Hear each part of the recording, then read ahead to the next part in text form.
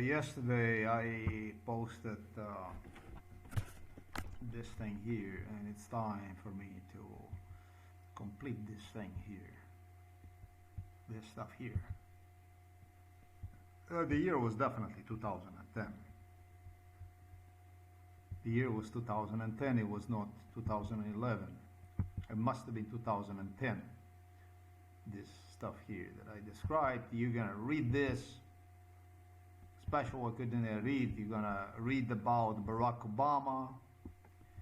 You're gonna read this part here pertaining to the Russia.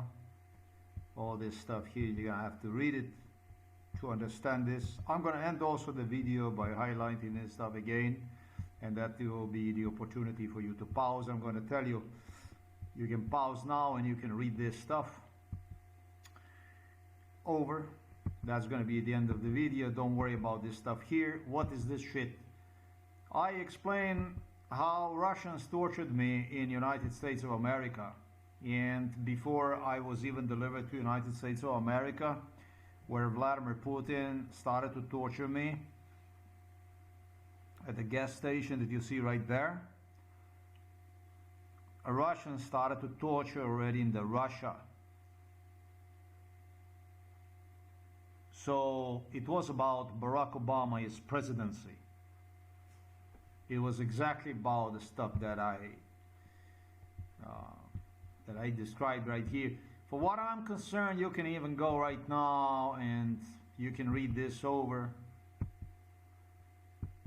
And what you can do is then you can go and you can proceed to watch the rest of this video. You can even do this now. This is a difficult video, but this is the video that is going to bury NATO and European Union, I should say Norway, Germany, Canada, greater than Great Britain, Netherlands, Belgium,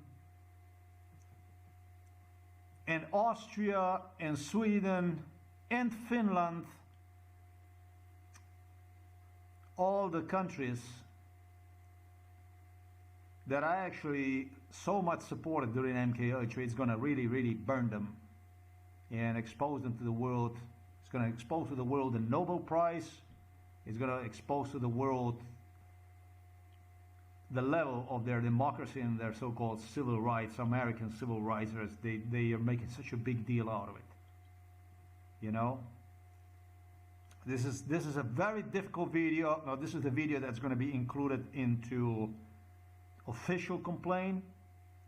I will relaunch again. It's going to be part of my video that will continue to go on, that will be posted over there for people to see what this is all about. Because upon the fall of the Soviet Union, things completely changed, and I no longer was needed. Already before the fall of the Soviet Union, I no longer was needed. They still continue to use me, but they create a pact, a new allegiance to the Russia, basically to those that I smashed their empires, such as Yugoslavia with the Serbs, and Russians when it comes to the Soviet Union. So what you want to do is you may want to go ahead and you may want to read this over first and then continue to watch the video. So I'm going to go scroll down one more time and just pause the button, read it over, read it, and then watch the rest of the video. It's very important. Russians who did this shit in 2010 referred to other countries. They referred to the bestial procedure which Norwegians have done on me. They referred to the bestial procedure which Swedish have done on me. They refer to the British bestial procedure which British have done to me. They refer to Canadian bestial procedure which British have with Canadians done on me. They refer to Australian, they refer to New Zealand, they refer to German, they refer to Belgium, they refer to, I'm not sure about the Dutch, but this is a lot of countries. Austrian, I should say, also procedure. Those are the political asylum attempts procedure. Before you would even file the procedures, enormous Mount Everest torture took place in every one of those countries. That's what the Russians, if you go right down on the bottom, where I explain about how they pledged the cooperation with Barack Obama and this and that, you know? You see what I'm saying? Russians told me when they started to kill me in 2009 already, when Barack Obama became a president, which it didn't make any difference because the Russians wanted to kill me already since I was a baby. It doesn't make any difference. That's what this shit was all about. But they referred in 2009 and in 2010 as my being a regret. Something they should have done the same as other countries have done to me. Before I even filed a political asylum in those countries. That's why this post doesn't only answer about what Vladimir Putin was doing in the United States of America on a gas station, but this post exposes Norway, Sweden, Britain, Canada, Austria, Germany, Belgium, entire pack of the Western countries where I filed for political asylum. Where I finally filed for political asylum in 2010. It exposes American hypocrisy in respect to the human rights. They talk about Minnesota. They talk about Renee Nicole Good. By the way, you're watching the Auser Times. And my name is Bastian Auser. They talk about the civil rights. They talk about the movement, civil rights movement. I can't breathe. Trump is lifting the dust. He's talking about the Somali community. That's what this video is all about. This video in particular, directly, what's about? Is about revealing the entire truth behind America, behind the United States of America, behind their civil rights, behind the CIA, behind the FBI, behind Canada, behind the British, greater than Great Britain, so-called United Kingdom. This video will demonstrate everything you need to know about Germany, Austria, Sweden, Norway, Finland, even in countries where I did not file for political asylum. I did not file in Britain, I did not file in Finland, for instance. Yet the torture before I would even file political asylum, and for the sake of the future political asylum, already took place there. I'm going to pause here and go ahead and read this post for you to understand what I'm talking about entirely. And it's something I did not disclose yet in this video, the stuff that I already basically did disclose you. Once you're finished reading, you continue and you watch what else I have to tell you about this stuff here. It could be that Vladimir Putin did this very tactically to remind me of this thing that took place in the United States of America, so that I could tell about Barack Obama, the whole story about Barack Obama. The first American black and racist as he get president, Barack Obama.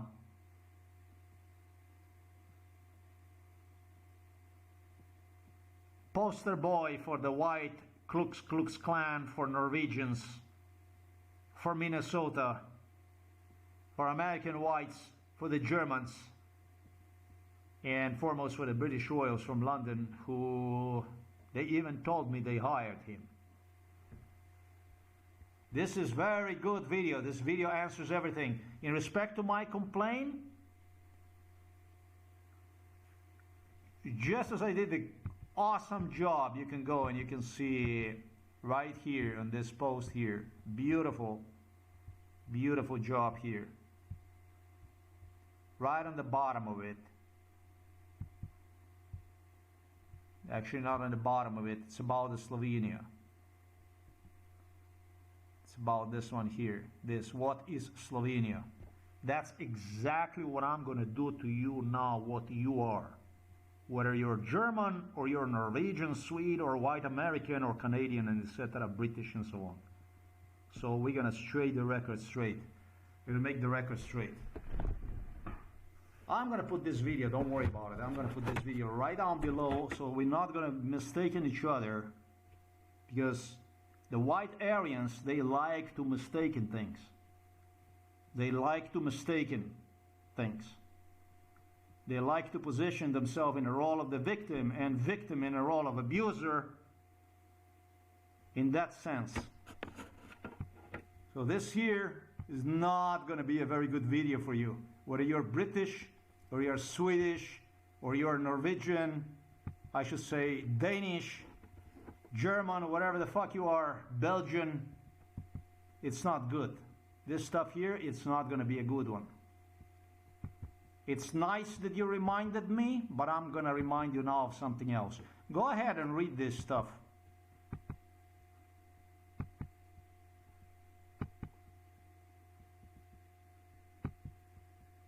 Use the pause button.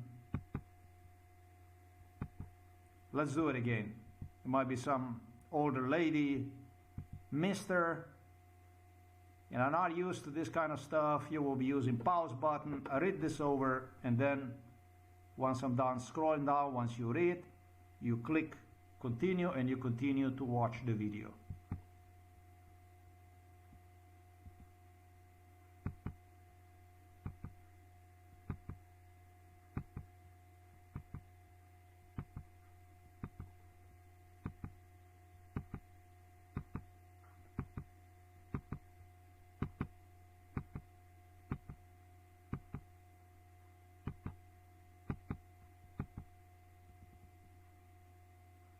So, that's it, that's all it takes.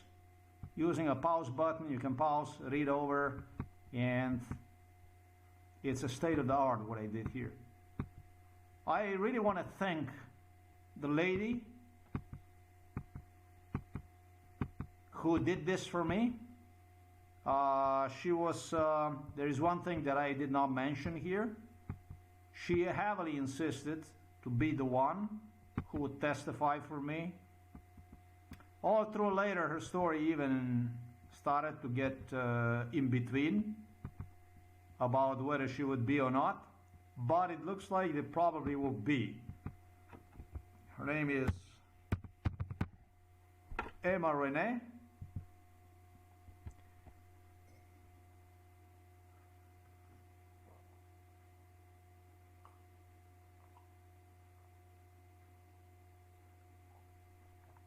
She visited our house in Slovenia. She knew and knows all about the issue I have spoken about on my blog. It's an issue pertaining to Renee Nicole Good, or the issue known as I can't breathe, from Mr. Floyd.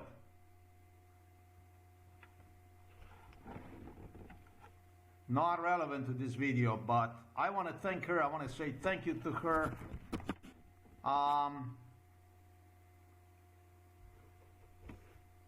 Because I started to expose Norwegians and Germans and everybody.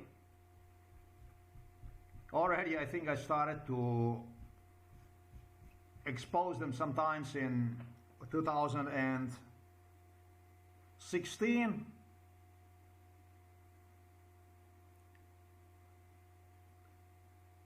Minnesotans, Americans, white Americans, It was so nice they were coming here, and they were very nice in America also during MK Ultra. Very polite, very nice people.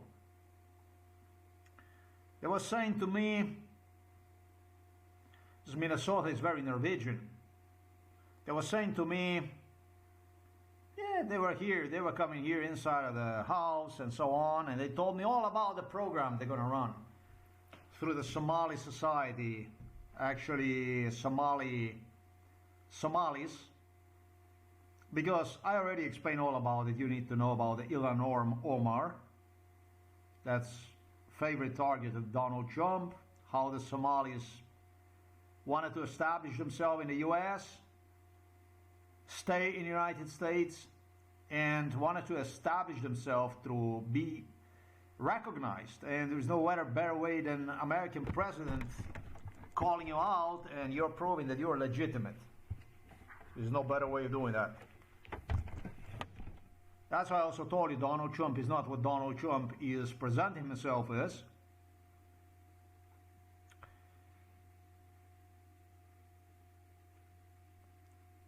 Norwegians used, just like Barack Obama, a controlled Somali group of people to prove that they are democratic and that they are society oriented toward human rights. Together with the Germans they did this. It's all the same shit. They always go with the same thing. They scan the country to find the groups that would collaborate with them, talking about the CIA, and make agreement with them, and it's all kinds of scum, and they do this through the mainstream media, and it looks like it works for both sides. In fact, they even suggested they would help me out. But you don't need to help me out. I don't need no fucking help. Not your kind of help. I'm legitimate, you're not legitimate. I don't need any kind of help from any kind of scammers. And I say to all of you, I even say to Norwegians in Norway and to all of you, I don't need any kind of help. Who the fuck need help? When you come to the bottom of it, you prove your case like I did beyond any doubt in 2018, and you continue to scratch your ass at the United Nations, at the ICC, at European Union Commission, at Court for Human Rights in Strasbourg, at US Justice Department of State Civil Rights Division. Hear nothing, see nothing, know nothing. I don't need no fucking help from you. I got enough help. The help is described on the blog. That's the help you gave me. I don't need no fucking help from you. I need the police to grab you by the throat, scum. I don't need no fucking help from you. You scum, you understand?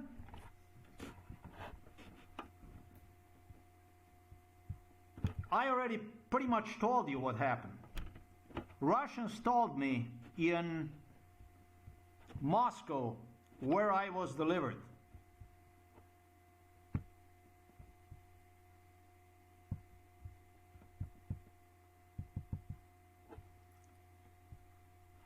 In 2009, you see, Barack Obama became a president.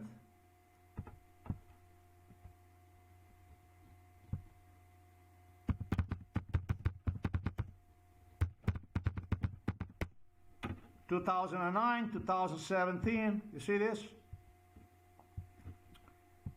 And where Russians started to regret that they haven't done with me. The point is that the Russians wanted to kill me since I was a baby. So they didn't have to start this. You understand me what I'm saying? They didn't have to start anything. Russians didn't have to start a fucking thing.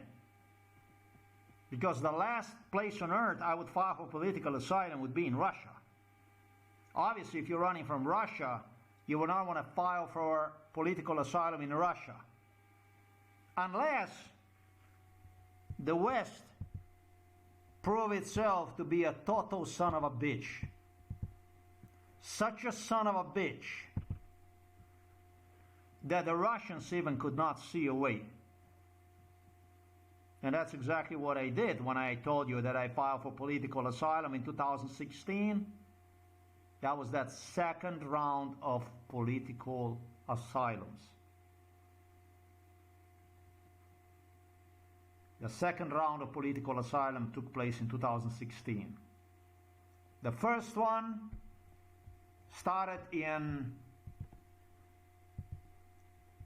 2008, when I was told in Slovenia this might be as well hospitalized if I would not get out of the country, after the Slovenian police lost case against me at the police station. They tried to murder me through the car assassination plot. It's called Pakel in Trebnje. They tried to kill me. They failed. I didn't even complain about their plot to kill me, but I instead complained about the stolen car parts from the Germany for which I had paid for. That was about, I don't know, 550 American dollars or something like that. I don't know, $550. Stolen from me. I reported to the local police department, which refused to investigate. They were lying to me that they were investigating. And as I keep coming back every here and then to ask about what is the progress with this investigation, which was their job to inform me, they never did.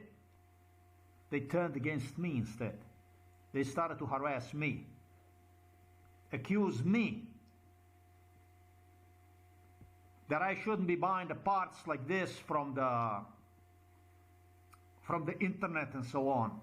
That kind of stuff went on. First, they promised me that they already have the person, that's not going to be a problem, that everything is okay. Then story changed into something completely else. Then I reported them to their own police department. Then they lost the case against me for not doing the job, for refusing to do the job, to neglect the job. Their investigation never ever was resolved. The company in Germany disappeared. In meanwhile, with advertised car parts for my car, went off the internet. Slovenian police did absolutely everything they could to assist the German government for taking the company down and making everything disappear, with nobody ever, and today is 2026, ever got a hold of me. You understand?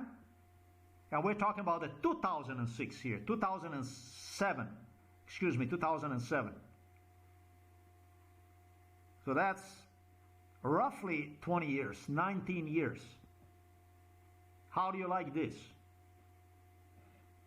That you call the police? That's the police. Now you get out of the country or we kill you. 2008, I get out of the country. So hostile that I did not feel safe at home. And instead I spent 2 weeks in Ljubljana prior to departure from Slovenia, inside of the hostel, believe it or crazy not. Prior to departure from Slovenia. Is that fucking insane or not? I'm not sure about 2 weeks. I don't know how long it was. Might have been 1 week, might have been, I don't know, few days, I don't know.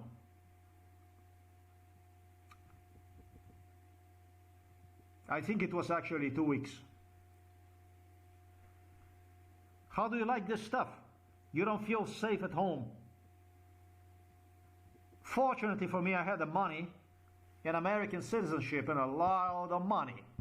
Not a lot of money, but I did have close to $40,000 in savings. And so I could welfare myself, because in America, I never was allowed any kind of Social Security, unemployment, anything like that. They were making sure that the program they enforced, talking about the Central Intelligence Agency, Federal Bureau of Investigation, that they would always lead me through employers broke.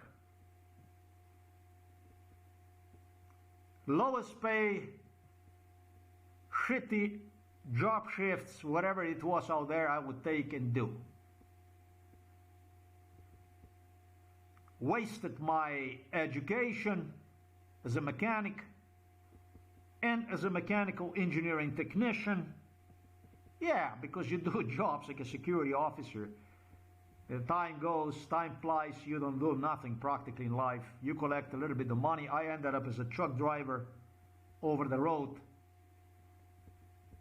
after police screwed me up, claiming me that I was not stable at employment. And employment was used literally for harassment, torture purposes, and also hijacking, abductions, with co-workers involved in a torture, expecting the deadly outcome at the work itself. That's what was jobs in the United States of America. It just didn't happen. So I exited safely in 2006, but returned back to America in 2008. But I decided I would avoid Jewish Miami, the capital, the Jewish capital of Americas, and instead settle up north in Chicago. That was more colorful city with different kind of people, with a much lesser Jewish population than when compared to Miami, and I was hoping that it's going to work out for me just fine. I saw they have some factories and stuff that could be my profession as educated for, could maybe continue somewhere doing something like that, whatever I would be doing.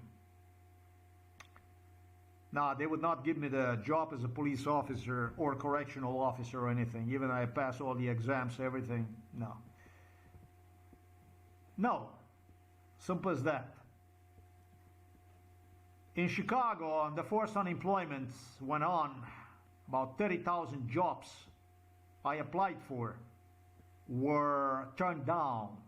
Went door to door throughout the Chicago and was doing shit jobs based on MK Ultra scenario. That's basically only the jobs that were offered through MK Ultra scenario, which was like soliciting people for like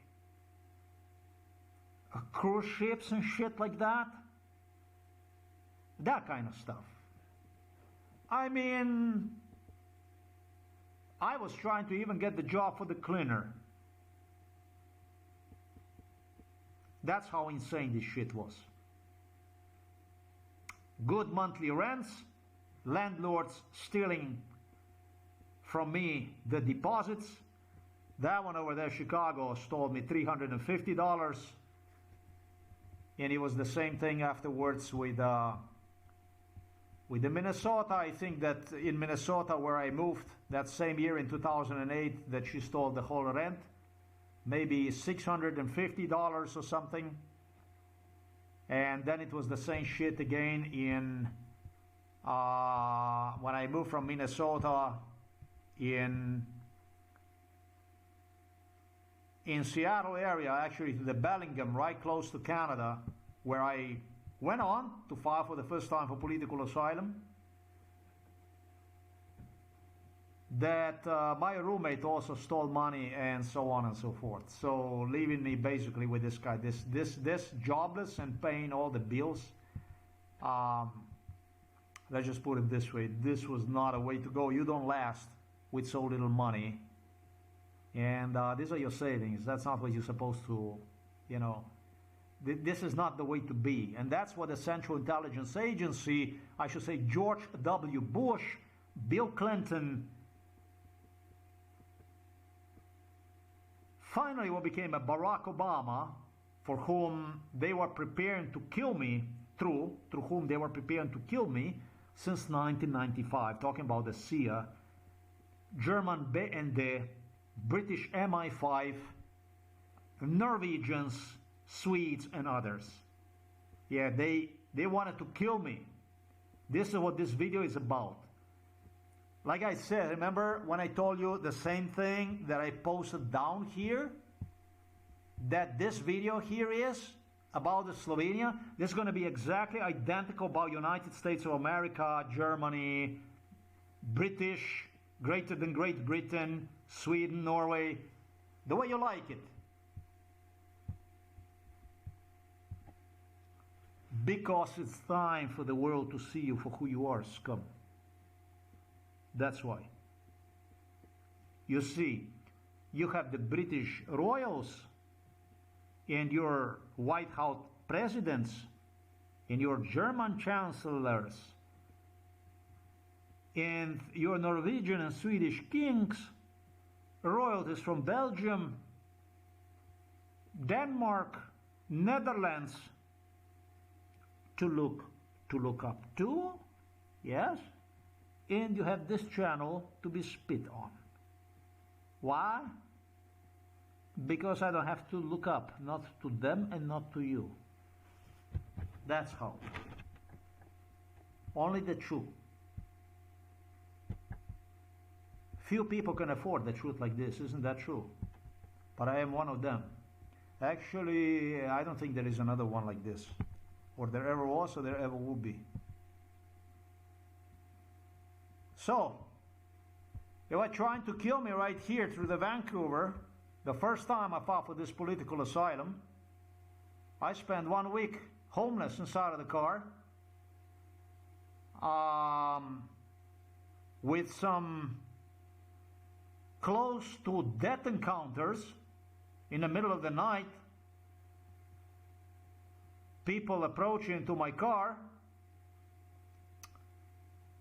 I have no idea how, but it happened already before that somehow I dwelled inside of the car with one eye open and took off, and it was just a stupid thing to do. But shopping malls, parking lots are not the best place to park. But everything I saw in Vancouver reminded me of what went on during MK Ultra, including the people whom I have met during immigration procedure itself in Canadian Vancouver,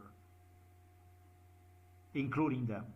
That's why I decided it was time to go, because they promised me that I'm going to die homeless inside of the car and stuff like that. Interesting about the Canadians, they demand you to bring the money with you. They don't want you to climb the fence or something like that. If you don't bring the money, they return you back on the other side of the border automatically. You failed. And they do some criminal charges against you and that kind of stuff. Truly, truly amazing way to file for political asylum. It might be different if you're from Somalia or if you're from Mexico, from South America. It might be different. It might be totally, totally different. You might say you're a racist.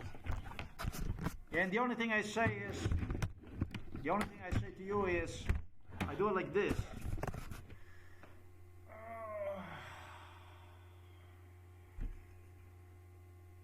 Cheers.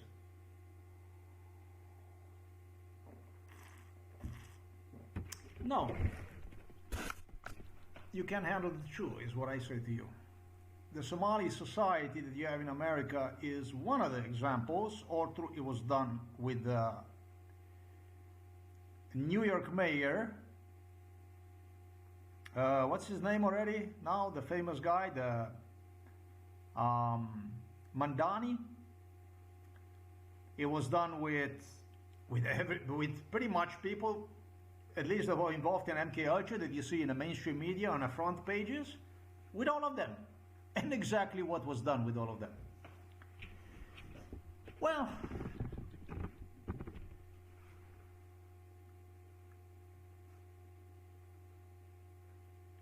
Jews, and I'm talking about the terrorists, Mossad, didn't need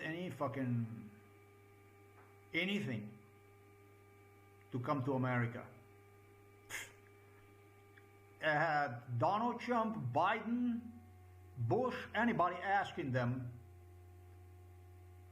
how long would they want to stay. they had exceptional. Basically, if you're a Jew, it doesn't matter. It doesn't even matter. You can just walk through. You go to the custom.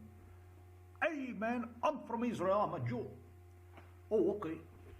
Thank you, sir. Thank you, ma'am. How long you, by the way, how long you wanna, and they go and they falsify something for you and fuck off. And you go to the country. I witnessed it. They don't immigrate like I did. They don't sell the car, everything they have.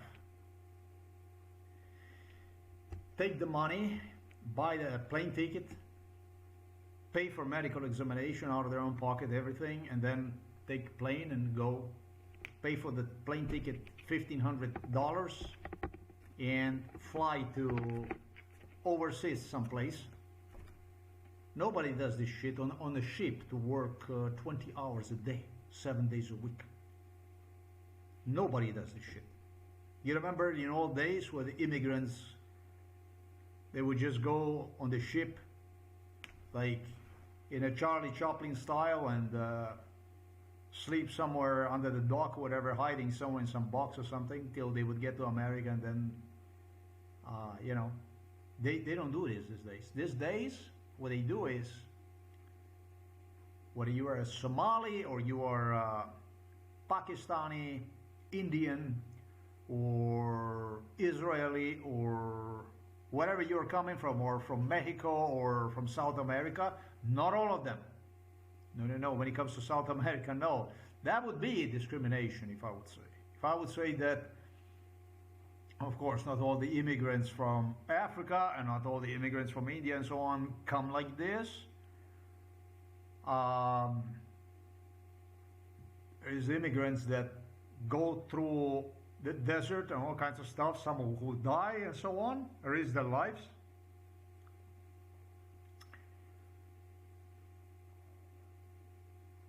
Nobody did the crazy shit like I did, that's for sure. I was walking in my own blood. I was walking in my own blood, folks. Ask the people, my co-workers and people on the ship, the way that stuff was done. With 20 hours a day, your feet become inflamed. It's blood all over the shoes. You're fucking, every fucking day, training how to put the shoes on that already are of a bigger size than your foot. Something that I tried in Poland when my spine was completely broken. But every fucking day, about 1 hour before I could even go to work, curling, twisting myself with a broken spine to get my shit together and then go on the bicycle and hurry to the work. Not everybody does the way I did this stuff. I did Poland at age 47. I did America when I was 23 years old. Not everybody does like this. But what they do is, and that's what my case was used for, MK Ultra was used to browse, to scan, not only United States of America, talking about the Central Intelligence Agency, German BND and British MI5 and so on, but also entire world. Search for the people groups that they could use them either back in their homeland or before they would even make it out of the country in their country. This shit plays all the time with Palestinian people immigrating from Palestine. I was used literally to conscript the Palestinian for the Israelis. So they're all the time doing shortcuts to Australia, New Zealand, and so on. You understand me what the fuck I'm saying? I'm talking about the people that arrange their lives through the Central Intelligence Agency, CIA, beforehand, before traveling abroad. Ever thought about that stuff? And so, given that I was just somebody that was with a completely different background, but in a parenthesis, I was white. That's what they declare on every paperwork in America, wherever I went and I applied for job. They would demonstrate me how the black people and how the minorities, the Asians and Latinos, they all have, you know, the right to job before I do, and the U.S. veterans and so on. Yeah, we had this kind of stuff going on, you know. And then you have the Obama, black, who became a president. Yeah, so it was all about the ethnic tensions. It was all about ethnic tensions, and it was about the heavy racism. Blacks against me, united through the civil rights, involving Martin Luther King, children, grandchildren, you fucking name it. All the NBA stars, boxing stars, and Hollywood, and absolutely everything. Judges, and you name it. Latinos, Jews, and finally Americans, white Americans, posing in front of my eyes as my victims. My brick in America, American society, American unity, together with the British Royals, with imperials, using me literally for torture purposes, throwing me like a bait in the ocean of the sea, in the sea, basically in the ocean, for Asians, Africans, South Americans, basically rip me apart, earning their trust, proving themselves to be different-minded, not, in a parenthesis, pro-white. There you go. In 1995, let me demonstrate this. Yes, you're watching this here. Not a good news for you, for some of you.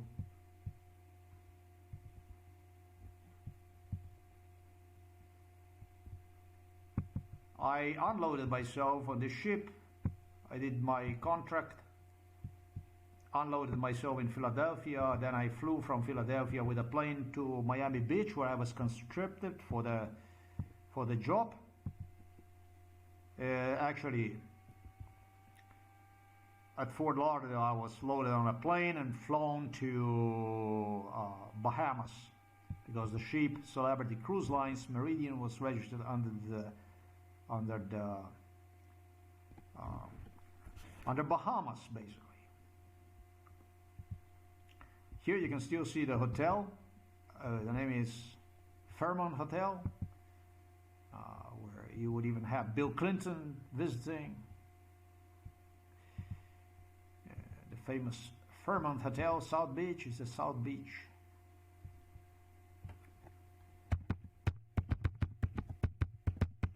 That's where they stationed us. They renovated the hotel.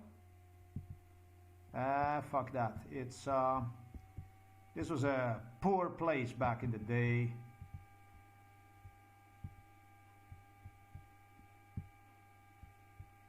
That's where they recorded the Scarface, something like that.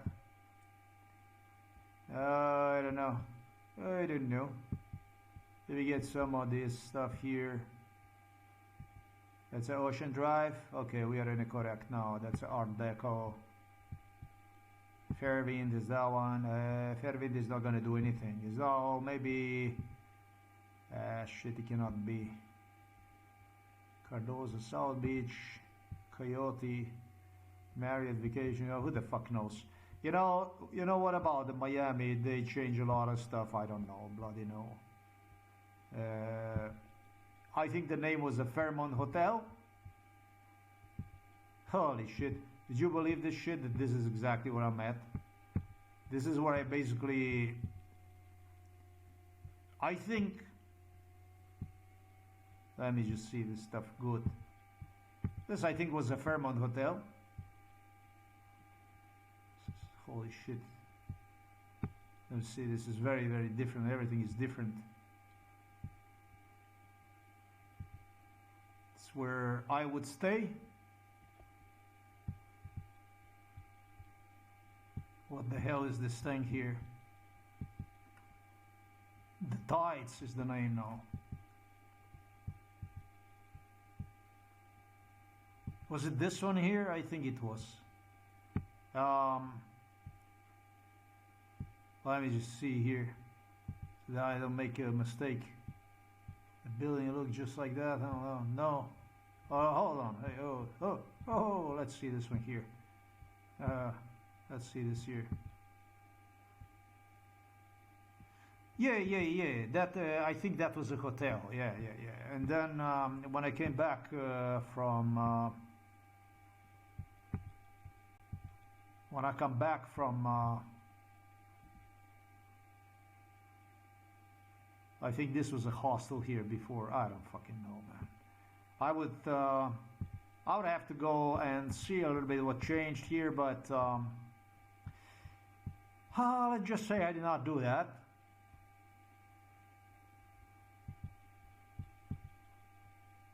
But the stuff that I told you is actually, it's okay. It's legitimate. Let me just see something here. Yeah, I would say that's what that is. It was quite crazy because they were telling me if they're going to find you, they're going to deport you back and shit. But the thing about me is that I was not Elon Musk. Elon Musk was the one who was in the country illegally. But you see, the guy who was involved in MK Ultra, and it's not because he would be involved in MK Ultra, no. The ambassador here in Slovenia, he asked me, said, how long do you want to stay in America? And I told him, sir, just please give me so that I can do my job based on the law. I told him, just give me based on the law. And he said, he also visited me here. He also visited me here in our house. All these people came to visit afterwards during MK Ultra.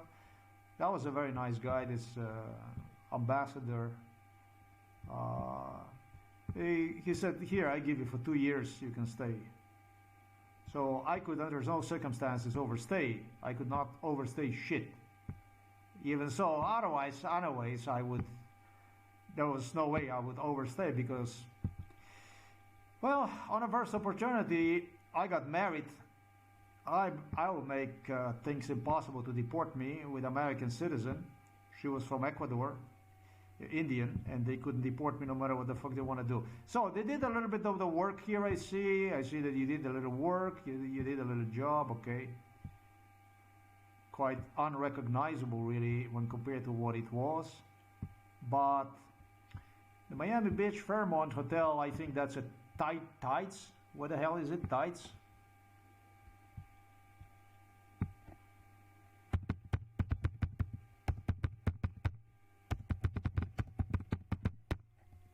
It's got to be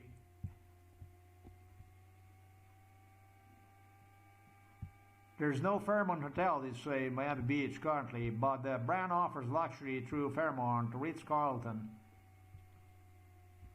What the fuck do they know, man? You see it? I see it. Fucking me. There you go. It says it's historic. Yeah, before they changed the stuff, they hosted here in Bill Clinton and stuff like this. Because that's what I stayed during MK Ultra. They reformed the whole thing and erased every trace about me. And they started to offer this to the high clientele and stuff like that. Slovenian politicians, Milan Kučan, Robert Golob and stuff like that started to stay in that place.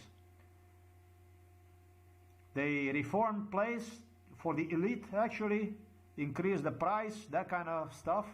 The ship where I used to work, Celebrity Cruise Line Meridian, they sink one. Everything to MK Ultra, just like I told you.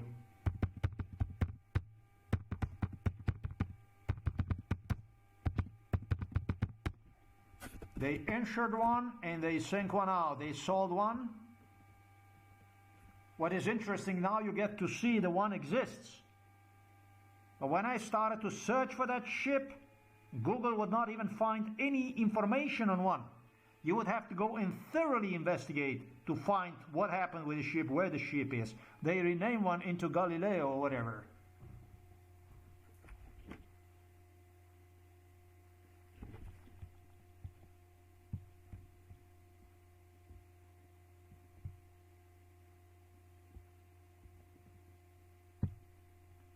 Sank in Asia.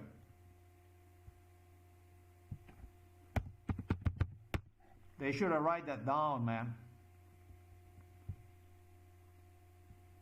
Malaysia.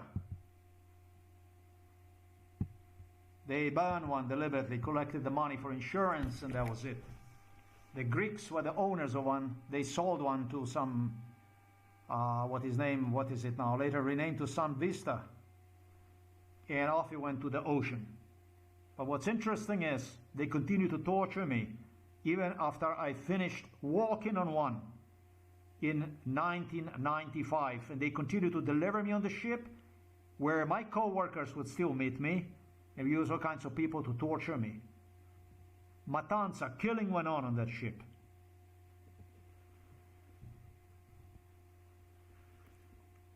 Pleasure with the torture, with the killing. One of the most criminal, one of the most barbaric, uncivilized industries in the world that I encountered was actually cruise lines. They rip you apart. These are basically casinos, floating casinos. It's total crime, basically. Crime on steroids. They claim me that they make money for me through the sale of the ship, then it was the money that's going to be through the insurance and so on, all kinds of stuff like that. Recording themselves next to me and stuff like this.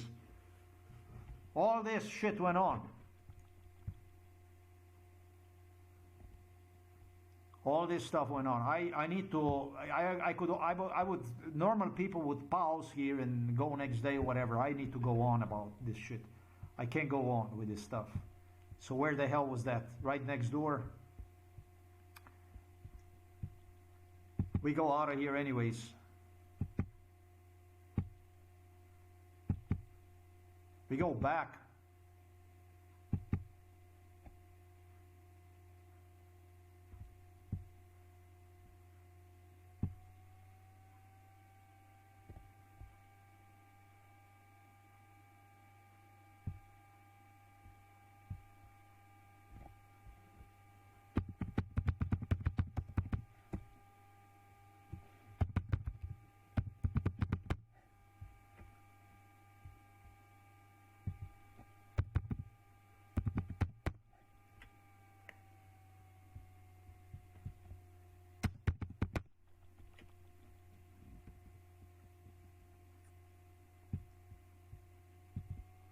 Says right there, London, fuck off.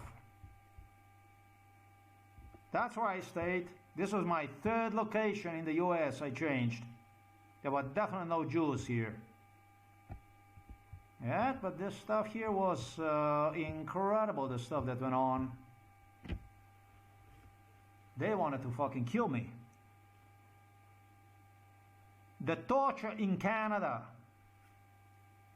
with intention to get me murdered started in as early as in 1998, after I got married to an American citizen in Miami from South America, from Ecuador.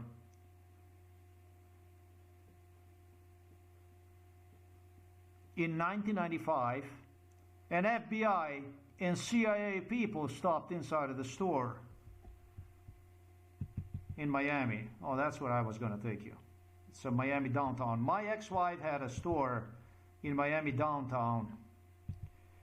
The name of the store was Commercial Audio Video, and it was right next to the PT's Money Exchange.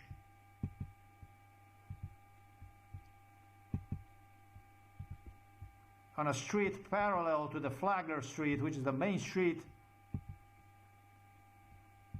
in Miami downtown.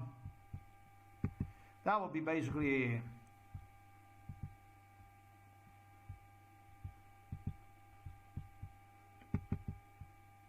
somewhere right here.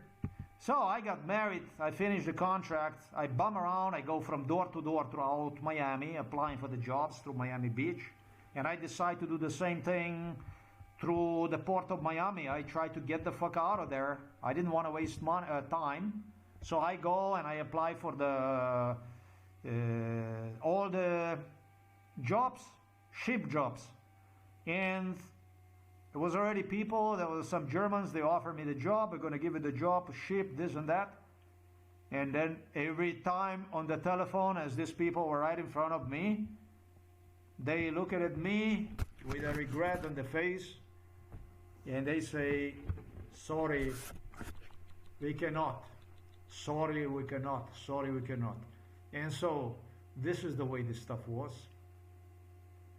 It was one day that I would go very early in the morning, and I go from place to place, door to door, door to door. Miami Beach, next day I go door to door, port of Miami. I told you what they told me here in Slovenia, that when you come back we kill you and stuff like that. If you don't come immediately after you complete your 6 months, and they didn't want to allow me to go to United States of America. That's the way this stuff was, on the first place. So then I go and I look for the job in Miami downtown. And in Miami downtown, I ask people from store to store if they need somebody. Restaurants, if they need somebody for work. No, the answer is no. It's like I had somebody right next to me all the time. Inside of the stores, no. And then I meet my wife. I'm completely disillusioned. As I am heading back toward Miami Beach, I meet my wife, my future wife, and start to talk to her, and I explain her about this and that, and she invites me home. She says, I'm by myself, this and that, and so on. Why not? Come to me, we're gonna have a little drink and this and that, and yeah, we did. Two weird people. And there you go. That's how actually I got, very soon after I got engaged, I was going to go back to Slovenia. And it was several people that insisted for me to marry her, to stay with her. One of them was from South America. His name is Moises.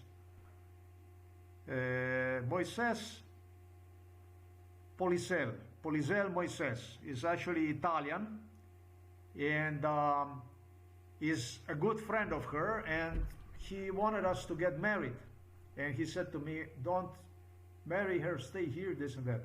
And there was others, please stay here, and so on. And so the age was big, but these people wanted to help me, so I decided I am going to stay in America, get married with her.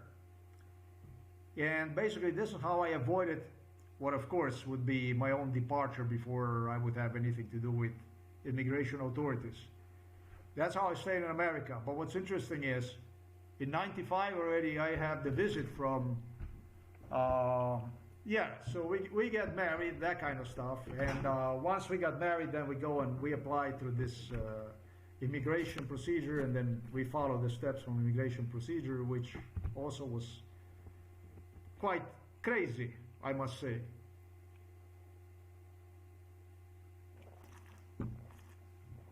They were doing crazy stuff with what was a Chinese immigration officer, finally, that declined me to become American citizen. She was doing a funny stuff over there, and with the immigration authorities referring to me based on MKH scenario with all kinds of names, such as on the legal papers, sending me names such as upset and upset and stuff like that, making fun of me basically, even on a paperwork, or when they were inviting me on immigration appointments and stuff like this, with all kinds of immigration ladies involved in this, black ladies, African American I should say, Playful ladies, all kinds of stuff went on, so I was not too much upset about that stuff. But the thing about it is, this shit was taking a toll on me. And maybe that's also a problem, because I did not get upset enough.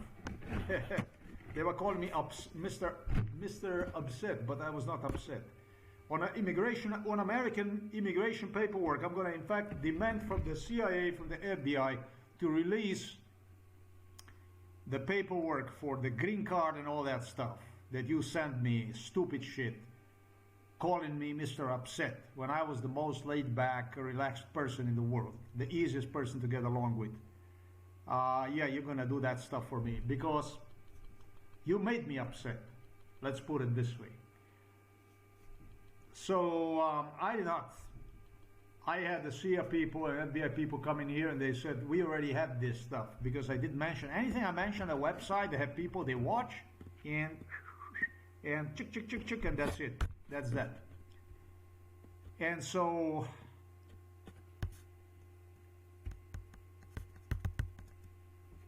FBI, American CIA people coming now inside of the store, asking about where would I like to file for political asylum. Where would you go next if things would not work out for you in America? Those are white FBI people, CIA people. Look at that fucking guy. I said to myself, I just came to the country and you are asking me. I said to him, why would things not work out for me?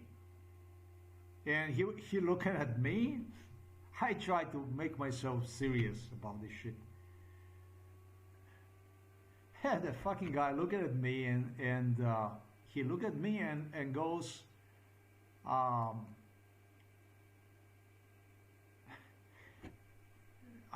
don't have enough in me to demonstrate you that look right now. But he looking at me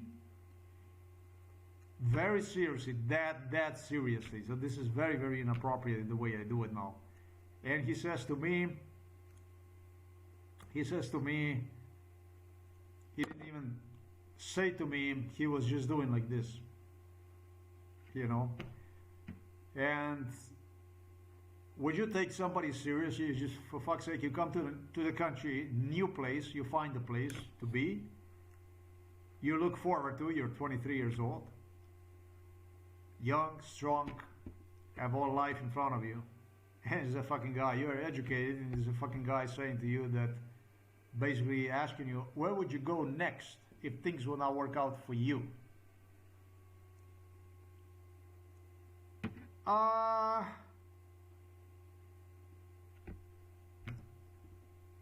That is a definition of the violence. That's also a definition of schizophrenia.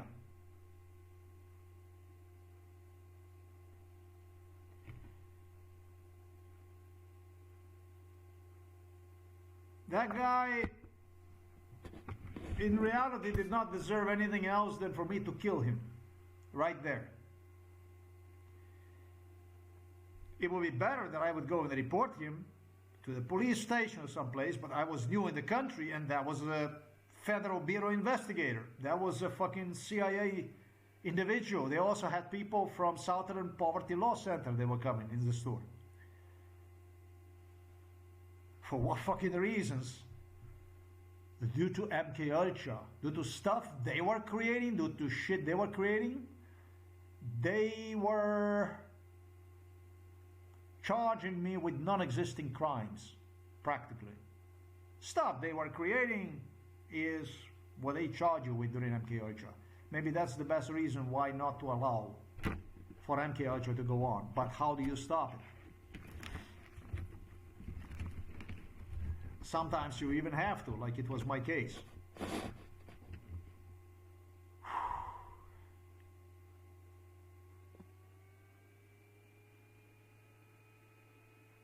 If you report it to the police, you're mentally ill. It's your word against his word. You just came in a country, you reported the FBI, CIA guy. You're as good as that. It's better you don't even stay there. You don't even have residency of any kind. You go to the police station and you report the fucking guy. It's just a temporary residency. They have the right to deport you. It's not even a green card. And so I got many of the visits like this, demanded from me to know where would you go next if things would not work out. And every time I would ask them why would the things not work out, it would be just a that serious like this.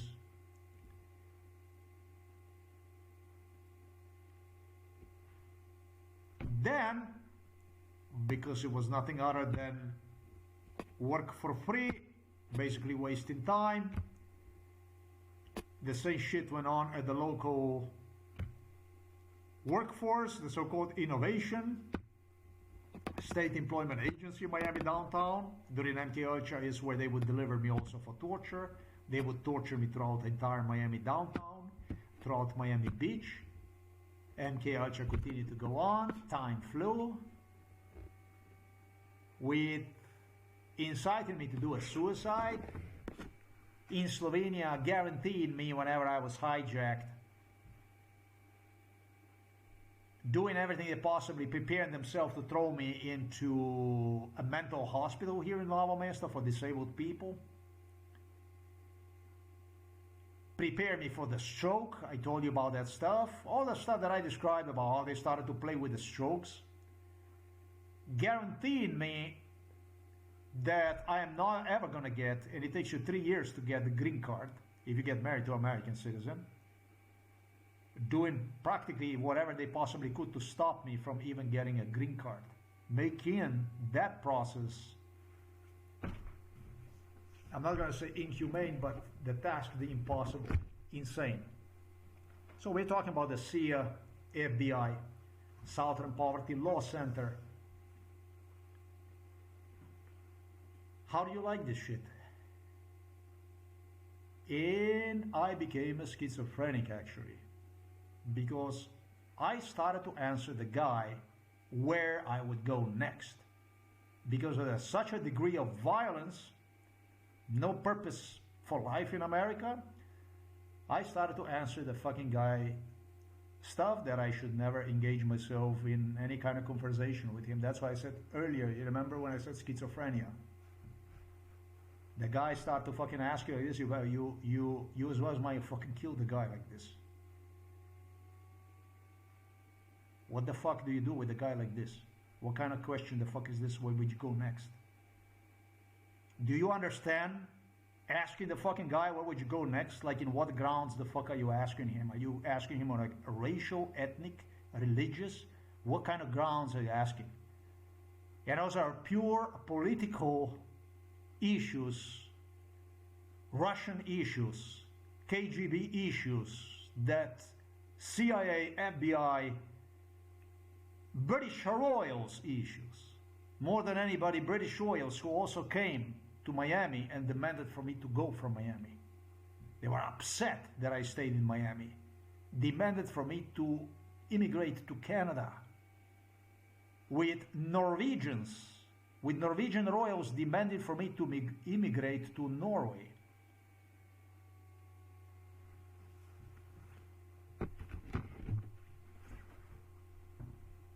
What do you have to say about this shit? Let me demonstrate you.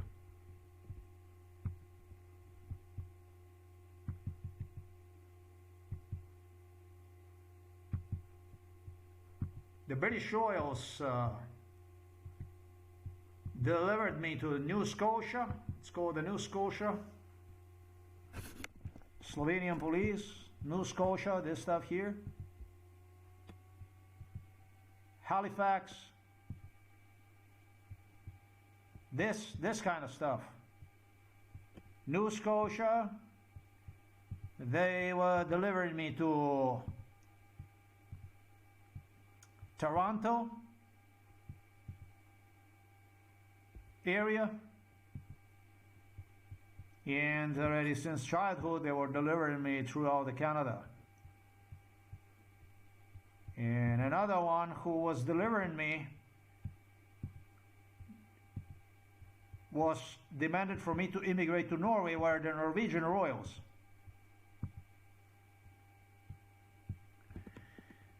Okay. Hey. You need to immigrate to Norway. You need to immigrate to Canada. We have some females over there, nice, beautiful ladies. Oh yes. Not bad at all. They deliver me to the Sweden. You need to immigrate before it's going to be too late. Before it's going to be too late. So Sia delivered me to Sweden, Norway, Canada.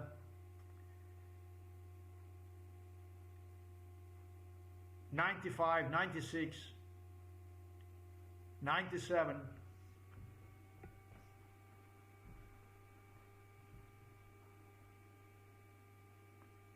Schizophrenia.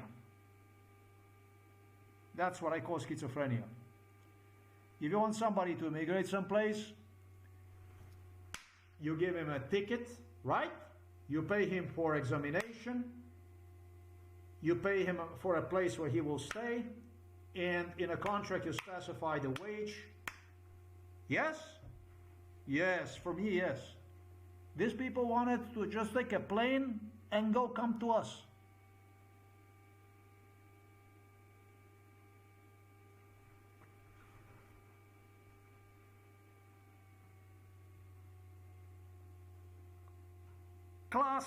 Classic enforcement of the mental illness of the schizophrenia. Classic schizophrenia, like I said. As was mine, you kill the fucking guy when he comes to the store like this. In '98, Canadians took the different route. It was a route to the Vancouver. That's why they were trying to prepare me to get me killed. '98, the rise of the Barack Obama. Yeah, that movie 300 that I told you about is one of the issues, deals, proofs, physical evidence, and many other. How Obama secured his presidency, the scams that he was engaging in. So a politician who was glued on my case.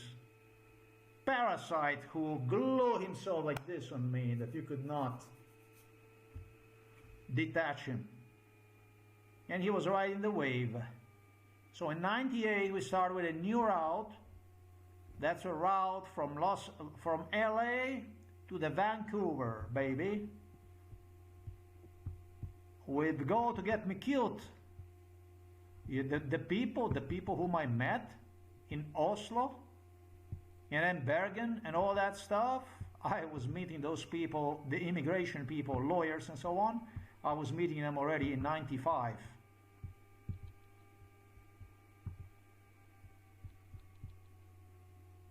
This is when it comes to United States of America wise.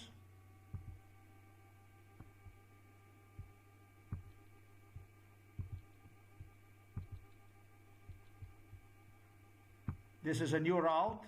Was this one here, along the west coast, Portland, Tacoma, Seattle, Vancouver. This was a bestiality that went on with all kinds of issues pertaining to the civil rights movement. They claim it's about, in the name of the civil rights, that they want to kill me. Involving gay issues, minority issues, issues pertaining to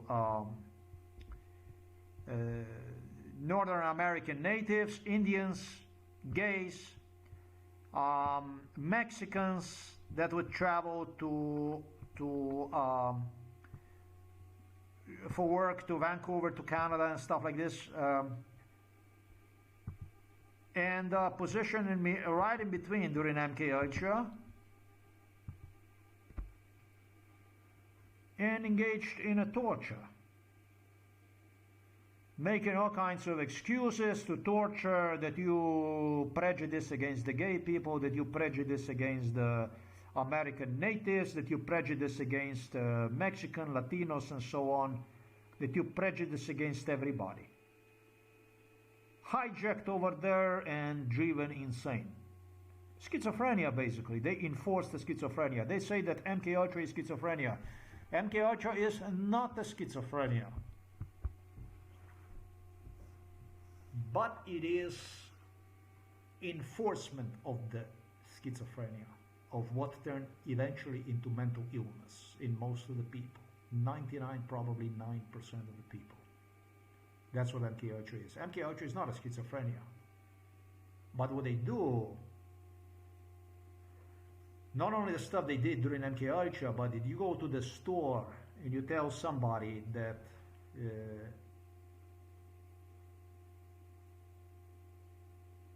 where would you go next? This kind of questions.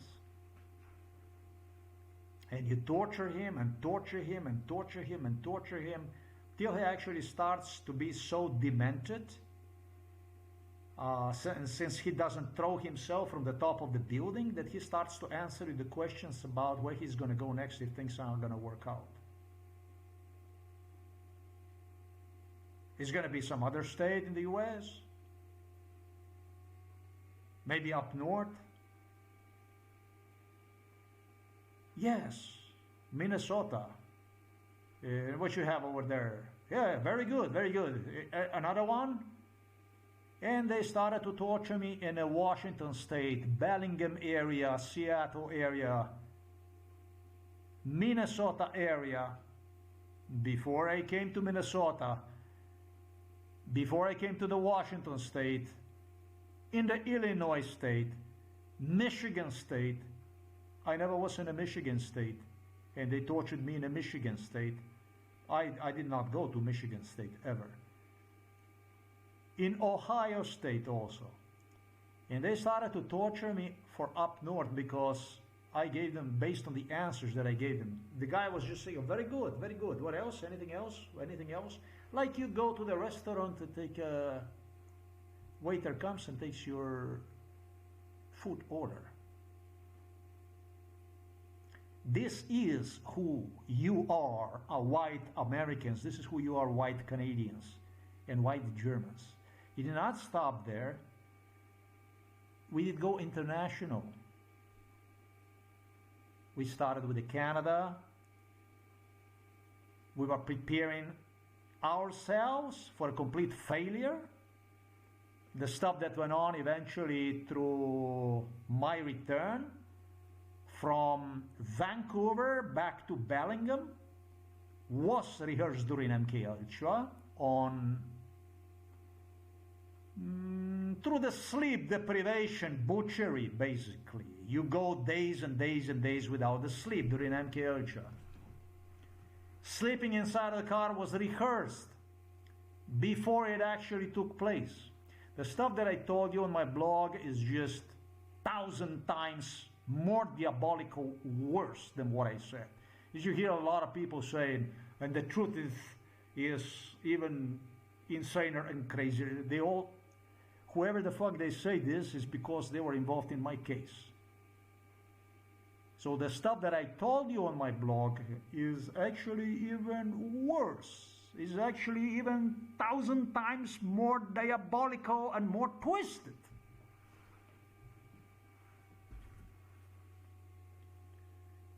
And we went international.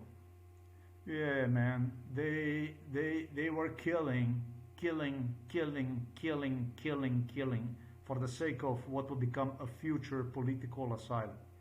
Talking about American CIA, talking about American FBI, and Slovenian Milan Kučan and Robert Golob, UDBA, KGB, OZNA people here from Slovenia and from Russia, whom they have accommodated over there, best of their abilities.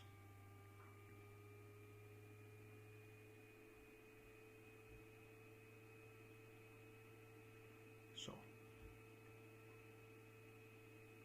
we went Norway. the people who referred to me and were asking me and begging me, together with the Swedish royals, both of them, to immigrate to them and so on, to Sweden, to Norway, turned diabolical. Equally as the people in Canada started to tutor me, started to get involved in torture in Norway, in Sweden,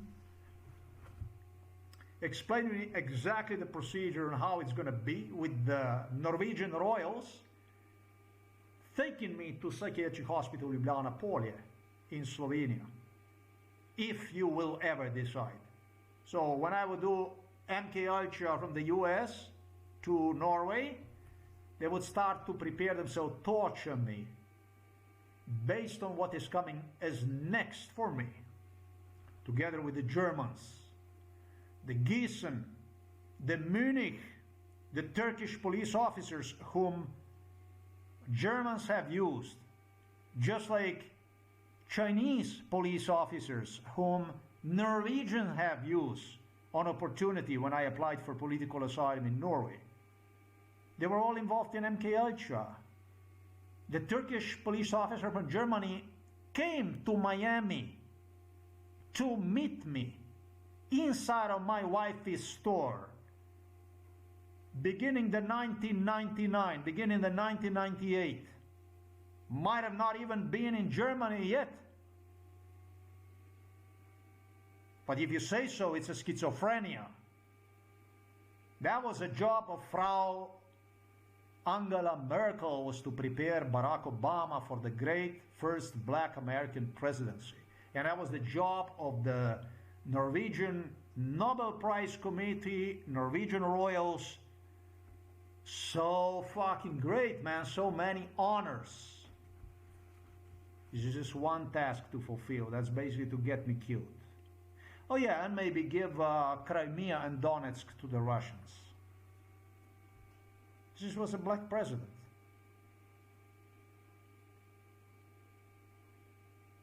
This is what Germany is. This is what Norske, Norway is. This is what the Sweden is. And you all fucking know that. And the same shit went on in... The same shit went on. This is what I would refer to as a trains of death. Yeah.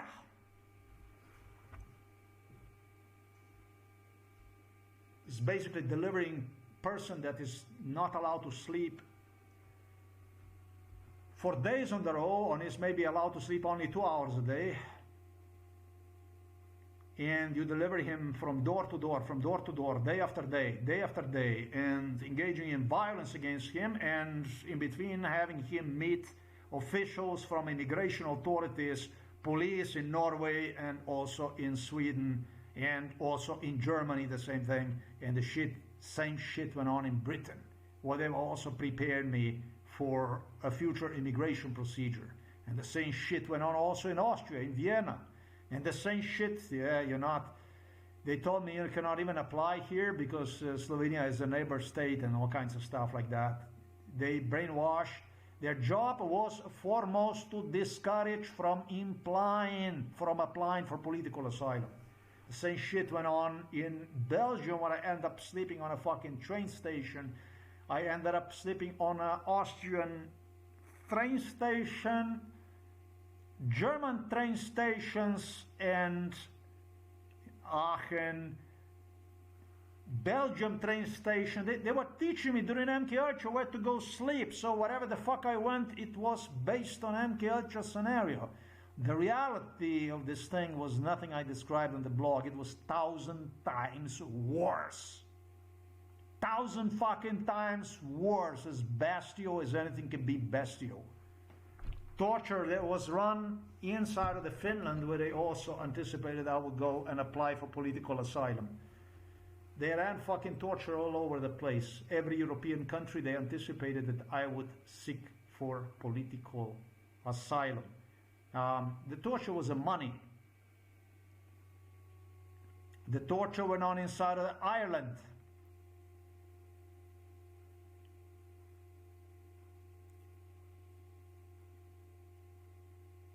I didn't check the France, but likely the French were just as involved in this. The same, likewise, probably.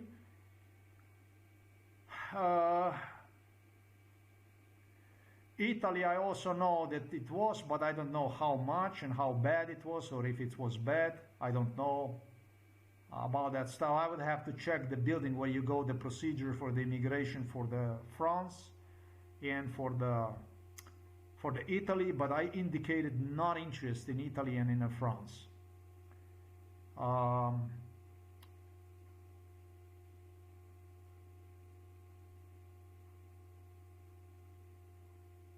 And or maybe not even Netherlands, I don't know. But the three countries also were involved in this stuff.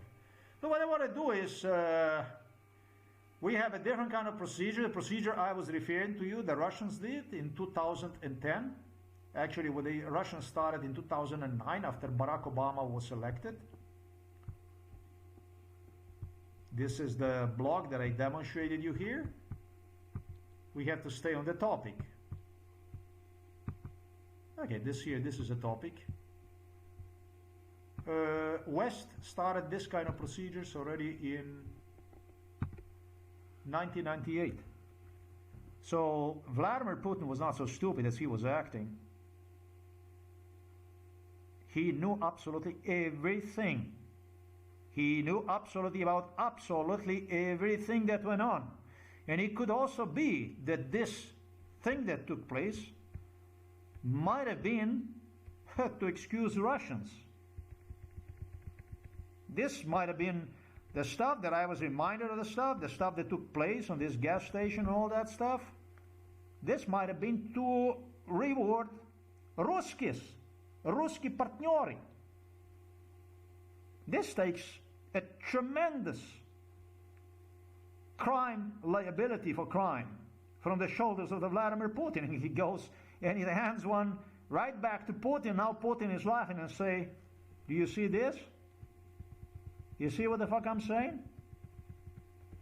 Russians said, we should have done the same procedure as they already have done it, and we have not done it. Maria Zakharova was involved in this shit. Oh, she wanted to fucking kill me too. Девочкица wanted to zip my throat. The Russian honey that claimed that wanted to be my wife, she was not done yet. She really wanted to go to my funeral. She was not done with it. She wanted to get me killed in 2004. I don't know what the fuck happened in 2003, 2004, but she really wanted to zip my throat. And in 2009, when Putin, Lavrov, Sergeyko, when they started this type of dance, she was correct. Maria Zakharova all of a sudden became a hero. Barack Obama became a president, and in his honor is when this stuff happened. Oh, Barack Obama wanted to kill me at all the costs. So what we see here is a pattern of the so-called American civil rights. I can't breathe George Floyd issue with Norwegian, Norske,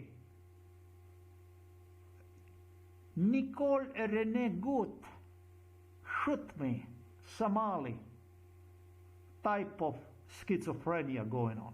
So I don't know if anything that pertains to United States of America other than a schizophrenia. It's extremely mentally ill country. It's a sick nation, and severely so. Barack Obama referred to George Bush's presidency as a total fuck-up, as a total failure. He referred to, that was a 9/11, that's what he was referring to. He referred to the whole thing, all involved up to the throat and a bow. They all work together.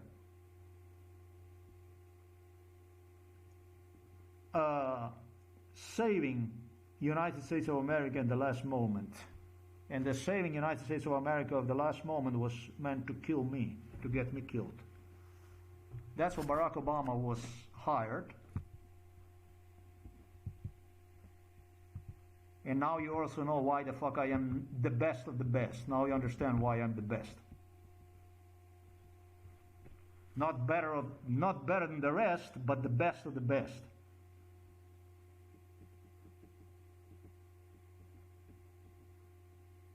American Central Intelligence, FBI, they were certain they're going to get me fucking killed. They built an extensive mental illness program on me, for which they were certain at one point in time they're gonna get rid of me. For British royals, they wanted me fucking dead, man. The best witnesses are those that are dead witnesses. That's the program they ran. That's what you get as a payment for MK Ultra. So now we make a beautiful, beautiful, beautiful turn. Now you understand about the stuff that went on. They did not start to torture. As for the Norwegian royals, for the Norwegian, this fucking Norwegian animals, they fucking took me from the stuff that I was brought by the Slovenian police into this station here in Krogen, whatever the fuck is a Krogen, I don't know. Yeah, I don't give a three shit about what is this crap here. It doesn't matter, I don't give a fuck. Oslo, 2010, I end up so angry that day that it's unbelievable the stuff they did to me. With several times they did before, bringing me to the police station and throwing me out of the police station. Abusing me, torturing me inside of the police station. Inside of Oslo, heavy torture throughout the Norway. They had a heavy torture going on involving minorities, an African and Chinese Muslim community, foremost Muslim community. They wanted a war with the Muslims. The Norwegians heavily promoted Jews. And so what they did was they involved in torture Muslim community, Turkish, Mid-Eastern people. They wanted to create war between me and between the Muslim people and black people and so on. This is the shit that went on. And Chinese people. This is the stuff that went on. That's the kind of stuff that went on. This is what the stuff went on. That's why I did not recognize any kind of people from whatever they were. If I was in Sweden, I wanted to speak in Sweden with the Swedish people, deal with the Swedish people. Let them show the real face. If I was in Britain, I wanted to do with the British. Let them show the face. If I was in Germany, I wanted to do with the Germans. Let them show the face. And all they were doing is they were using minorities to do the job for them. And it was the same thing with Barack Obama. They were buying themselves, even like you have a Somali community. I explained to you the issues behind what. To do the dirty stuff, extremely unethical, criminal as it get, murderous stuff. With Norwegian royals literally flying me to Ljubljana, to psychiatric hospital. Before I would file for political asylum, giving me a death threat, so what will happen? And after I file for political asylum with Norwegian King Harald, guaranteeing me that, flying me to Ljubljana, to Slovenia, into the psychiatric hospital, to remind me of his promises.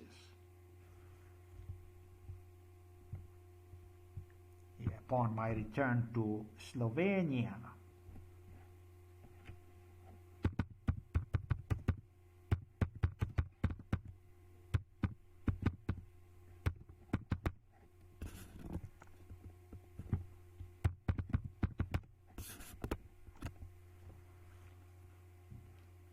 that was 2007, 2012. This man was a specialist who was in charge for terminating me. This is the guy right here. This is the one whom he was meeting in 2007. Harald met him during unofficial visits to Ljubljana, where they were preparing themselves for Danilo Turk's future presidency before the 2007, 2006, 2005. He had me visit psychiatric hospital, meet him,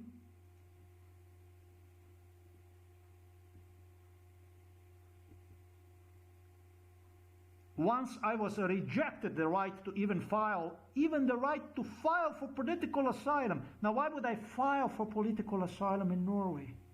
Why the fuck would I do this? Why would you go and even file for political asylum in Norway when you have countries much closer to you, like Austria, Italy, Germany? Because it was a non-European Union country. The so-called law of the European Union claims that you have no right to file for political asylum against another European Union state. Yeah? So if you're a member of one of the European Union states, you don't have the right to file for political asylum against that state in one of the, obviously in other European Union state. So Norway was not a European Union member state, and it's impossible to find any non-European Union member state inside of the Europe. The only two that are left are Belarus and Russia, with the Kaliningrad region. So you see the situation, how fucked up, how bad situation. You see what the fuck this is? You see what the hell this shit is? Look at that. Look at the little boy right here. How nice. Check this out here.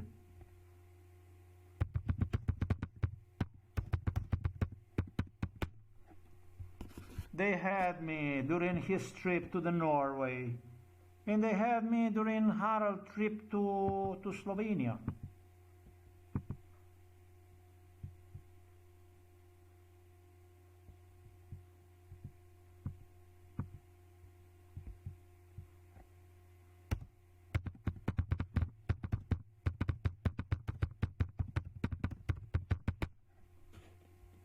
He was very,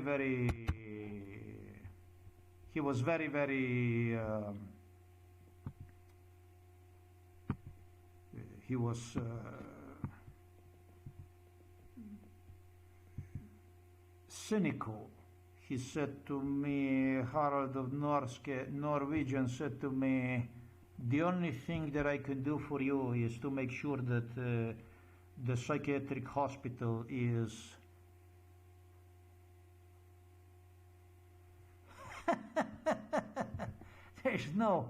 there is no record of Harald being admitted to psychiatric hospital Ljubljana Poli. I gotta love this.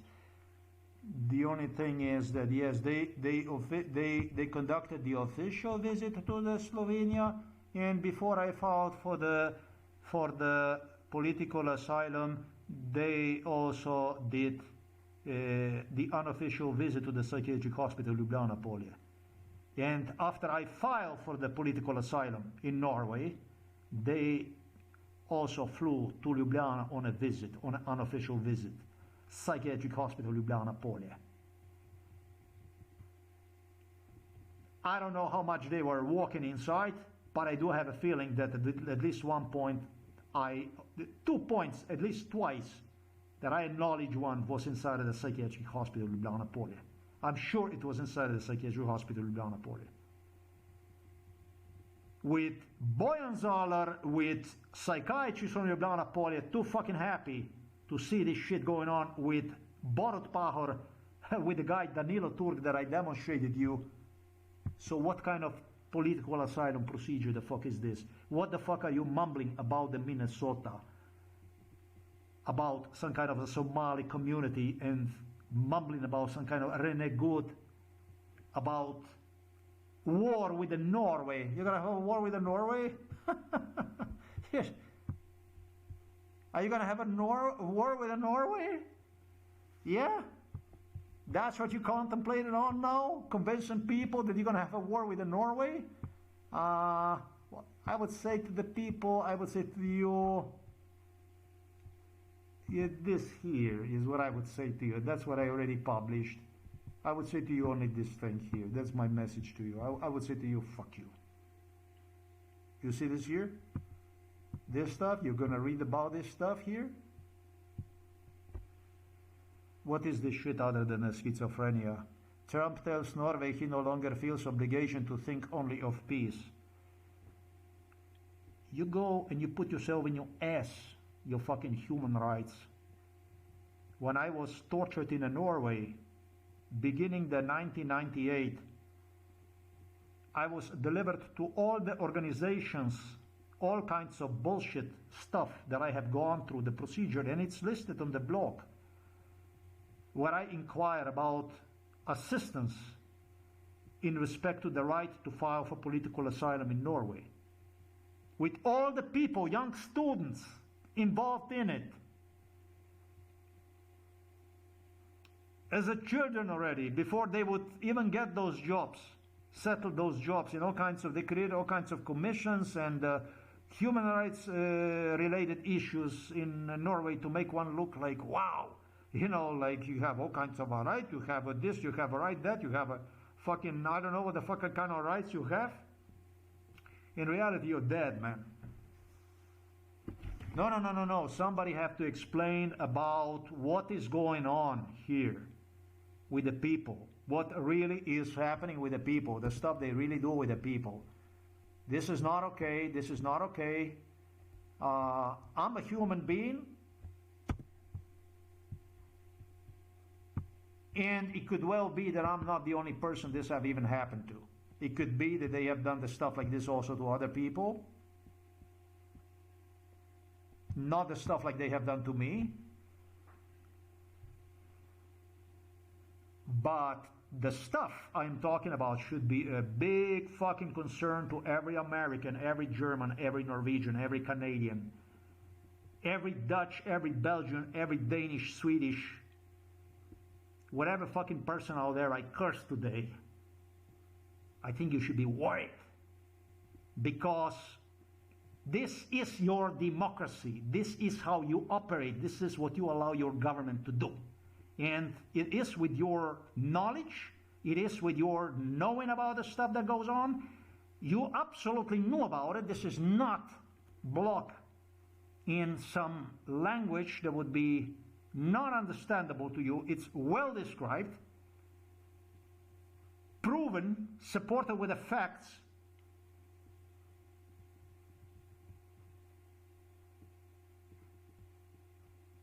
I'm going to end here. For if you don't hear about it, world to see about the stuff that you do to the people. Your human rights, your Minnesota, but it's quite interesting actually.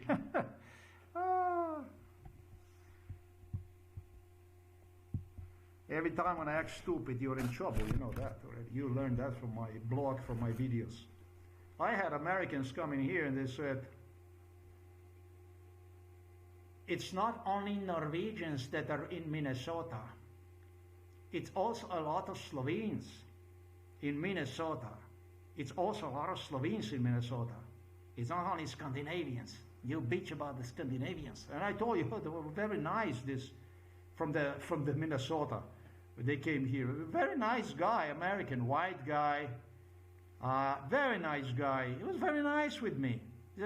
He sat in front of the Slovenian here. He said, but it's you yourself. You said that it's not only Scandinavian.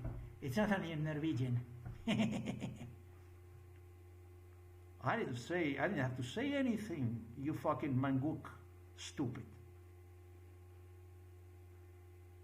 You tortured me in Ely, Minnesota. You little fuck. You delivered me to my family to Ely, Minnesota. Literally, to my family, to Ely, Minnesota is the city, the little city Ely, Minnesota. A hotel and everything they have.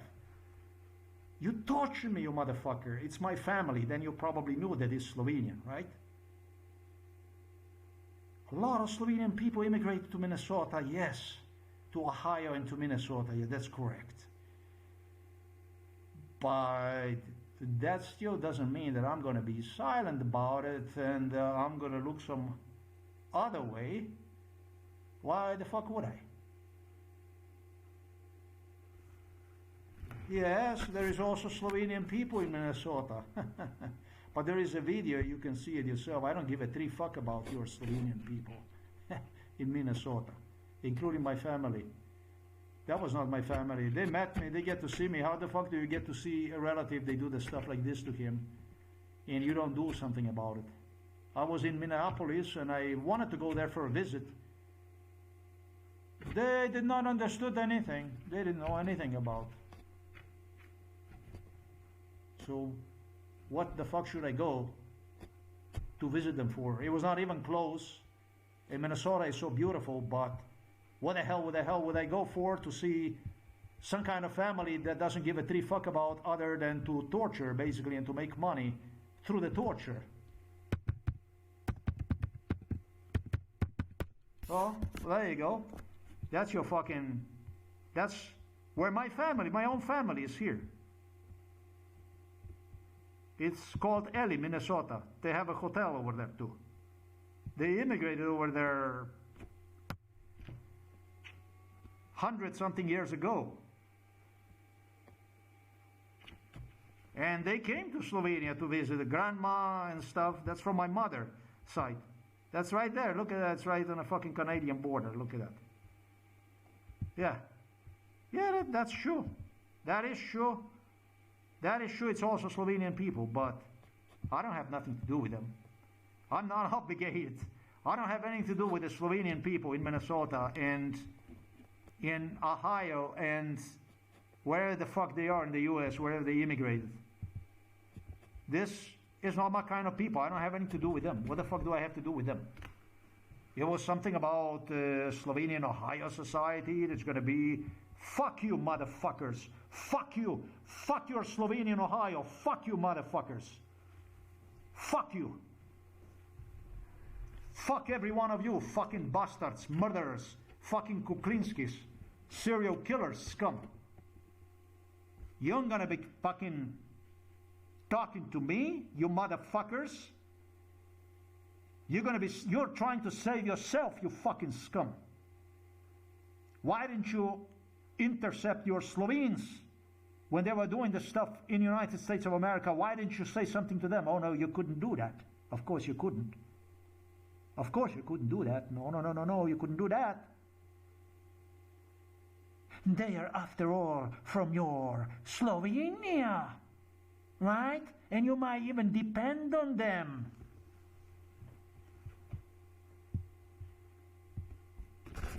So now I want to fucking squeeze you against the wall.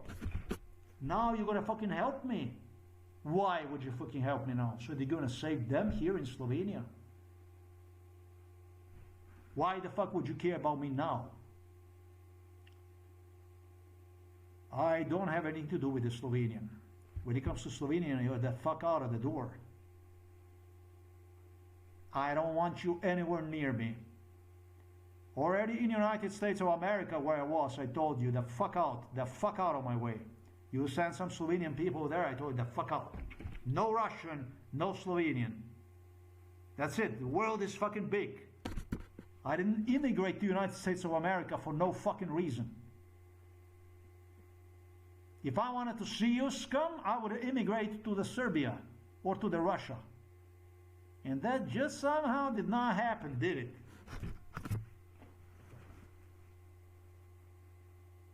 So, your human rights, all about that Renee Good and about your crime, my fucking river and this and that, about that stuff. About war between you and Donald Trump. Donald Trump, why Donald Trump is good?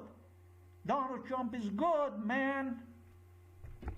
Fred Trump was a KK boss, man. It was you who plundered Africa, in Asia, in South America. It was you who burned Europe. Whoa, 70 million lives gone. And he did that since the beginning of the world's come. I don't remember anything about myself. Both sides of my family, thanks God, really, even that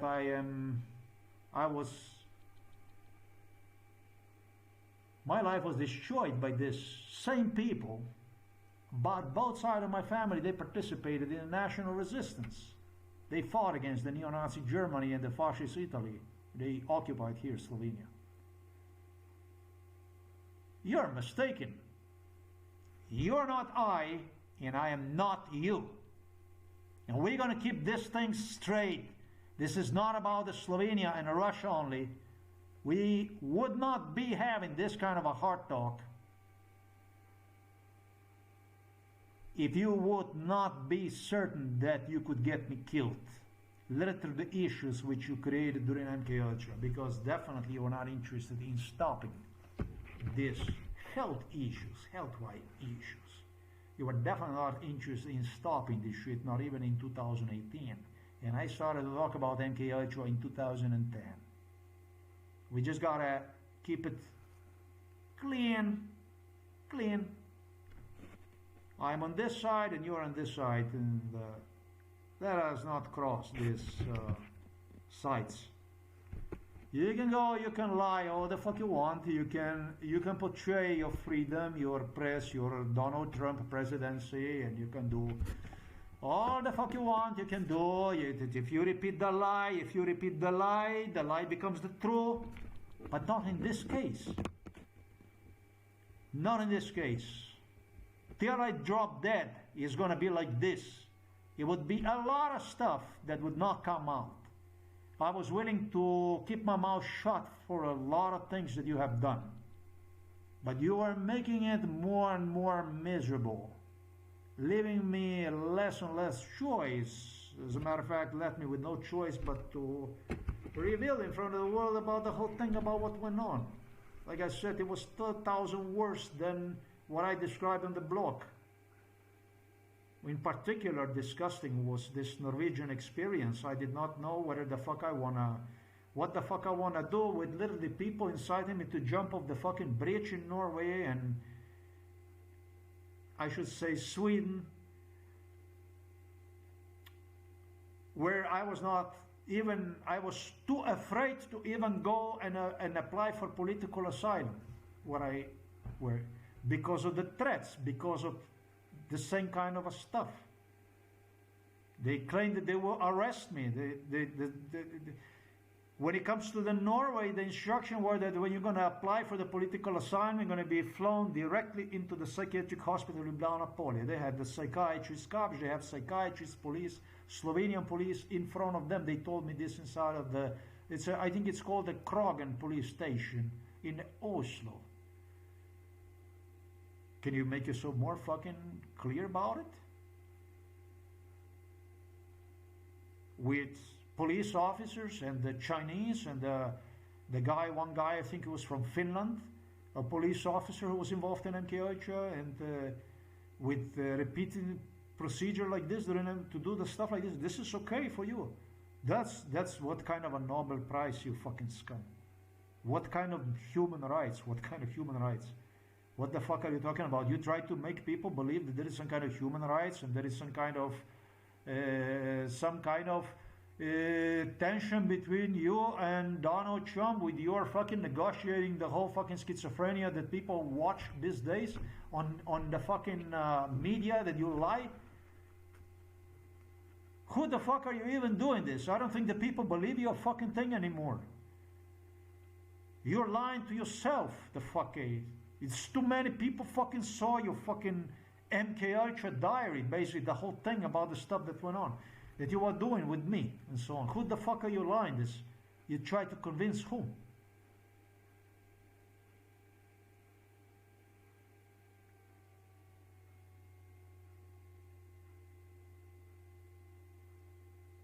This is fucking unprecedented. Let me finish this video with quickly giving you an idea about the stuff that I have gone through. in respect to this political asylum procedures. This is basically the stuff that I wanted to clarify, that this shit that went on was bestial stuff, that in which they have involved the state officials, the police, all kinds of people, that they will be meeting me during my stay in every one of these countries in the future, where I would be basically throwing away my life savings without any kind of earnings and without any place to go to, where you can go and apply for some kind of social support, something to support yourself till you find employment, job placement, that kind of stuff. But you're fucking dead.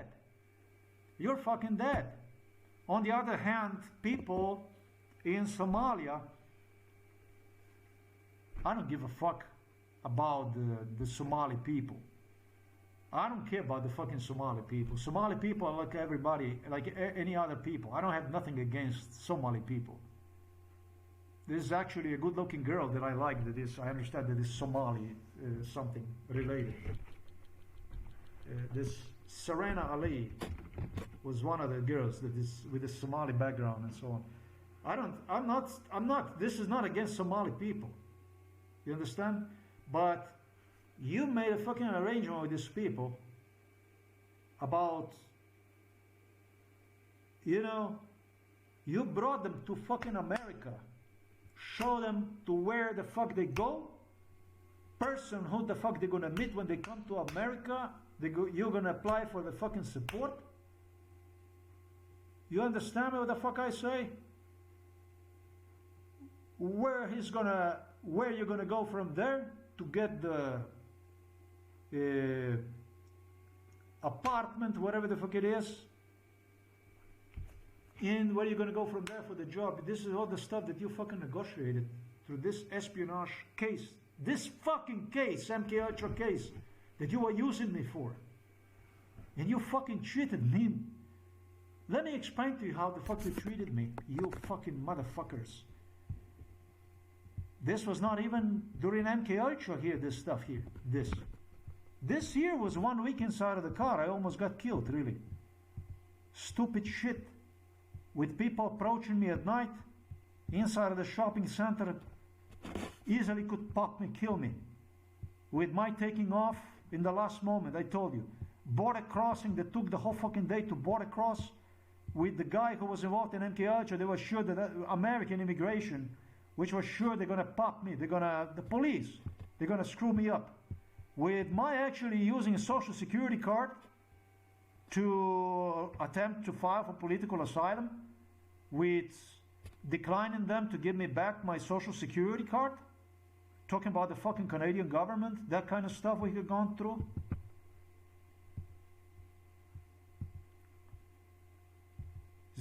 This is insane. Everything in my expense. I told you how they were stealing the money, landlords, gasoline, food, everything I was paying, searching for the job. 30,000 jobs, man. Going through the cities on the foot. The next step from the Canada that I made was back to Austria. I was fortunate enough to stay a little bit here with my cousin here, my aunt. I didn't know what the fuck to do with myself. I wanted to get some job, something. Instead, I wanted to get my own place, and I got myself a place, apartment. I stayed. There were people that were involved in MK Ultra. I have to thank them to give me this place, this room, cheap room where I stayed. And what I was doing is I was walking around searching for the job, basically on foot, paying bills, even renting cars to buy the car parts from America, which I purchased in America, and I sent the car parts to Europe to my aunt, to Austria. When the parts arrived, I ran the car and I drove with a new battery, all these parts, the parts that I told you about earlier, the Slovenian police stolen together with Germany, with a German state. I drove them to Novo Mesto so that I could repair myself a car. I returned back to Austria. I continued to search for the job. There is no job. There's no fucking sense. I have to prepare myself to file a complaint to United Nations, do other stuff, basically. I asked United Nations for assistance. I complained to them. They don't give a three fuck about me. I fly from through the train I go to... Actually, the first thing that happened was,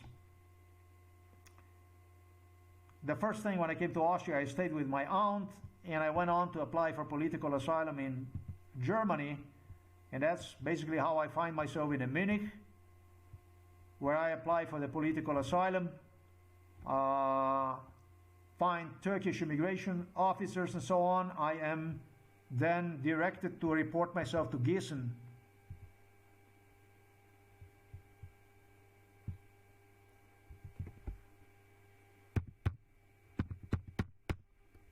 To the same location where I was previously tortured by the Russians already inside of the Germany, inside of the camp.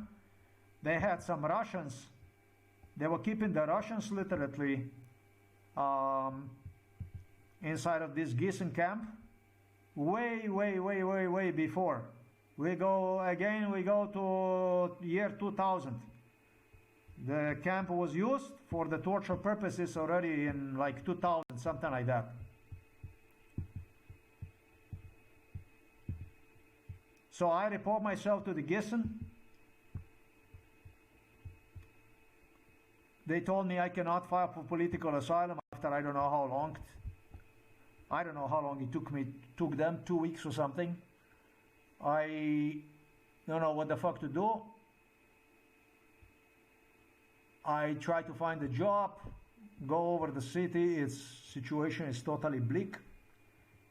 I decide to go and file for political asylum in Brussels. I research the internet, don't know what the fuck to do with myself. This is really the stuff that they don't even have to instigate you to kill yourself. This stuff is so fucking difficult that, you know, I mean, situation like this, everything paying out of your pocket, this is just fucking insane. Brussels, I almost get killed. Situation identical to the one in Canada. I travel back to Austria.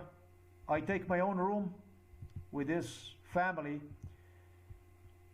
This is located at Abstimmungsstraße 1.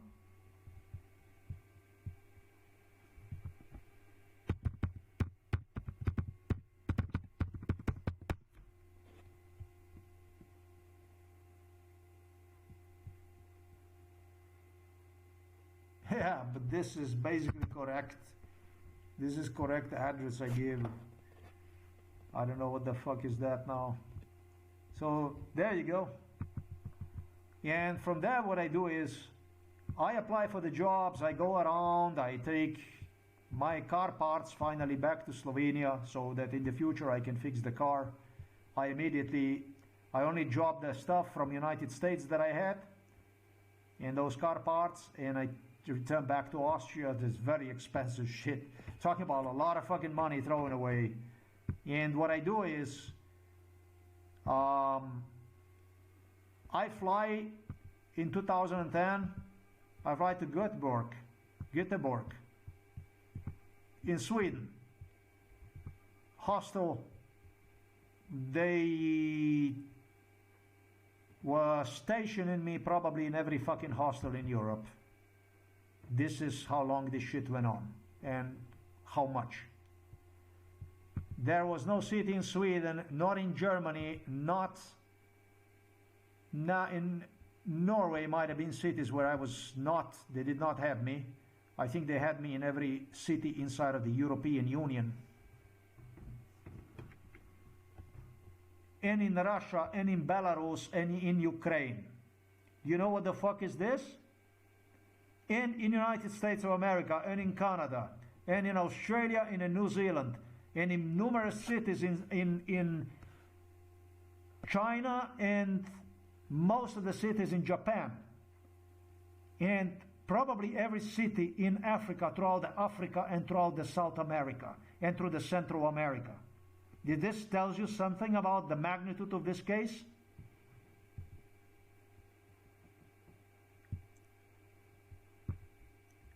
The next day I report myself to Oslo, Norway, because I continue with a train to Oslo. Then I go to Bergen, search for the job. I'm not even sure if yes, I tried through these human rights agencies and stuff like this to find assistance for another 2 weeks. I was paying, it's the most expensive country in the world, I understand, at least it was when I was there. Accommodations and food and so on, everything out of my pocket, money is flying. Go to Bergen, the same shit, money is flying. From Bergen I go to Karlstad. I cannot find a job in Bergen, in Oslo, in Karlstad. Apply for the jobs in Stavanger, I don't know, Trondheim, whatever the fuck, all over the place. Go to Karlstad, return to Göteborg, look for the job from door to door, cannot find the job. Go to Karlstad, look for the job. First thing you do is you find yourself a place. Now, I was just doing it the wrong way, everything, but on the other hand, also the right way. You don't want to be homeless because the employer is not going to take you anywhere. So that's what I was doing. I was playing like a normal people do the stuff, just as if you have a job or you have a social support. That's what I was doing. Well, you want to talk to me about some kind of immigration stuff like this, you motherfuckers? You come to the countries that you arrange where you're going to work, to whom you have to go to get the social security support and stuff, and how to get apartment, housing I should say, and so on. All this shit you negotiated before you even came. Whether that be Germany or Sweden or Norway or Britain or Australia, New Zealand, Canada, United States of America, and you're gonna fucking talk to me about the Renee Good? I cannot breathe? Oh, fuck you, fuck your civil rights. Fuck you, fuck your civil rights, man. Fuck you. And then you're gonna put some black dictator who's gonna go and who's gonna fucking kill me in the name of some kind of human rights. Are you completely sure that this is the way you're supposed to do the stuff? You don't think you went a little bit overboard? What do you think about this shit? So I returned back to Sweden, like I said, and from Sweden I go back to Oslo because it's a plane there that takes me to Slovenia. Through the Trieste, I find myself back in Slovenia. Year and a half later, I'm thrown into the psychiatric hospital, Ljubljana Polje, labeled as mentally ill. In Slovenia, there are no jobs, there's nothing, in fact. This was the reason why I escaped this shithole. Remember when I told you that when I immigrated? Don't even if I told you this, because this is the second time I'm recording the video. But they lost the case against me. Talking about the police because of the parts. I did tell you about that. The situation was so tense that I made a reservation in Ljubljana. Stayed 2 weeks, I think, inside of the Ljubljana. Yes, 2 weeks I stayed inside of the Ljubljana, or 10 days, or whatever it was. So just so that I would not be at home in Novo Mesto with my parents, because of the fear that the police is going to come to throw me into the psychiatric hospital Ljubljana Polje, because I reported them for the theft of the car parts. Then I take the plane, and that's where I fly to Chicago, to Illinois. And from there I go to Minnesota, and from there I go to the Washington State, to Bellingham, and from there I go and apply for political asylum in Canada. What do you think about this shit? How the fuck normal is this stuff to you? You bear no fucking responsibility to this stuff. All you're fucking interested is some kind of schizophrenia pertaining to Vladimir Putin from a gas station. That's what you want to hear now, right? And that's what he wants to hear now, the stuff that I talk.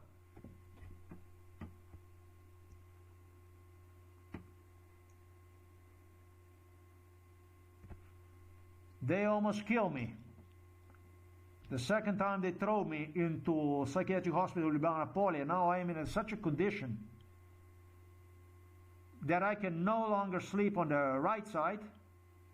I am with a heart attack, 24/7, taking the psychiatric medications they are sipping me, loading me with. The only way I can sleep is if I lean on the right side. Sorry, I said on the right side. On the left side is the heart located. So no way, because I had a heart attack all the time, 24/7, 365 days since they started to give me these psychiatric medications. They fucked me up completely. Already from these psychiatric drugs they were using, I never took drugs, never smoked, never took alcohol. First time started to consume coffee when I was 37 years old. That was in Minnesota. For the first time I started to take coffee in my lifetime. Completely abstinent from alcohol and drugs and absolutely clean for everything.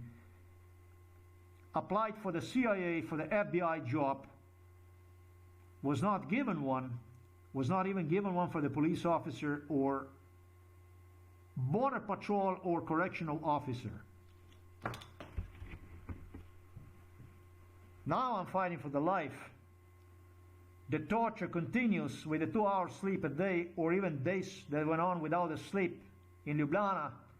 Through MK Ultra, they're very close to death.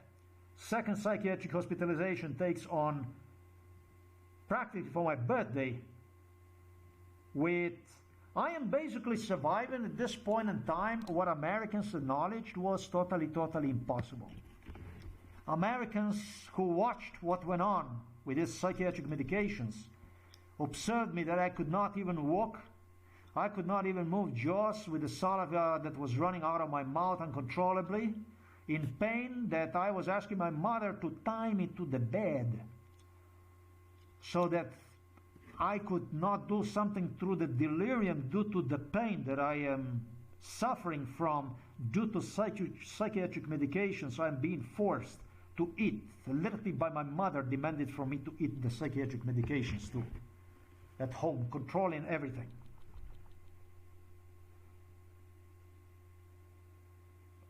Millimeters away from being dead, I escaped from Slovenia to the Hungary, to the Budapest in 2016.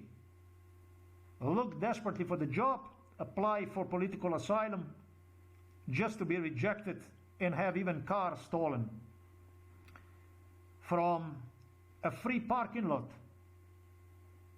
in Budapest.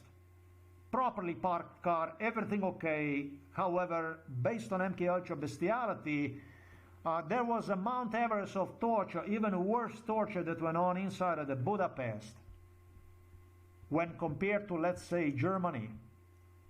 Hungarians knew I will go and apply for political asylum in Budapest also. Yes, I can say the torture went also in the Budapest.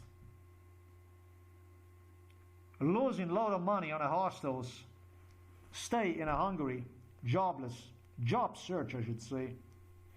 I make my next move, and the next move was to take a flight all the way to Moscow. In a Budapest, I met a girl, and her name is Alexandra Egorova. Girl. She likes to drink a lot, a little bit too much I should say, but I really liked her. The problem is that I had to go on with my life. I have to find a way out of this madness some way, somehow. And I don't know what happened with her really right now. What was the deal? I have to go over and through that stuff. We go separate ways. This girl, I believe, was Jewish. I believe that she was actually from Israel. This is at least what it appeared to me to be the case during MK Ultra, but it was not. Her mom was actually something related to the Hungary or something like that. And I was later told that she was actually from Moscow, from the Russia. Later, much later, once I already returned back to Slovenia, I had no fucking idea about that. That girl had a very good influence on me. She had a very, very positive influence on me, that Alexandra Egorova. I tried to fly to Moscow. I make the plane ticket, pay for it. They steal the money by only allowing me to, they don't allow me to take a transfer in Warsaw. And what happens is I end up losing money. I cannot make it. And this is really insane. Truly, truly insane. I don't want to pay for the hostel anymore. I don't want to look for another hostel and pay more money to Hungarians. I don't have any money. I have just money, something enough.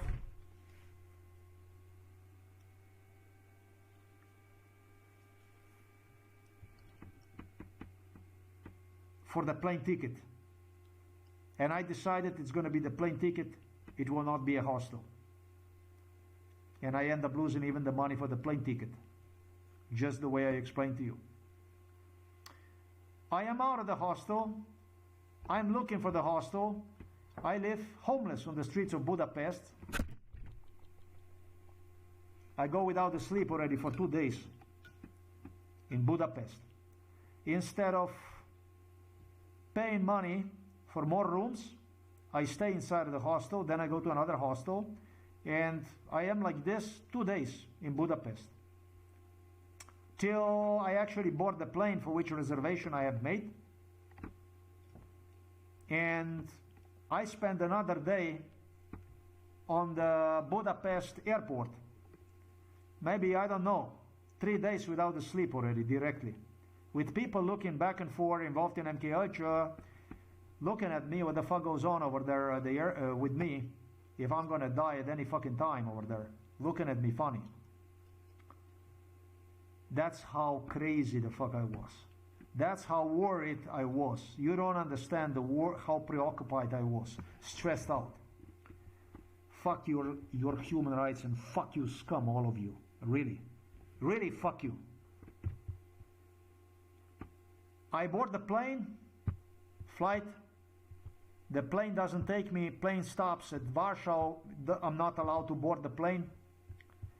Familiar faces, familiar everything. People I met before, because this is what MK Ultra went on the airports. The same thing as they were, who knows how many times they were flying me from Warsaw to Moscow during MK Ultra. I decided that I will go to the Belarus, which is also a non-European Union country, where I can file for political asylum. Now you understand what you did with me? Through your European Union so-called laws that apply to the political asylum, immigration, and that kind of stuff?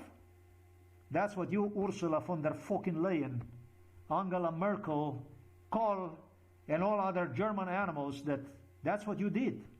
Together with your British royals, that's who you are, that's what it is. That's the truth. Somebody have to tell the world the truth about your so-called democracy.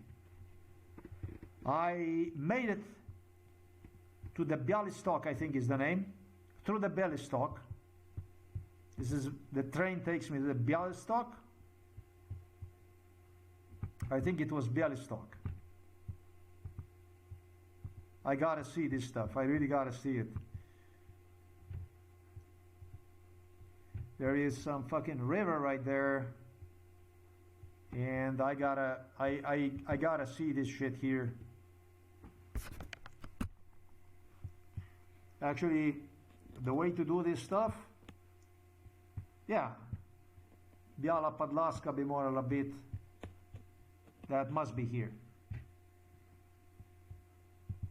Before I even make it here, I had to walk.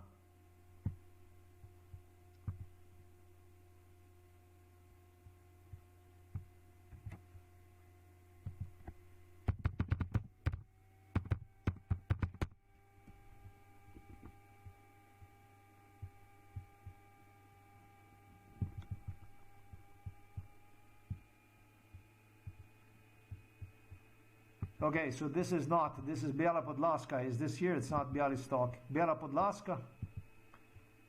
It's kind of strange, really. And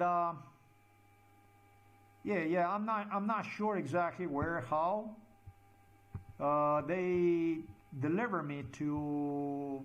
This is separate to Terespol. They deliver me to Terespol, and then with the luggage, what I do is I go.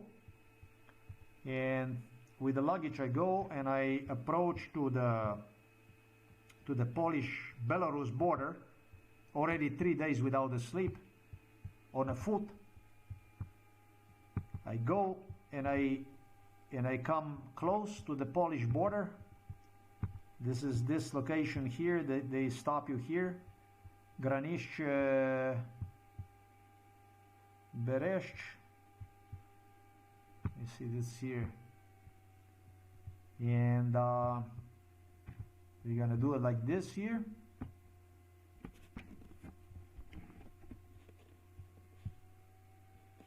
So there is a, as I come here, there is a,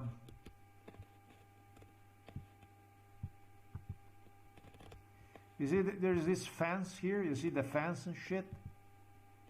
And so, and then I'm thinking about, yeah, I'm thinking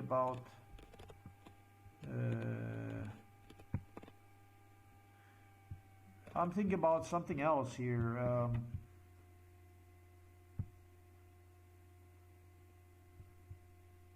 Granice, Terespol, yeah, I don't see anything here. This is a trouble. Let me just see something.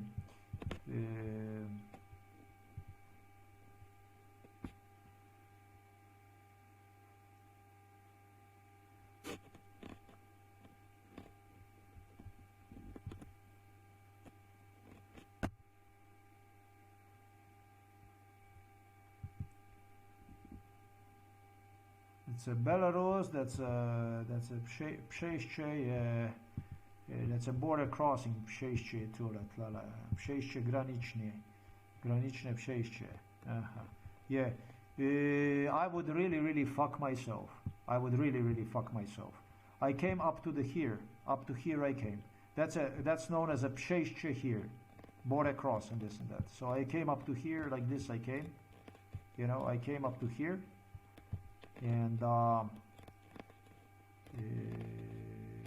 then I came up to here, and then there was a big fucking hello here, a big deal. I don't know how the fuck it was, but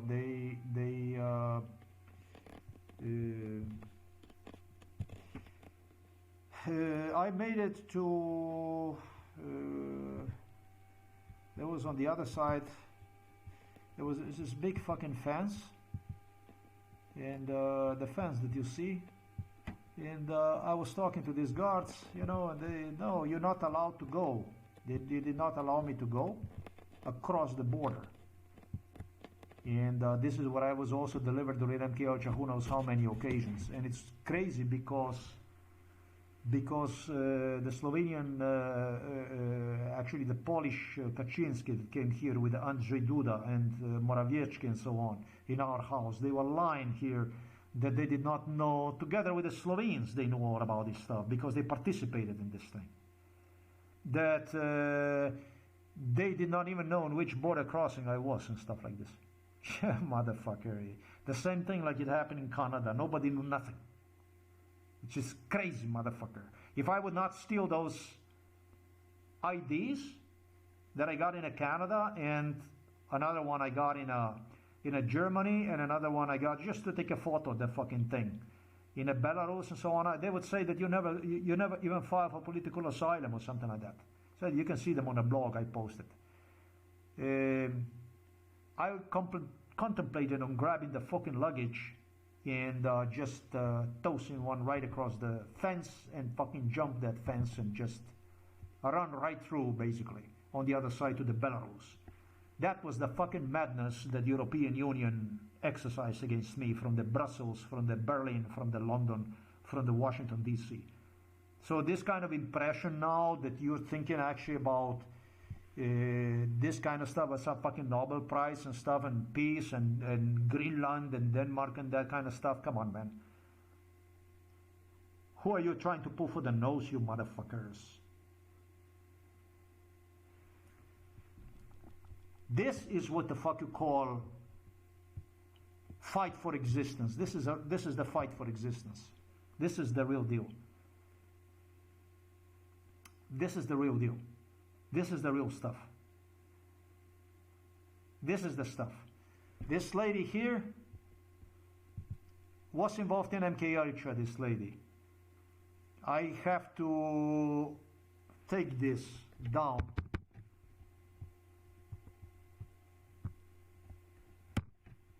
The year is 2012 when they did this stuff. Image capture is 2012.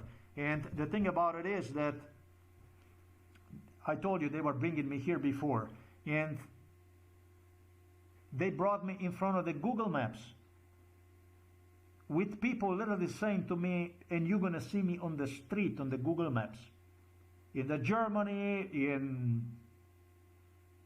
Britain, America, China, Japan.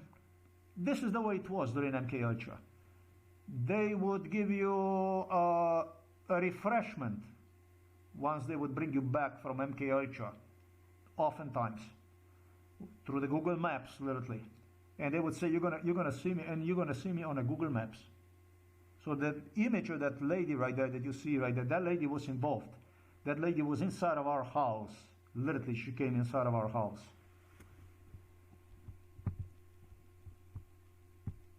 Stuff I am talking to you about is, however, 2016. We're talking about the 2016, not 2012. But the image is captured in 2012, which kind of goes to prove that, somebody would not want to upgrade the image. Let me see something here. A bit hard to believe this stuff. 2012, because this lady was, yeah, she still looks kind of a young, okay, but yeah, she got older. This lady was involved in MK Ultra. This red hair lady was very light-skinned lady, was involved in MK Ultra for fucking 35, 40 years maybe even longer than that. I know who she is. So thank you very much for that too. I appreciate this lady here. Don't get me wrong. Don't get me wrong. Don't get me wrong. For this, they told me that this girl, Emma, who's going to witness for me, that she's also Aryan, that she's also Anglo-Saxon, Scandinavian, and etc., etc., etc. This kind of stuff. Well, I have to do this on the camera so that you understand me. Yeah. Well, basically it's like this. The people who supported me, whether that be Russians, whether that be even Serbs, whether that be Slovenes, whether that be Germans or British or white Americans, black Americans, or Jews, they were all labeled, or black from Africa or whatever, or Asia or Japan, I should say China. They were all labeled as neo-Nazis. They were all labeled as no good. They had to do all kinds of stupid shit to prove that they are not, that something is not wrong with them. And if they really supported me,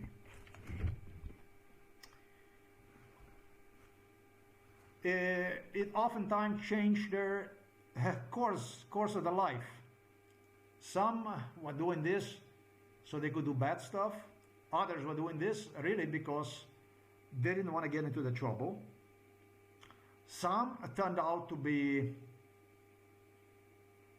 a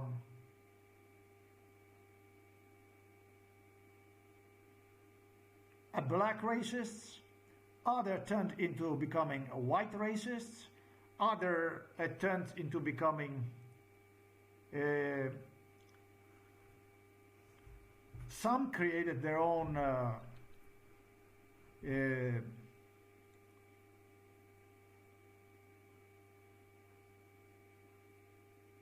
how the fuck you even say that? When I tell you that people were creating drug cartels out of this shit. Cult, you know, cult shit. Cult kind of stuff. And I am sure that these people feel good. There was people who would tell me, no, don't say that. Don't say, because we're not going to be able to help you with this, with that. We're not going to, you know, don't talk like that, you know, because we are too, you know, we are also Germans, and we are, you know, we're British, and we are, you know, you're going to say this, you know, and so on. Well, I don't give a fuck. I don't give a fuck because the people who supported me because they saw themselves in me. You understand?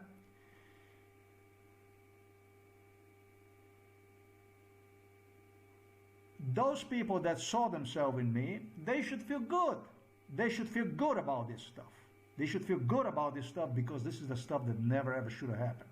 And you should feel good about this stuff because you were right. Because you stood up for the right cause. Because you stood up in defense of something that never ever should have happened. You know what I mean? So it doesn't matter what the fuck you turned out to be.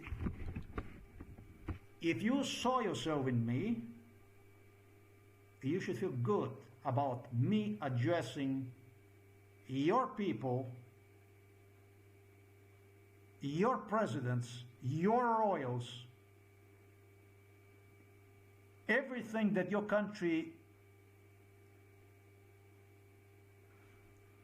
depicts as untouchable, holy. Yes, yeah.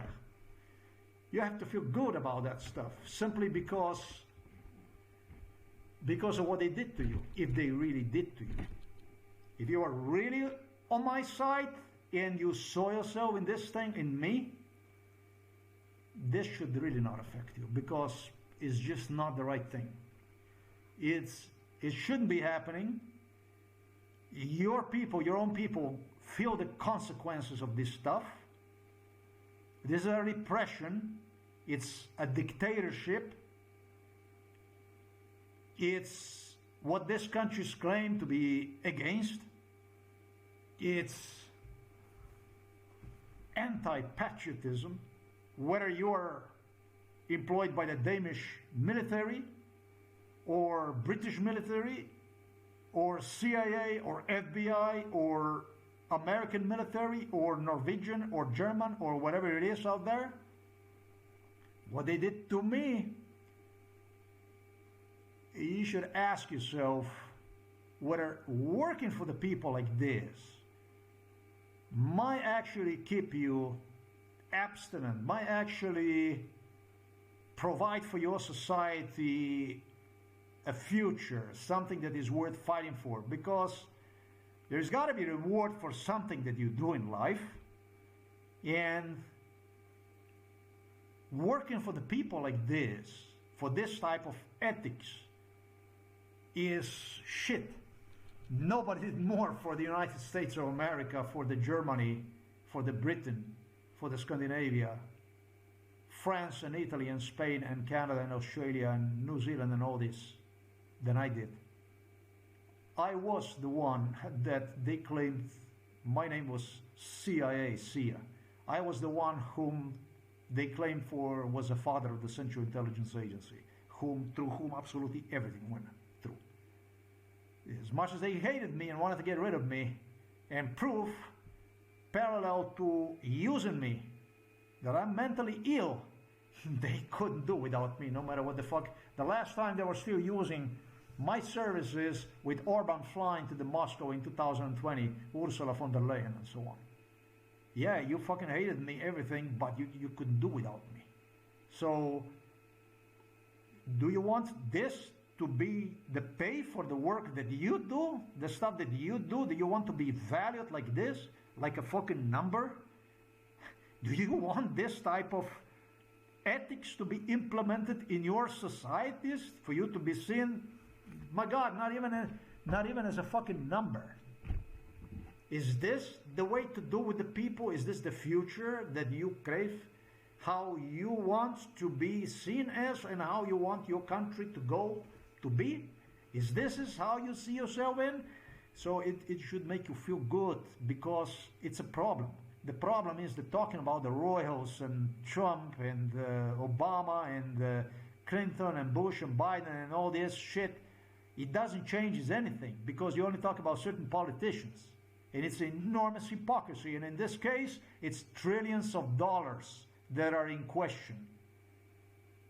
So that means that your nations, your countries are corrupt, and they don't want to pay whatever the fuck they owe.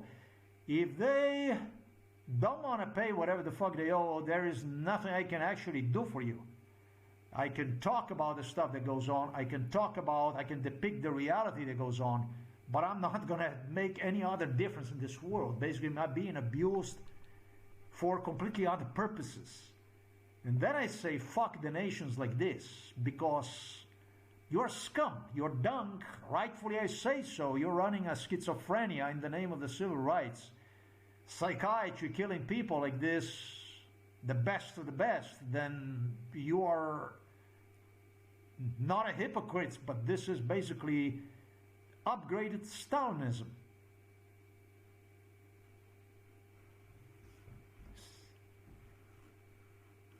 I'm against this kind of stuff.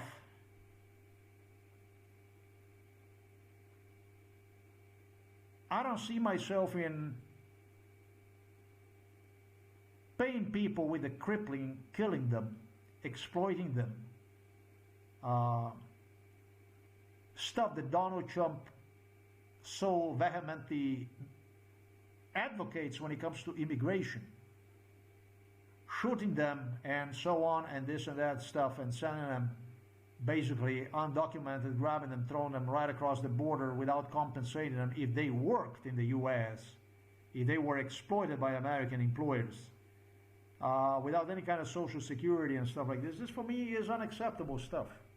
And also for you as an American employers that are abiding law citizens, and you do require the people to have certain documentation upon the employment and so on. It's not right, it's not legitimate, because you're paying taxes for competition that is actually not paying any fucking taxes on the jobs that people do that Americans wouldn't do, jobs that end up leaving people crippled and stuff like this before being thrown out of the country as so-called illegal immigrants and so on. I'm against that kind of stuff. That practice sucks. I'm against it. I'm against that kind of stuff. But really, when it comes to my case, do you want to live like this? Do you want to be governed? Do you want to be policed, governed by this type of scum like this? Work for the people. You go and you give oath, pledge to your country, so that you end up being exploited like this kind of stuff. That's what you want to do? Yes.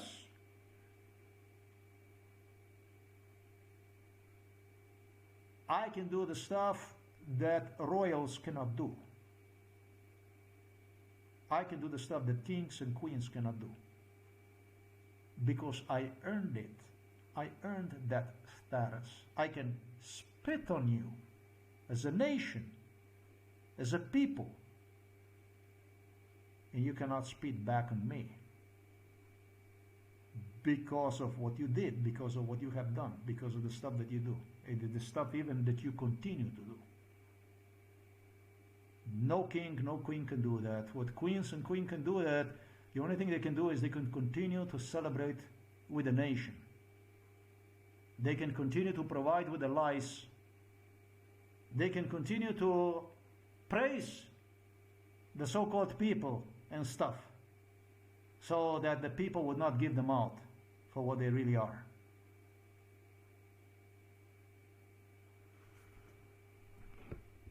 I'm not apologizing for this stuff. I feel good about this stuff. I regret I met a group of German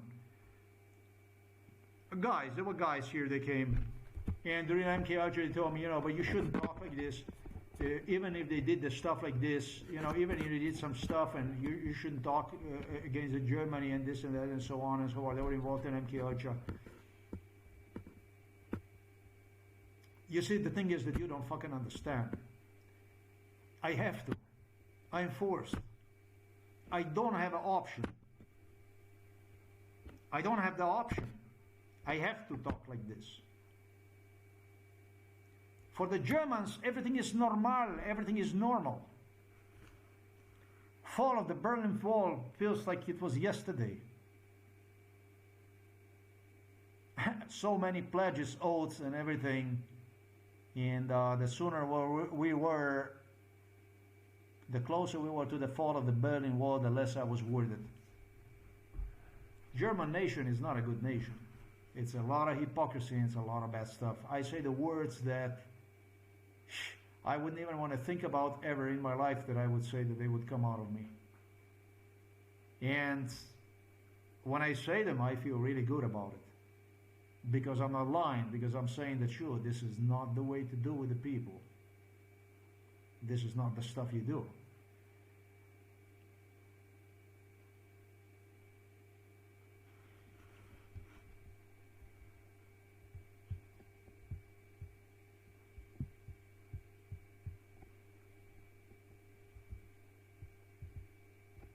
They tortured me here. They repeatedly delivered me here, tortured me here.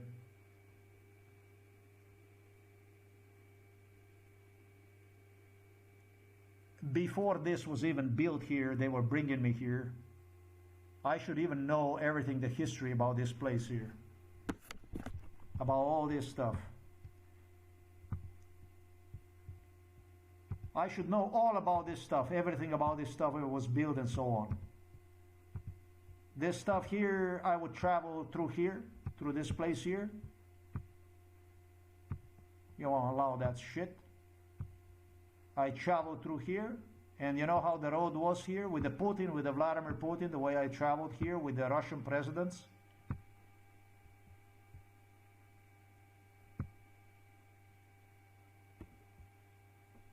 You see this road here? The road was like this. During the DDR, let me see this here.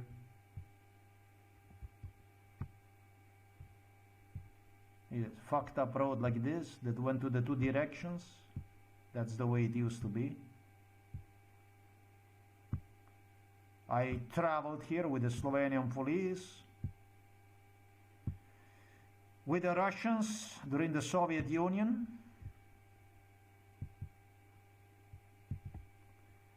And the only thing there was a boot. You know what the boot is? The boot is something like, not really the boot, but the only thing that was here, maybe right here where the parking lot was but it was close to the road, you know. This shit appears to me like it stayed in a normal shape. You see the way this stuff is here? The way it's like a circle here that makes a circle around. And the only thing that was here was like a barrack like this, the way you see it. This is the way the fucking border looked like before. This is the way it was. There was of course there was none of that stuff that you see here, Psheish, Terrace Paul and all that kinds of stuff. You know what I mean? This is the way the fuck this looked like.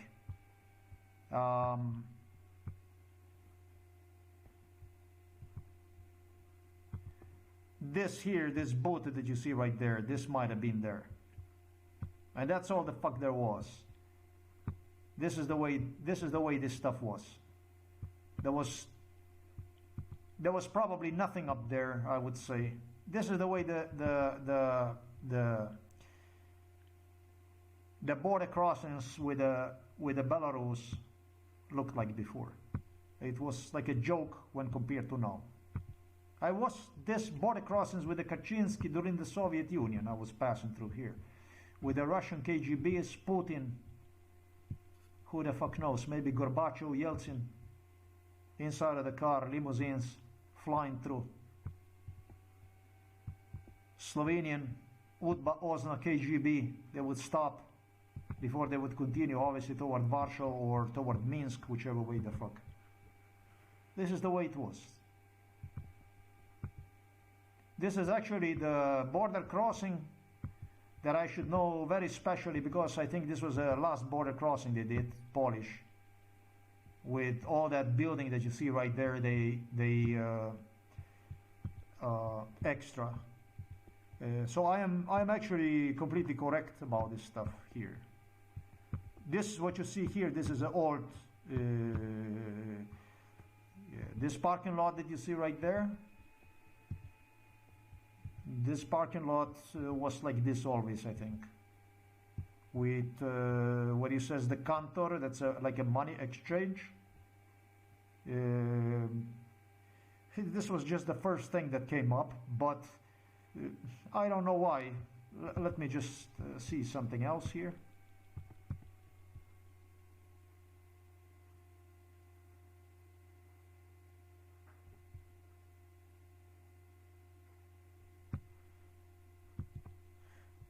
Yeah, this is the psychiatry they did on me, this shit. Yeah, I know. When it comes to this Cantor building that you see right there, the only thing they did is they painted in a color like that. That's all the fuck there is to it. The first thing that is the parking on the back that you see right there. It's also parking in the back. This was the first feature they did. So if I would do MK Ultra here, the way I would do MK Ultra here, I would say to you like this. I would tell you like that. You would get from me like this.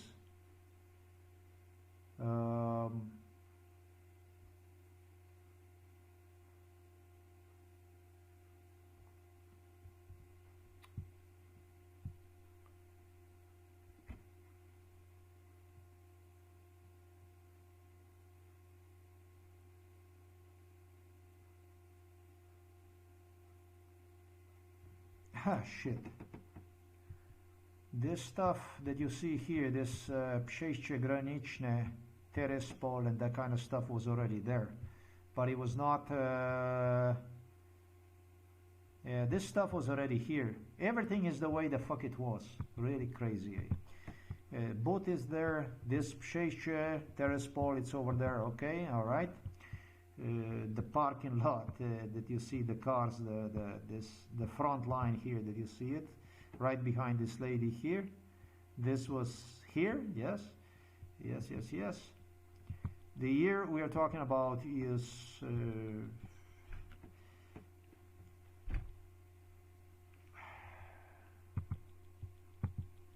the year we are talking about here is 1986, 5 years before the fall of the Poland.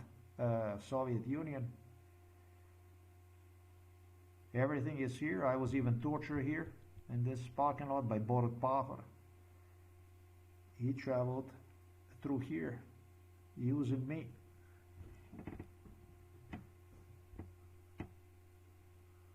Well, the first thing that they did is they built a parking lot right in the back.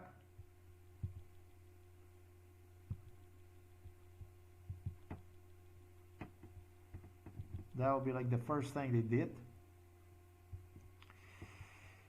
I don't know, because we stopped here at this place, and there always was the building that you see, Cantor. but it looked to me like those are the toilets. I really didn't go around and check what the people were doing there, but this building always was there, I think. I'm pretty sure the building always was there. The Kaczynski was the one who ordered this. He came to inspect this, how to improve this this place here. Okay, so the last thing that happened was this building here that you see here. This was the last one. This Centrum building, Centrum Handlove. This was the last one. But let me see something else here.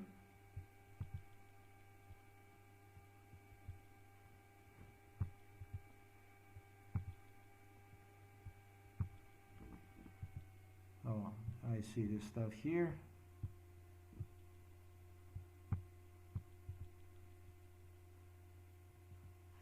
This duty-free stuff, this came up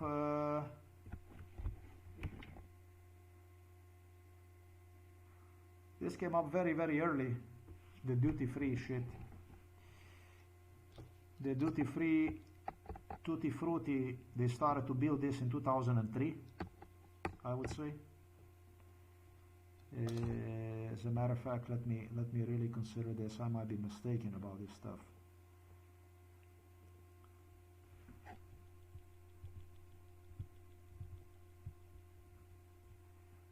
Yeah. Let me just see something else here. Yeah. So you understand that where it says Cantor, that kind of stuff, that was old. That's old stuff that always was there. Now I cannot see it from up close, that I would say. But this stuff here, then you have a duty-free, that kind of stuff. This I would give you the fall of the Soviet Union was 1990, 1991.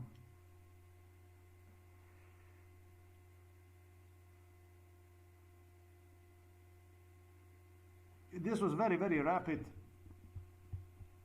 It was a very, very rapid thing. I remember when they were building this road here, improving this stuff here.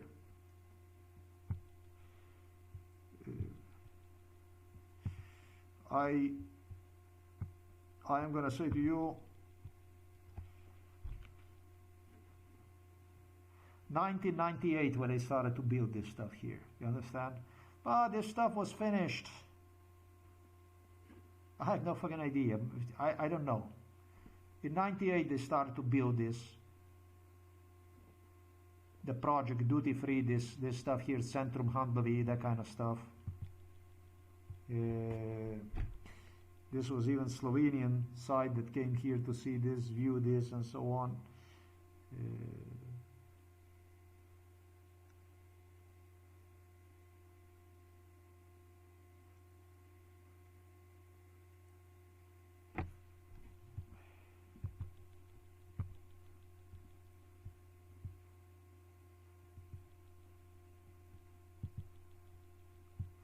I'm trying to understand one thing here. I'm trying to recall what was here before the duty free. That would be good stuff that I would figure out what the hell was in that place before it was the duty free over there. Something like this. That would do. That would do me a good stuff. Centrum Handlove.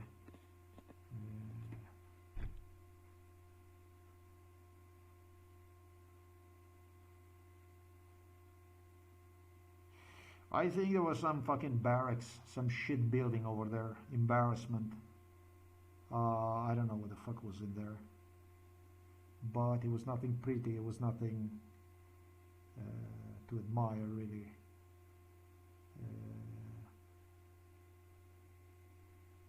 When compared to this, that was like that stuff was like a bagger place.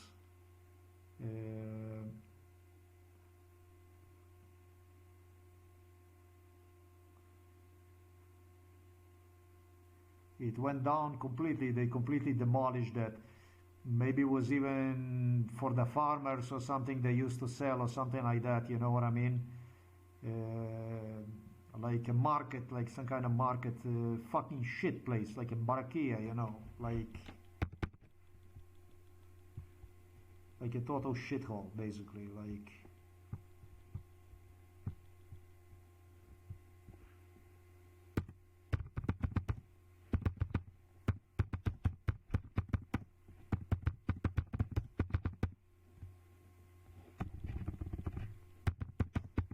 So I was tortured in that motherfucker place. I remember what it was. You know what the hell this shit was? I was gonna tell you that this is where they tortured me, these bastards. Still they're in the Soviet Union, but you see it's a fucking Poland, huh? And I was tortured here since I was a baby. Okay. See what this shit is here? Wow, like this. No. Okay. So we can do a little MK Ultra here too, since we're here.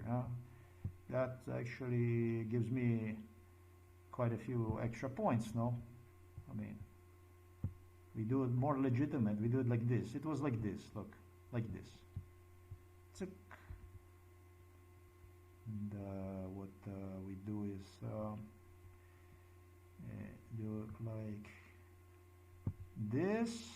And we put this shit here like that, boom, and yeah, fuck it, that's it, I'm done. Just like this. I squeezed it a little bit like this, a little bit like that, and formula is done. Yeah, this is what I was tortured during the time of the Soviet Union. A barakia like this, it was Polski. Proszę państwo. Bardzo dziękuję. There you go. You're mentally retarded, Sebastianek. Wszystko wam wyjaśnił. Vom like this. There you go. Up. That was not good.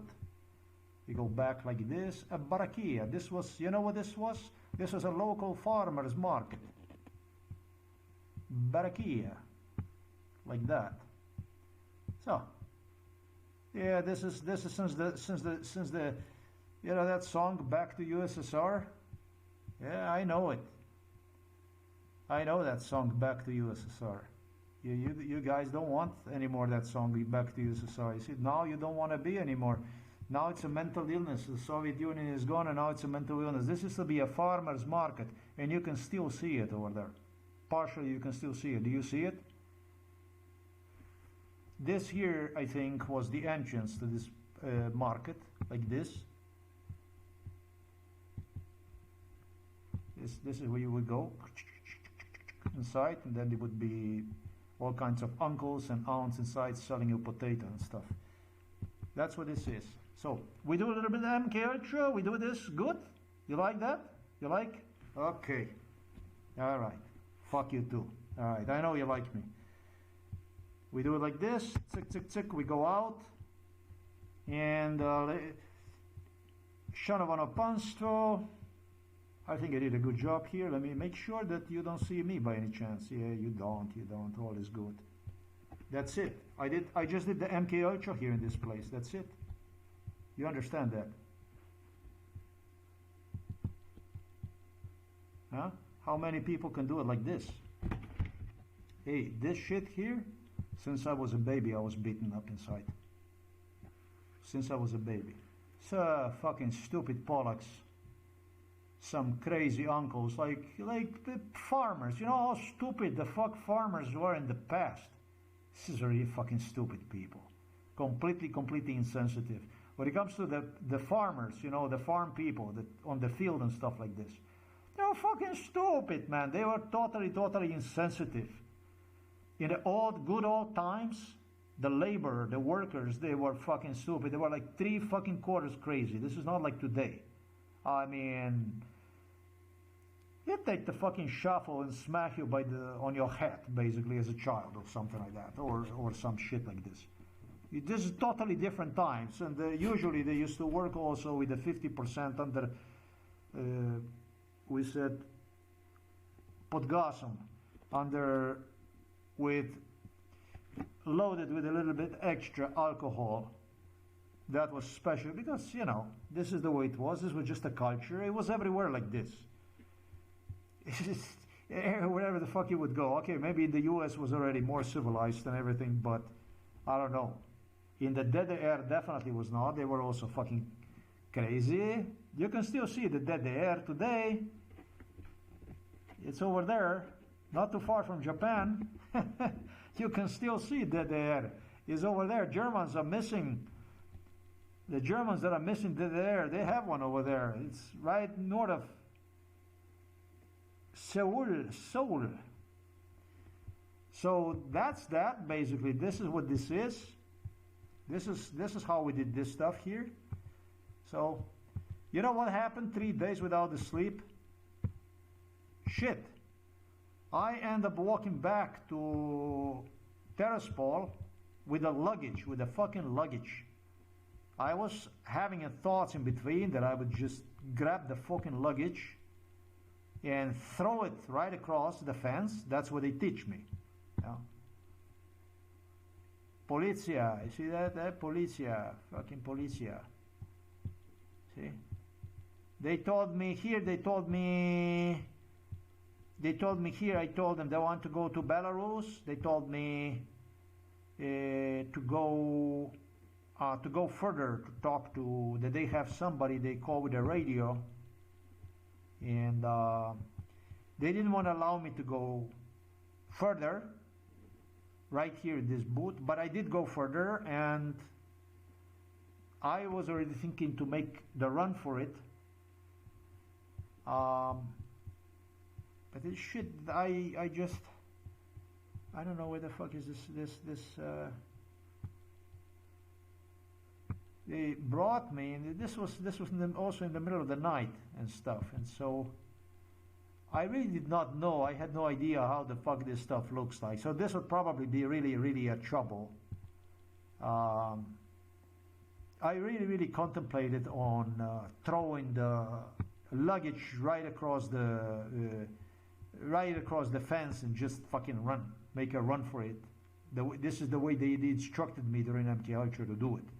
And so I was already so exhausted and in such a situation, and I saw that this beautiful open field, grass, and I said to myself, you know what? I said to myself, fuck it, man.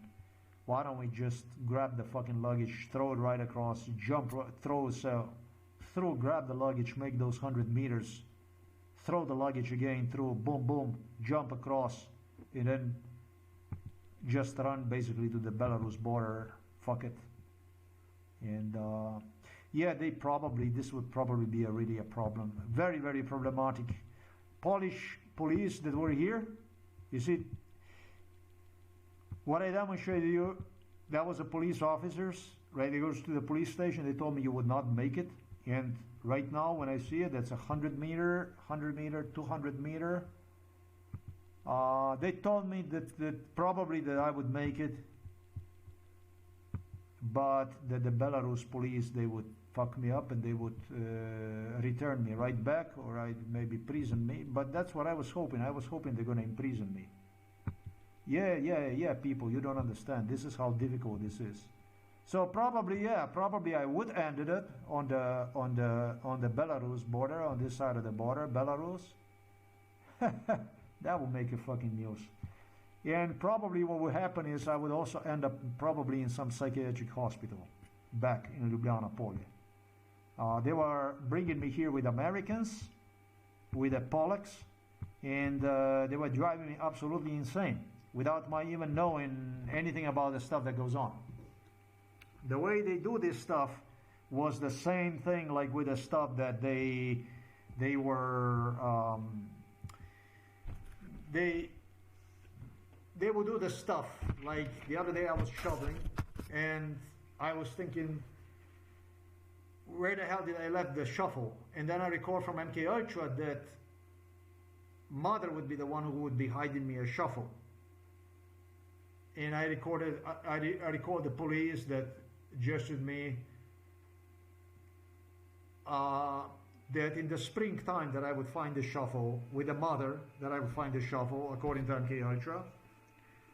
And because there was so much snow, there would be so much snow. This is what they were doing during winter time here. Total schizophrenia with the snow. And they demanded from me to tell them where did I left the shuffle.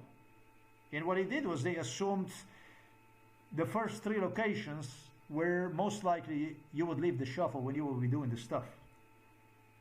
And they were asking me this same fucking question where I left the shuffle for like 15 years. Where you left the shuffle. Where you left the shuffle. In between, they demonstrated me 40 locations of where I left the shuffle and where the shuffle would be found in the springtime. With Zajšek, Bužičnik, Juršić, the funny guy known as Andrej Štefanić, investigators insisted me that, and by the time that you find one in the spring, the handle would be already destroyed because of the water that the shuffle spent inside of the snow. I'm not, however, sure that mother was not the one who threw me the shuffle in the snow. And that's basically because the shuffle was thrown where I was shuffling the snow. But then again, when you shuffle the snow, and where you leave the shuffle is usually wherever you shuffle the snow. It's just I don't understand why this shuffle would just go all the way down into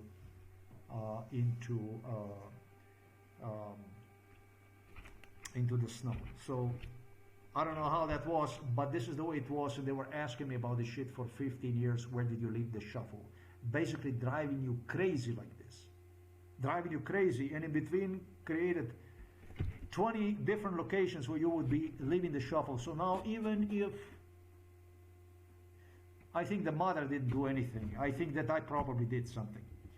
And there's another thing about the shuffle and about the fresh snow. Fresh snow is very light, puchlica, and the shuffle that you use to break this is interesting because they talk about the shuffle like the one that you shuffle the earth. That's basically used to break the ice. Not about the other shuffle, but the heavy one. And the heavy one, what happened is because it's a light snow, it just goes down all the way to the bottom. So the police investigated everything, this stuff, and it was turning absolutely everything in paranoia. And so now that something would happen, you would freak out and you would start to think, record the paranoia from MK Ultra and say things that are not really true. You know what I mean?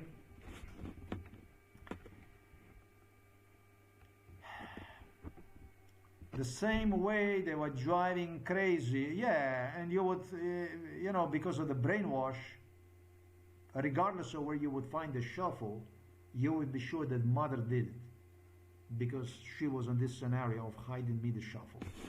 This is MK Ultra, and that's how they prove that you're mentally ill.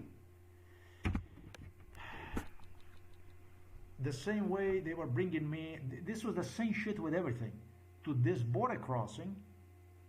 The first time I was in this border crossing was when they put the fence.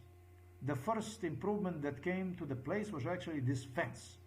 And this fence came to life sometimes in, hell, I don't know, maybe 1998 or something like that, you know? And you saw the fence over there. That's like parking or whatever the fuck is that. And started to instigate me about this shit. First they bring you over there and they don't give you any kind of clue. And they bring you like this for years.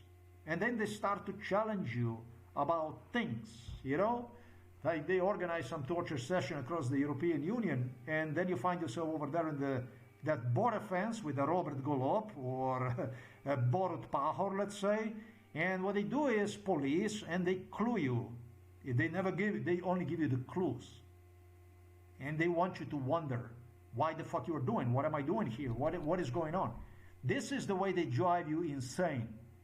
This is how they develop the stories. This is the way, this is MK Ultra, this is the way it's done. That's how they prove that people are insane. And it was indifferent with this fucking place. The police told me that probably I would make it.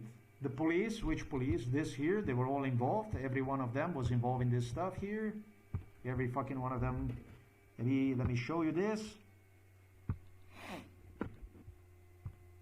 I told you about this here, about this fence. This is what I was delivered. Go, sign, police. Where the fuck is that sign? It should be a police sign, right? We saw it. Where the hell is that sign?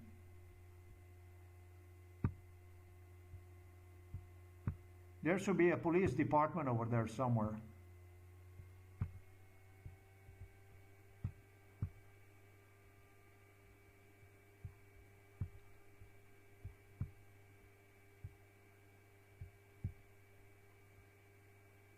Polizia. You see this?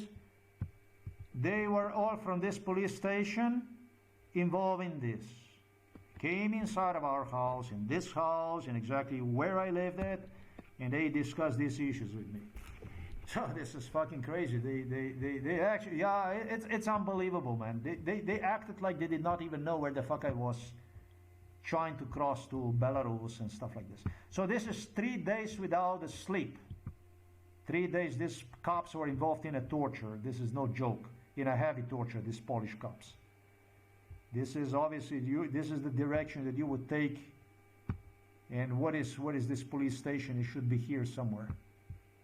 Granica Terespol. Stadion Miejski.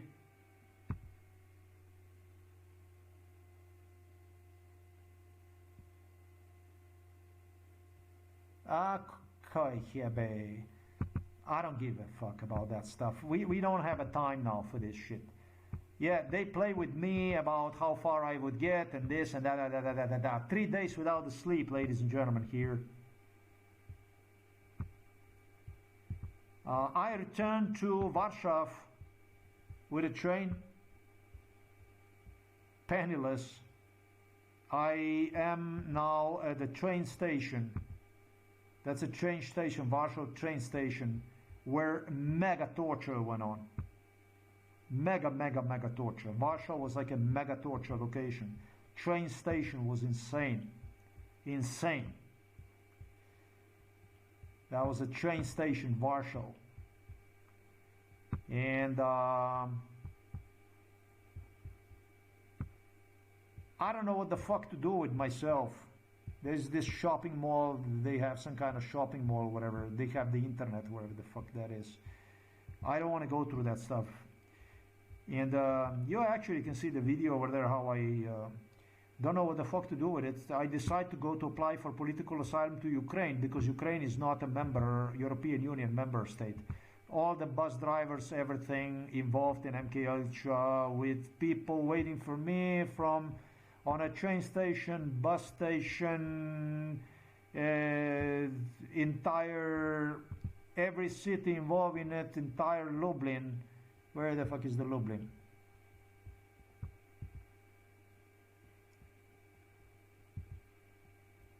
Mega torture went on during MKH in Poland. Mega torture, Lublin. Transfer in Lublin, and I made it to Lviv. I go to the hostel dead, basically, practically, completely. What I want to say to you is that these procedures that I have gone through when making movements and stuff like this in between, because of financial struggle, this would leave me more than oftentimes on the brink of death, basically. This was one of the worst trips. Worst one was only to Canada, I think, and to the Germany, actually to the Belgium, where I filed for political asylum. That was a total lunacy. Wander around, days without a sleep. Nah, you people don't even understand what kind of bullshit this was. You don't understand any of that stuff. The midnight trains, the trains that I traveled back and forth through the Poland, back and forth with people on the train that they would not allow me to sleep. Waiting on the trains buses at the bus station, train station throughout the Ukraine, throughout the Poland during MK Ultra, with people approaching me and gesturing me how they're gonna smash me inside of the stomach at just about any time and all kinds of stuff like this. You people don't understand what the fuck this is. They don't allow you to sleep for days, and then you actually go through this shit for real. And entire trip that I traveled was all based on MK Ultra scenario. They based all MK Ultra scenarios. They based them on how they're gonna hijack you to the Russia and stuff like this, which was the first time that I actually wanted to be hijacked. That's a funny shit. In Lviv, when I arrived, I actually advertised that if somebody can throw me in the trunk. It's a video that I published where I actually suggested that I don't mind if somebody comes and throw me in the trunk and take me to the Russia. I don't even know if it was in Lviv in Ukraine or it was in the Belarus. This is how fucking crazy this stuff was. This was completely insane. This shit was totally insane. Completely insane. Totally insane. So what I do is I take the plane, and through the Kiev, they try to rip me off in the Kiev for I don't know how much they wanted for the luggage, and I don't know the stuff. All kinds of stuff went on. They wanted the extra, I don't know how much money, and I didn't want to give. I land inside of the Minsk, the Kiev, the Ukraine MK Ultra. The Ukraine MK Ultra, they tortured heavily, discouraged me from applying for political asylum in Ukraine. And it was the same shit in Poland. That is interesting. They also tortured in Poland, discouraging me from applying for political asylum, which I did anyways in 2018. But during MK Ultra, they heavily discouraged and threatened that they would destroy me and this and that, psychiatric hospital, mental illness and so on, Ukraine. I take the plane. I did not want to proceed because this was crazy stuff that went on in Ukraine. With Ukrainians practically crying that they cannot give me the asylum and stuff like that and so on. During MK Ultra, Ukraine was really poor country. This was so poor, man, that I end up giving people money when I was in Ukraine. It was too fucking bad. Very bad situation for Ukrainian people. So already back then it was very bad. I end up inside of the Minsk instead. There I go and I apply for political asylum.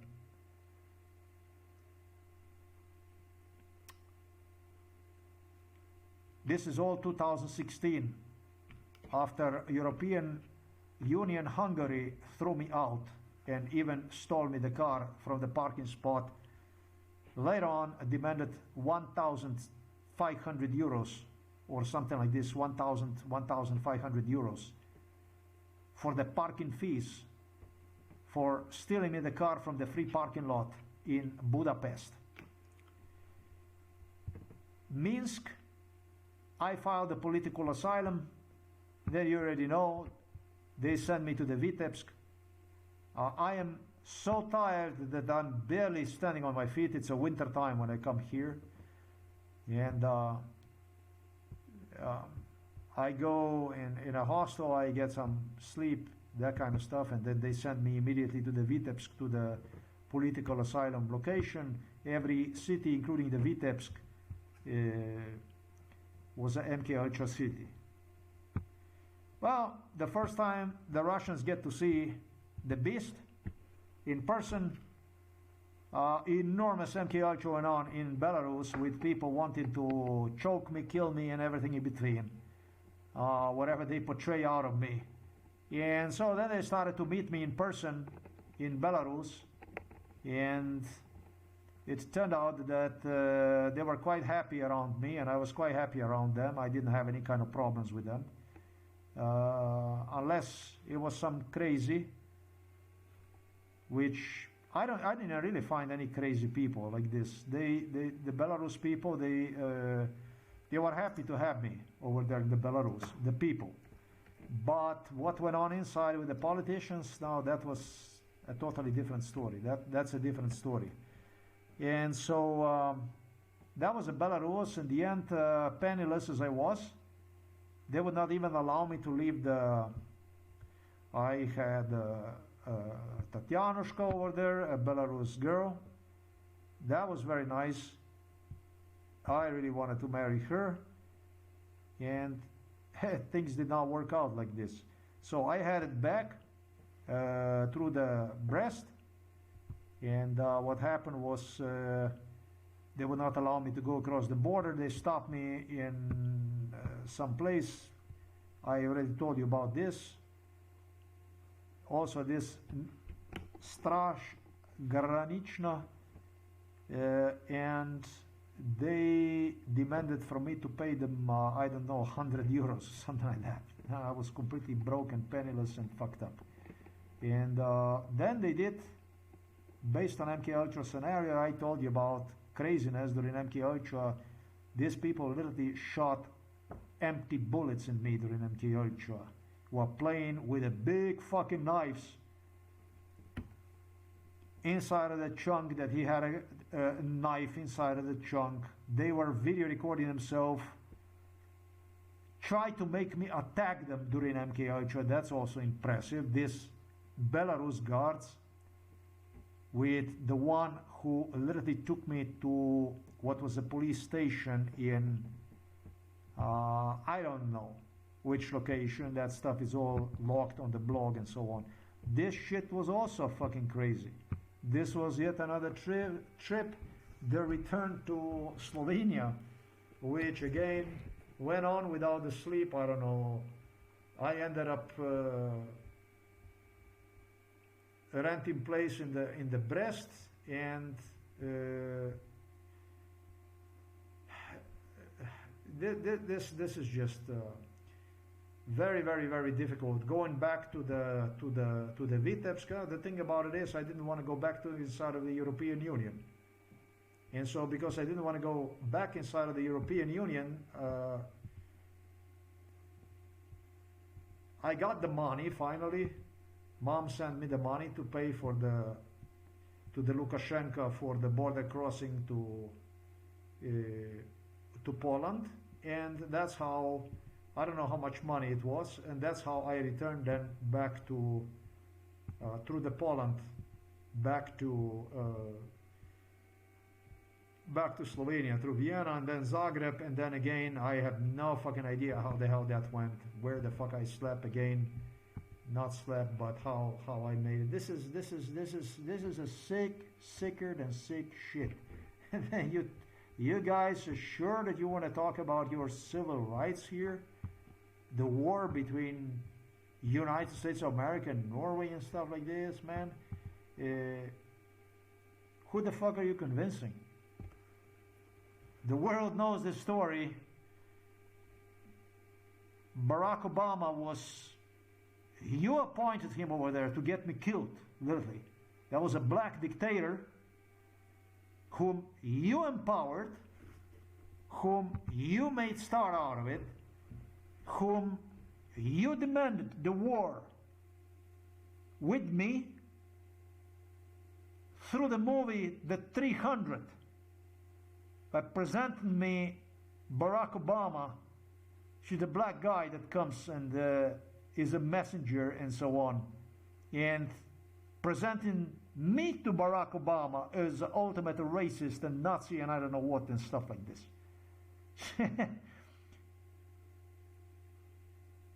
Barack Obama received the Nobel Prize. Didn't he receive the Nobel? You gave him a Nobel Prize. You're American president, you received the Nobel Prize and so on. Why the fuck are you Norwegians over trying to hide behind the black faces, behind the black people, whenever you do bad stuff? Renee was a gay activist, I understand. Like I have a fucking problem with the gay people. What kind of problem the fuck I have with the gay people? I never had any problem with the gay people. I never had any problems with the gay people other than some gay people being bitches, deliberately evil, diabolical people, just like a black people. It was all kinds of people in this, but that I would have a problem with the black people or with the gay people, I don't think so. Why the fuck would I have problems with the black people or with the gay people? I never had any problems with the gay. Well, okay, maybe I had a problem with some black guy, but it was not racially instigated.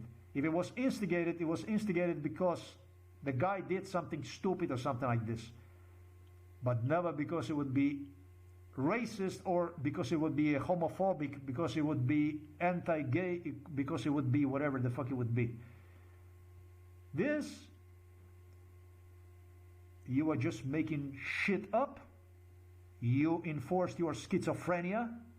Remember when I told about fucking guy that I should have fucking killed him over there inside of the store when he came in Miami? When he came inside of the store, a fucking FBI guy, see a guy, keep asking me about, he was on only one, but keep asking me about where am I going to go next if things are not going to work out. What the fuck you do with this guy? You cannot even fucking kill him. If you kill the fucker like this, what the fuck are you going to hide the police officer, a fucking CIA or FBI guy?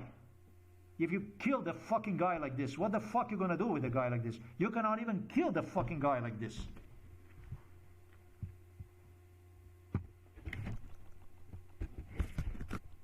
What do you do with a guy like this? You cannot even kill the motherfucker. Thinking from the rational point of view, you cannot even kill the motherfucker. What are you going to do with a guy like this?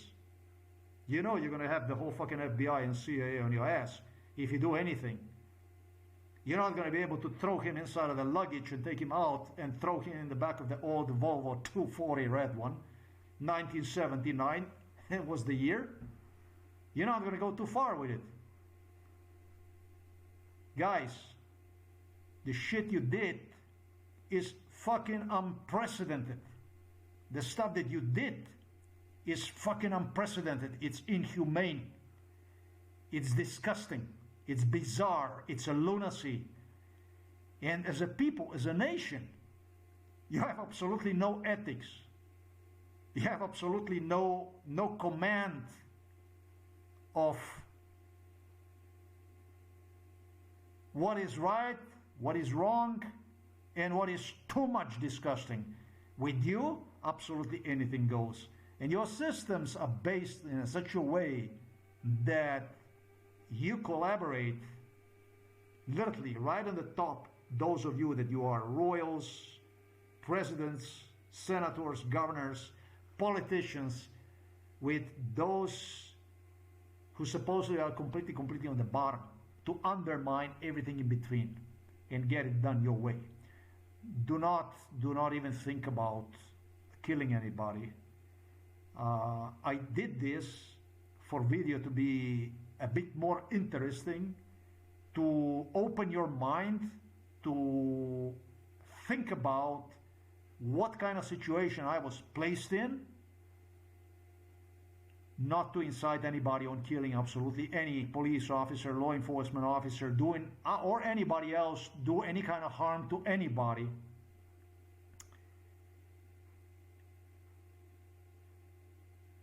To make you understand, finally to make you understand the situation, Federal Bureau of Investigation, CIA, the people that are hiding behind Donald Trump, the people who try to make this look like some kind of joke, this whole thing, and if only possible, basically keep it silent, not seen from the public for what it was.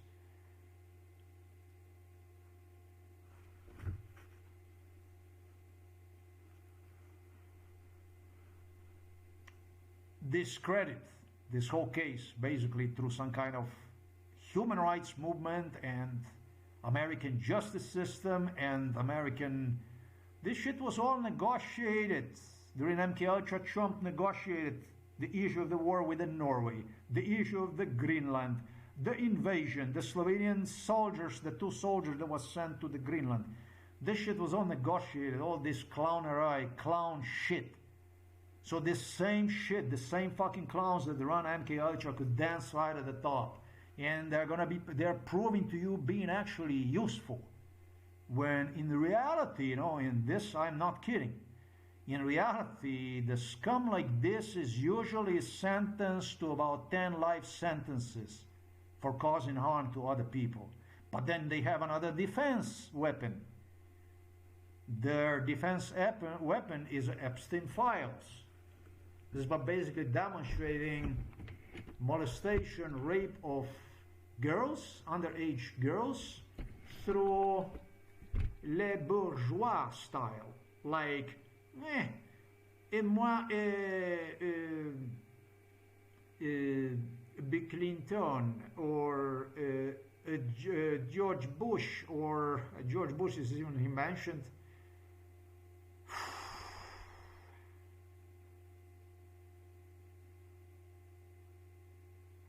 Donald Trump.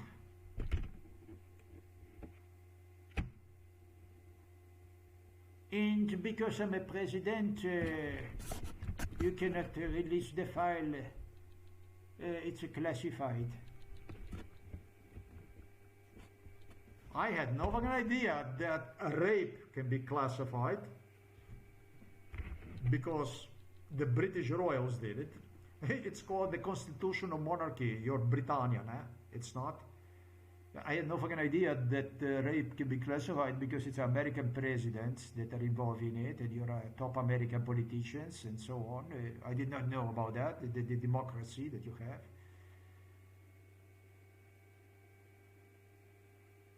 I would even say that you deliberately elected motherfuckers like this and gave them free hands to do stuff like this so that you could prove that this case cannot be declassified. You fucking scum. Yeah. This is impossible. Yeah, look. Jeffrey Epstein. No. We cannot declassify. You cannot declassify. Oh, no. When it comes to him, no. And so, earlier I mentioned to you Kim Jong-un, North Korea, that they are, by European Union and United States of America, not any fucking different. Actually,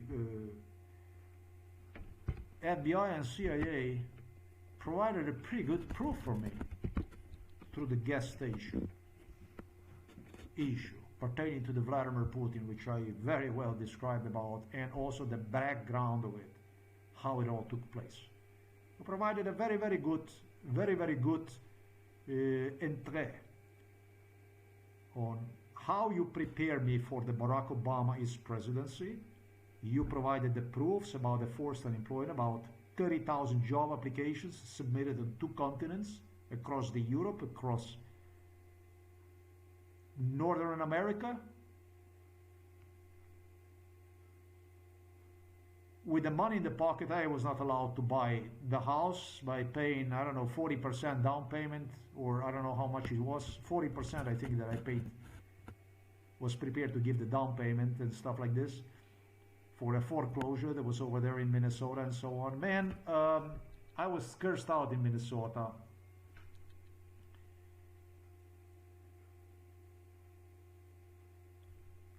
I understand everything. You don't have to worry about this stuff. You're not going to see me in Minnesota again, not in Norway. I get it. I understood absolutely everything. I understood everything.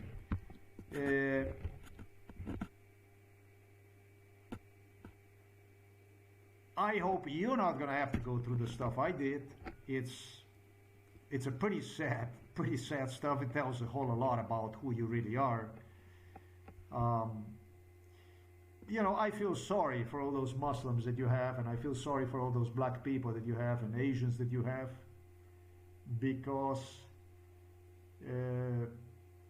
I wish them no harm. If you did it like this with me, and of course, entire world knows you did, what kind of homeland are these people in?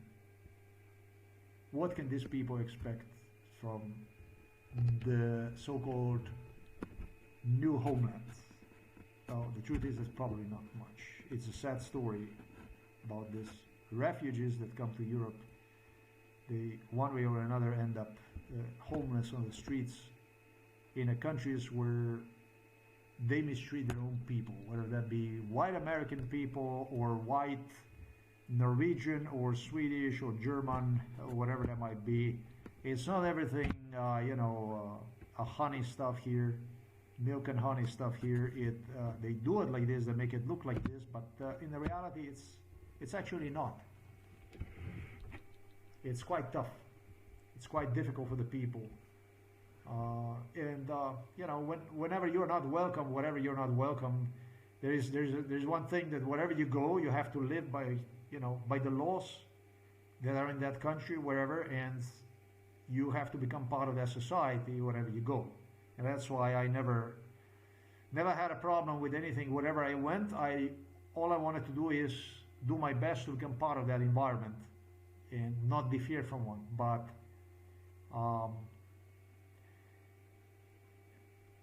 many people will regret, but I am actually quite fortunate to have experiences from this way. So,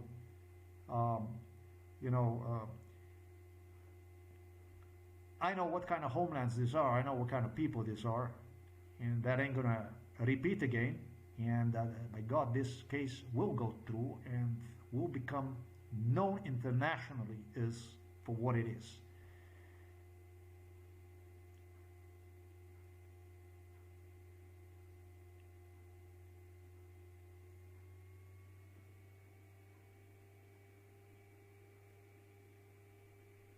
It's regretful that British royals, imperials, Prince William, Prince Harry, with Prince Andrew and Prince Charles, was searching for my future homeland, as far as and foremost in Israel. They, together with the Jews, figure out that that's my homeland. That's like extremely obnoxious, but this is the stuff they had going on. And Vladimir Putin also figured out that he's got his homeland in Russia reserved for me. And along the Chinese border, he figured out with Xi Jinping that I will be right on the border between the China and between the Russia. Just basically hijack you. Serbs also figure out that I would be inside of the Serbia, locked up somewhere with a brain implants inside of my head that would contain a GPS. This is the stuff that went on with the psychiatrists from Ljubljana Polje and the police. Interesting, there is a psychiatrist from Ljubljana Polje, Slovenes, that would even, together with the Slovenian politicians, drive me to Belgrade and do stuff like this, literally jog me up, take me to some barracks over there, gesture me that I am being implanted and stuff with the tracking devices and that I should run. And they demanded for me to run from the Serbia and giving me all kinds of scenarios on how no matter where I'm going to run, they're going to trace me and get me right when I'm going to come close to the border and all kinds of stuff. They would oftentimes deliver me to the border crossings and stuff. This was just one of the issues of driving insane, driving insane factor that was highly present in MK Ultra. So I don't have anything else that I would say in respect to this video. This is just bizarre, the stuff that we see, these Spielbergs from CIA and from FBI coming with a bizarre, sick stuff like this together with Norwegians is just, it's sickening, it's disgusting. Already when I see that stuff here, when I see this kind of stuff here, with Donald Trump gesturing on, some kind of childish shit, on how that he's not into peace with that he's going to invade Greenland and all that kind of stuff. This is sick. This is a sick shit. I'm going to put the links. I'm going to put these links of this post. I'm going to put them right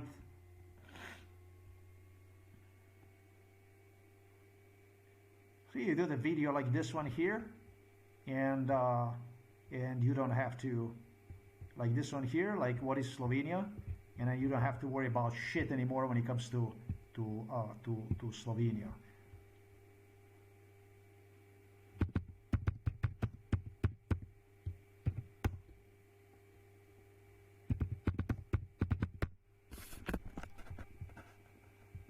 This is the friend of the. This is a good friend of the Norwegian King Harald. Kom till Norge. Velkommen till Norge. Yeah, there you go. Danes sem tu v Trbovljah zaradi pravic žensk, zaradi enakopravnosti žensk.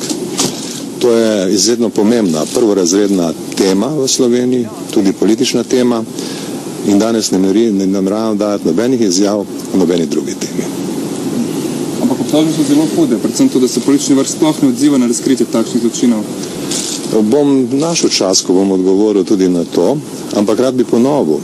Danes sem tu zaradi prvorazredne teme in o drugorazrednih temah ne bom govoril. Spravi so povedali drugorazredne teme. Politične manipulacije okrog tega so. Še kakšno vprašanje? Medijacija z Hrvaško tudi drugorazredna tema? V primerjavi z enakopravnostjo žensk, da. Vendar so v rovih tudi ženske. To ne vemo, to naj raziščejo ljudje, ki raziskujejo. Hvala lepa. King Harald of Norway is on the same level as the man whom you have seen he was meeting with, the King Harald Norske med Baba. Cry to me about how the Dutch, how the Germans came to the Norway, and they took over the Norway, and yeah, but that's a long story, man. The Germans really did bad stuff. I'm not advocating Germans, but for fuck's sake, I cannot also advocate psychiatric hospitalizations of the German children, actually children that came out of German-Norwegian relations forged during the World War II occupation of the Norway by simply killing these children. King Harald was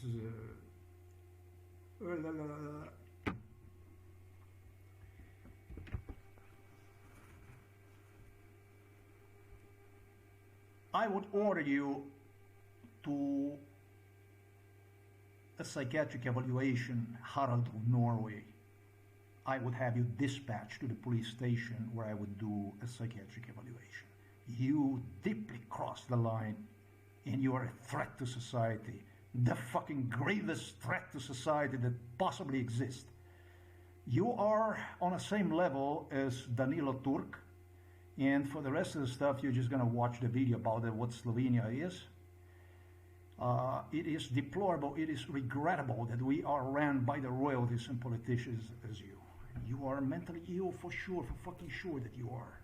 This case proves it, beyond any doubt. Thanks for watching this video. No, I don't sympathize with the Germans, whatever, with the neo-Nazi Germany and so on. It's just so regrettable that also in the black community,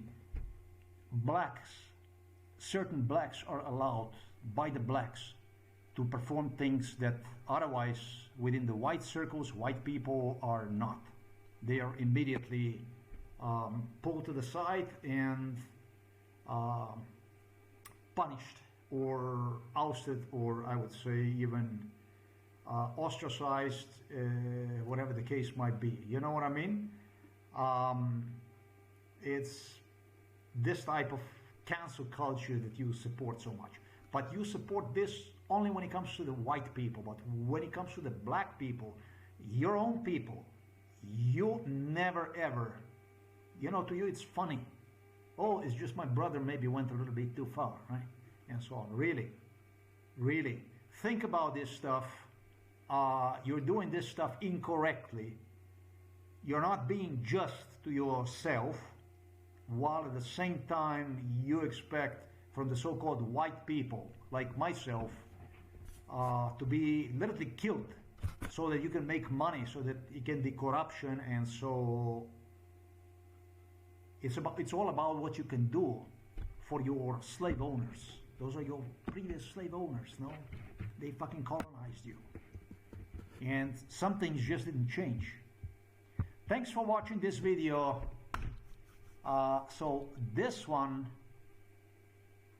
was for United States of America. This one was for the Germany. This one was for the Sweden and for the Norway, for the greater than Great Britain, from the Netherlands, Holland, I should say, Belgium and France and Italy and Spain. All of you that I advocated you so much until 2016, I hold it to it. And then I couldn't. Your fucking Obama presidency almost got me killed completely. I couldn't hold it no more. When Trump became a president, that shit really almost terminated me. That was just too much love involved in it. I couldn't take all the hit anymore for the stuff you guys practically enforced throughout MKUltra. I couldn't do it anymore. So just as I promised you at the beginning of the video, I am going to go and what I'll do is I am going to play you this one more time. If you did not, I want this post here. It's brilliant post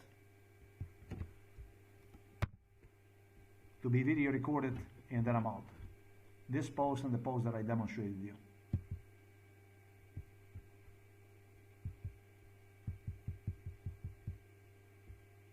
You may want to use the pause button if you like.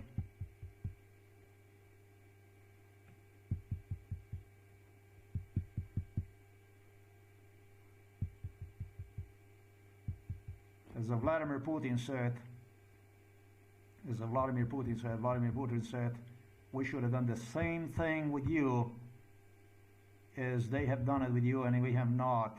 And he did so much bad stuff. Beginning in 2009 they did this, and in 2010 they did this in the United States of America. Did so much bad stuff that, and he told me this, Vladimir Putin told me this, we did this stuff so much that we want to make sure that we never see you in Russia. That we never see you in Russia. That's why we did it. And this is the technology that Americans, British, Germans, Swedes, Norwegians, Polacks, even Polacks and Ukrainians started to do that stuff together with the Belgians, with the Italians, Canadians. They started to do this stuff already in 1998.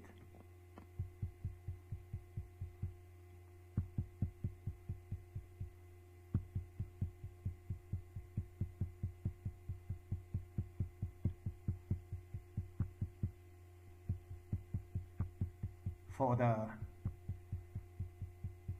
thumbnail, I'm going to use this picture of Donald Trump, like this one here from Donald Trump, this schizophrenic picture right here. Trump tells Norway he no longer feels obligation to think only of peace. That's the one. The schizophrenia is what I'm going to use for the thumbnail of this video, you fucking shizos, sickos bastards.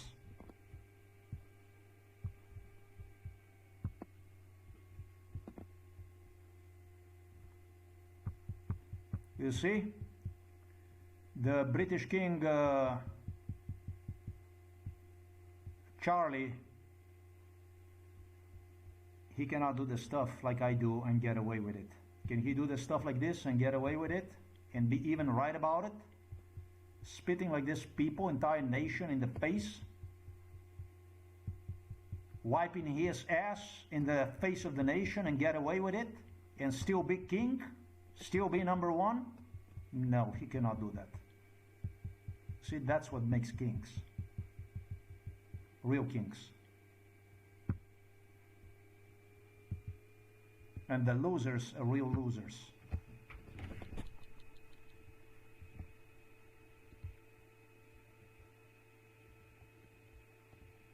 We're going to put this picture and we're going to put the other one as a beautiful, beautiful thumbnail.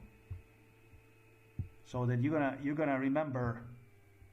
That's the video about the Slovenia I dedicated to the Slovenia, right here. And this one is dedicated to you, scum.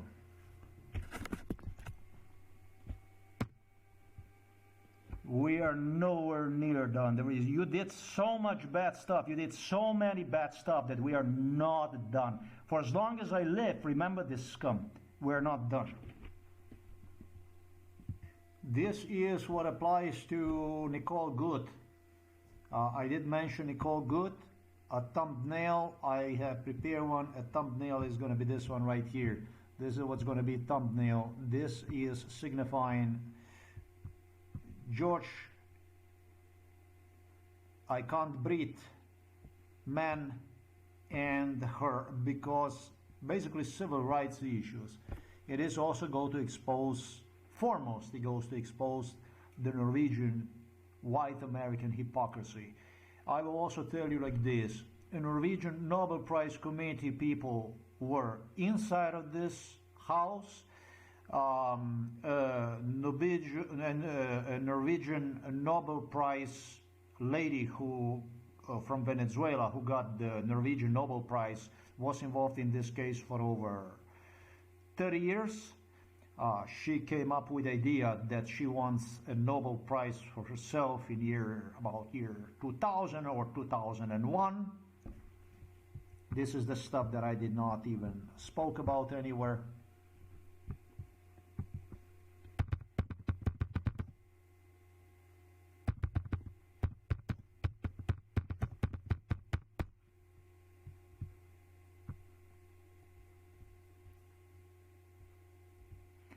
Maria Corina Machado demanded a Nobel Prize for her beginning year 2000 at least. This is the lady that you see here. This is the way they do the Nobel Prize, ladies and gentlemen. She was called as extremely talented lady, has got a strong connection with Ursula von der Leyen, Merkel. Through this case, there was nothing that wouldn't be possible. She already secured good stuff through this case. I don't know what it was, whether it was related to education, whatever it was. She was just like Barack Obama, glued to this case and was sucking like a leech, meeting with the politicians inside of our house in the Norway Minnesota, doing the whole career, absolutely everything through this case. And the rest I did explain to you, that it was decided in, again, continue to renew these wishes to obtain the Nobel Prize in 2006, and then in 2008 it was already decided she's going to become a Nobel Prize nominee. This is the way it was. This is the way this stuff was. I did go on the blog, the way this stuff operated, that they work, the way they were meeting in the background, and this is what they build their agenda out of. To me, this is just simply, when I think about this stuff, is disturbing. Nicole Good, I have described her here. This is what I best described her. This was a hypocrite. This was a white hypocrite from Minnesota, whom I was willing at one point in time even to get married with. She, however, had problems.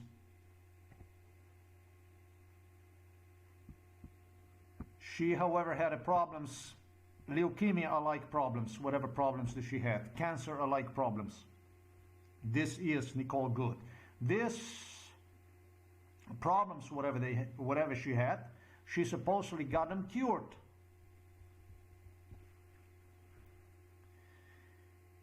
But was extremely troublemaking and was making life miserable, impossible for her parents, who didn't know what to do with it, and apparently started some kind of a hormone therapy. They threw her on a hormone therapy sometimes, like in 2002, something like that. Later, she married a female, as you know. I think I did mention something about the hormone therapy. I did not? Okay. She started the hormone therapy sometimes in 2002.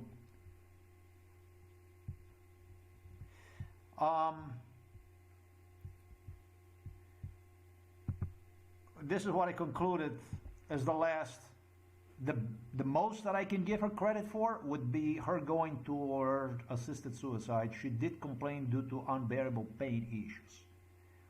Assisted suicide issue, which in Slovenia not too long ago Robert Golob, Milan Kučan had with Borut Pahor, Tanja Fajon, Danilo Turk, they had a referendum on assisted suicide issue, something that has been already approved across some European countries. It was a big deal during MKH. It was a big deal. I told you, pushing me into the suicide was just a sport. It was just the fun stuff for the royals, for the presidents. You know, based on the stuff that I talked on my blog already in the past, and the stuff that I talk about, do you get, but comparing this to what you see in a real world, the stuff that you see, are you getting somewhat the idea about the type of people that you have in your top government positions? Do you see how my blog is related to their personality, to the news that you read? I mean, you do get this stuff. The Nobel Prize Committee was inside of our house. They did arrive to our house. And believe it or not, crazy this stuff as it was, they even suggested that if she would give the Nobel Prize to Donald Trump, that what they would do is they would give the Nobel Prize to me. Here I have to be, you have to understand and wish to continue to get to this news here. I did explain to you about her meeting George Floyd. I can't breathe issue, who was also involved in this case heavily.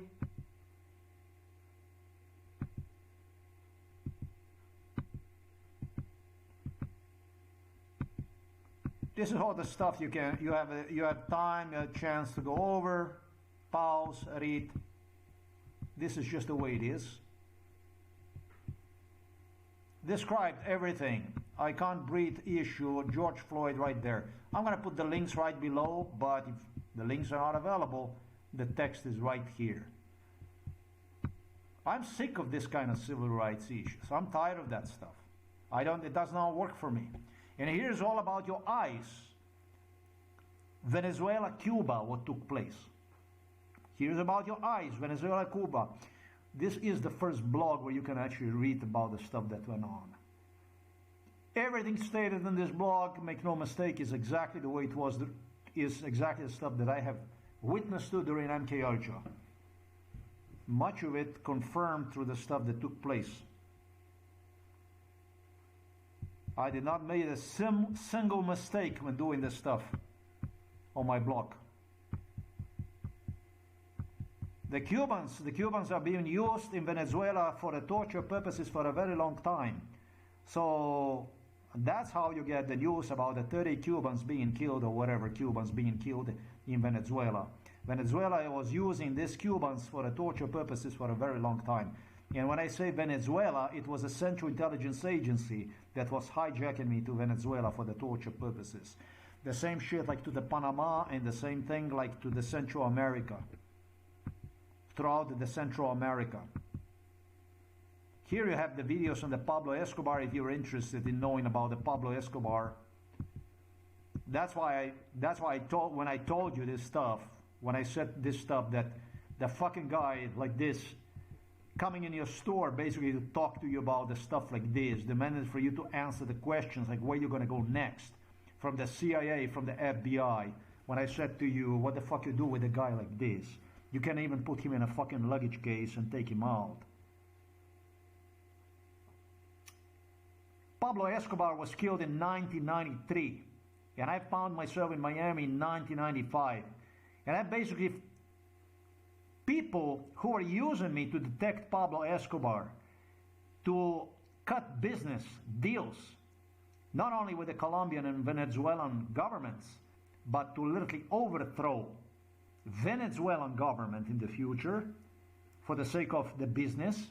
And this is how they starved Venezuelan government. See, U.S. government literally starved the Venezuela so they could portray Donald Trump in the future as a savior of the Venezuela. They wanted to portray Republican Party as a saints, basically.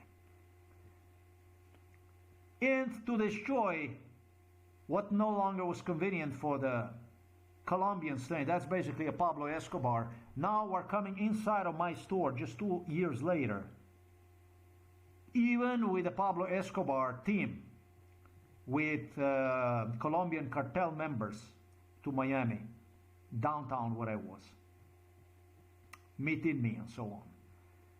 In a store that was bugged by the CIA, that everything was bugged. This was basically insane, with the CIA standing on the corners of the fucking building at times.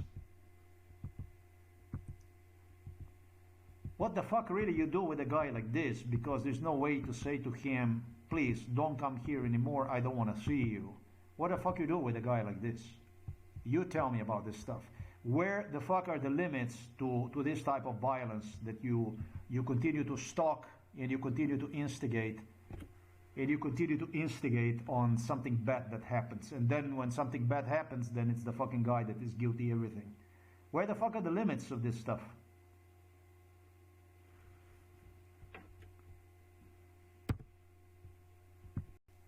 Is $2.3 billion in a parenthesis mistake is what a Japanese emperor Naruhito and his father Akuhito have used me for, together with Barack Obama and Erica Folder, with literally my being hijacked Mark Saylor, United States of America. You're gonna see the card that doesn't, the brakes don't apply. The recall of the Toyota where the brakes simply would not,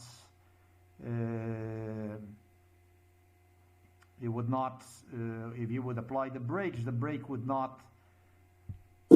it showed a blatant disregard for systems and laws designed to look after the safety of consumers. Since everyone blamed Toyota, the company ended up recalling 10 million vehicles in just 2 years. They paid a... Now this brother... This was a great success of Barack Obama and Eric Holder, who would use exactly the family that you see right there. For me to reject their women and to have nothing wanting to have to do with them. Went into this dealership, bought this new Toyota, and through the Central Intelligence Agency, FBI, have engineered what is known as controlled by the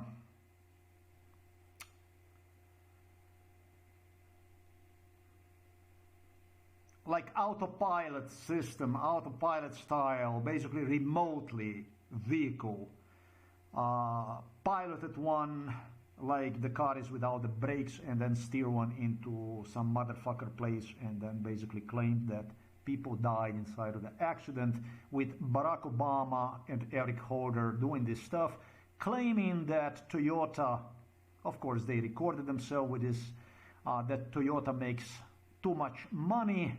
And I know the Japanese, that's exactly what the Japanese would do. They would do this kind of stuff to, you know, basically I can sell you the car brand new or from $10,000, car that is worth $20,000. Of course, if you sell me maybe rockets or whatever for, let's just say you sell me a building material also for the half of the price to me in return and stuff like this, we can do that. And that's what NATO countries, that's what allies of the US, that's what the US does tremendously a lot. That's basically, it's called the money washing, laundromats, washing the money wash, you know. And that's what United States of America and Japan do enormously, that kind of stuff. And they do it together with the Germans, and they all do this stuff. That's how they do the business. That's how they do. So it looks like Toyota made enormously a lot of money in United States of America. And it looks like there was a problem with the brake system. There was a problem with this. It did malfunction and so on. And so what they did was, since, you know, they were making so much money, they positioned themselves in the eyes of American government.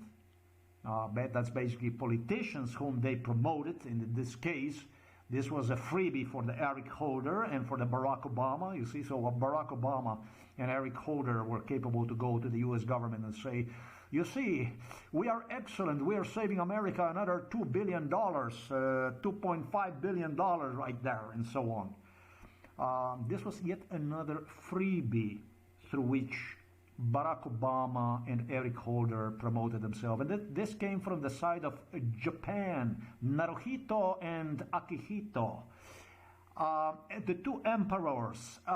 The Danilo Turk issue that you see here.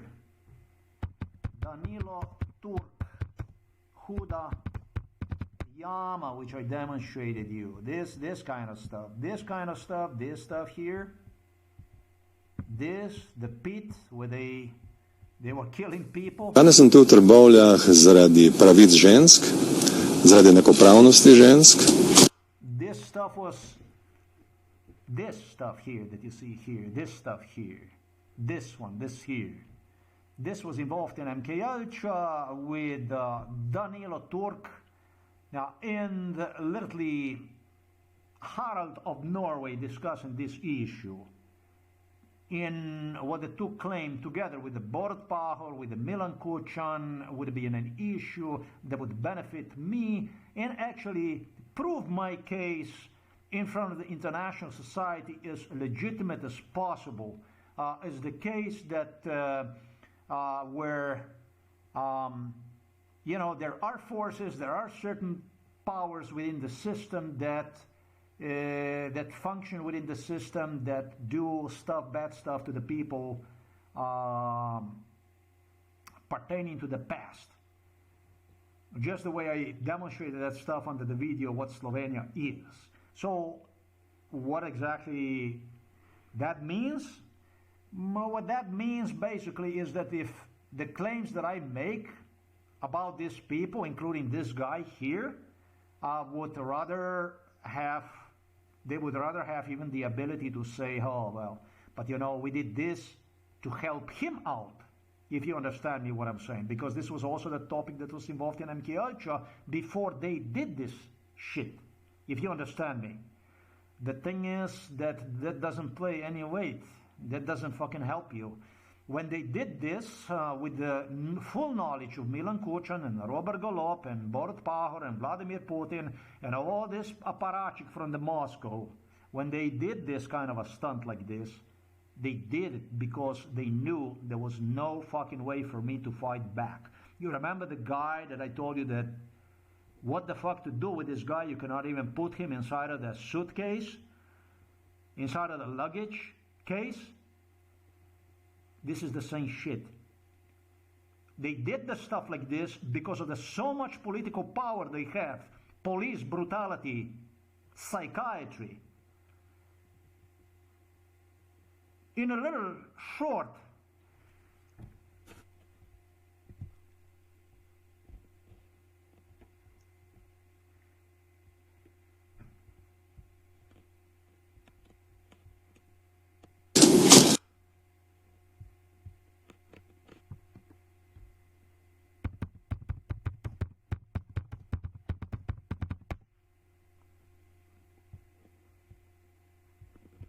This was the year 2009. This was the year 2009.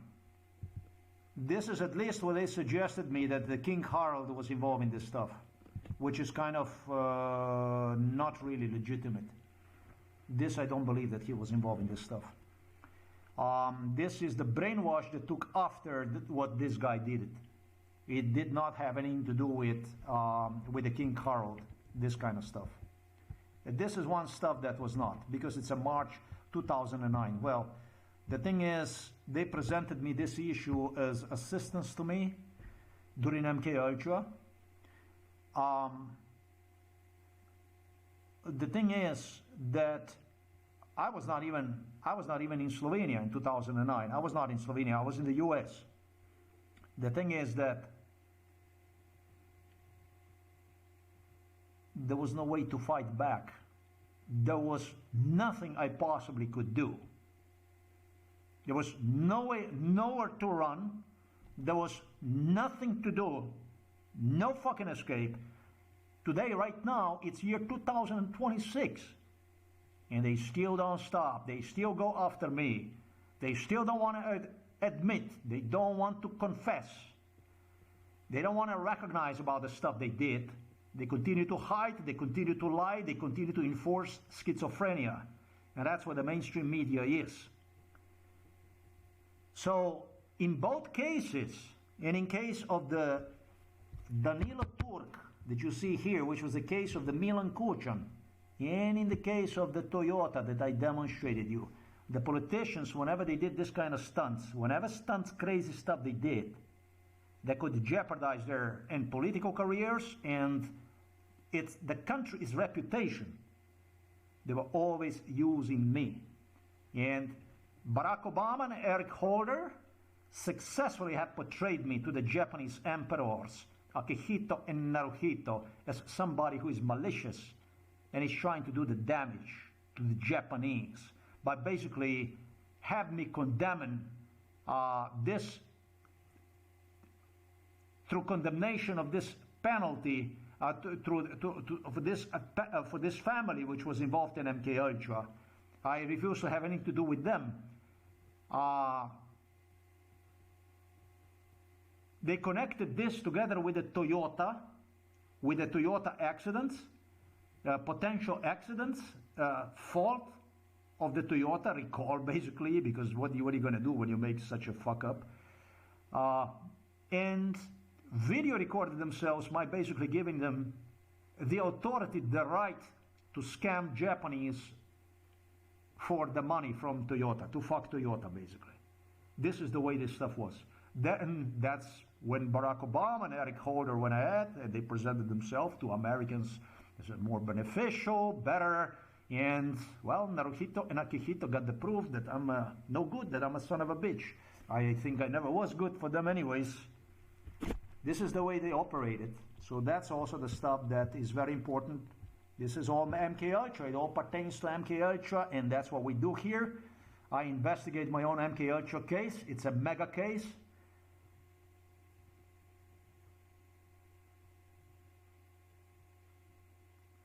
I'm proud to have exposed you for what you really are. And let the average person, the people that watch this program, start to understand how you function, what the stuff that you do under MK Ultra, how you do the stuff when it's a high profile like this, what the people are used for. What the human conscience that it becomes loyal to you, that becomes enslaved through the losses that you continue to inflict on one. What you do with one, what you do with the humanity, what happened to the humans that turn their backs to their own conscience, what happened to them. That's exactly what happened. Whether you work for the CIA or whether you work for FBI or whatever the fuck you work, police, military, whatever the fuck you do, don't think that you're any better than I am when it comes to, or I should say that you will be treated in any different light than I am.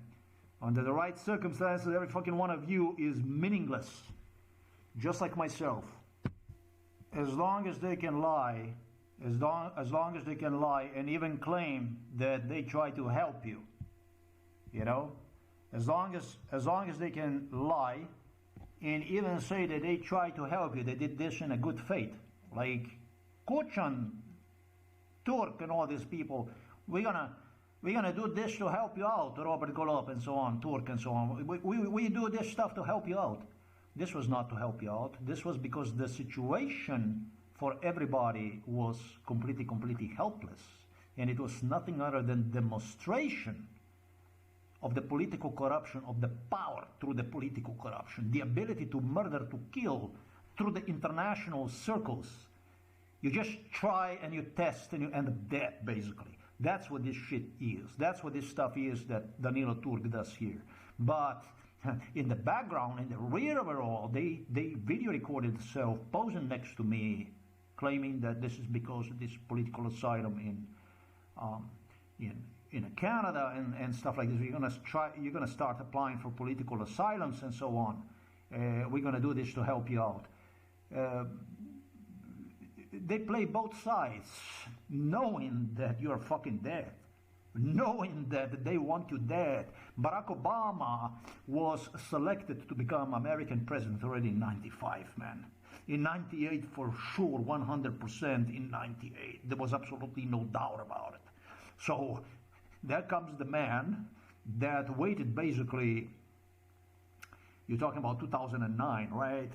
You're talking about at least 14 years waiting to become a president, selected already to become a president, becomes a president, and you think that a small guy like yourself, like myself, whoever, that he would change the mind of the politicians? I should say, like Japan gave like $2.3 billion. Norwegian gave Nobel Prize. Germans gave, I don't know what the fuck they gave. Everybody gave. So that he would shine, you know, so that he will be a shining star. And you think you can go and you can stop him, stop this level, this type of corruption by yourself, that you can actually do something, man. They fucking squeeze you like a fucking ant. You know, they prepare themselves for whatever country the fuck you would go, you would end up as dead. This is what we need to talk about, because now the time came for us to talk about the stuff that you did, scum. It's very important for me to declare this stuff here. Yeah, you watch this recall from Toyota. Barack Obama, Eric Holder, they did exactly what I stated. And Barack Obama and Eric Holder told me it was Mount Everest of torture. It was total killing. That's how they get the words, whatever they wanted to hear out of me. Whatever was something disgusting they did, that's exactly how they did it. And they refer to me as, oh, well, he is American. He is not so bad, you know, in such a way. The people that would do the stuff, bad stuff to you, it was always be a CIA, FBI, whatever. They would portray them as, despite bad boy as you are,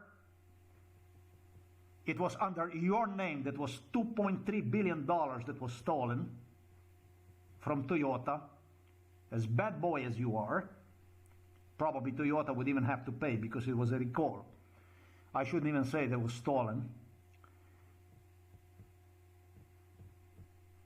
As bad boy as you are, it goes under, and this is how they basically build curse against you.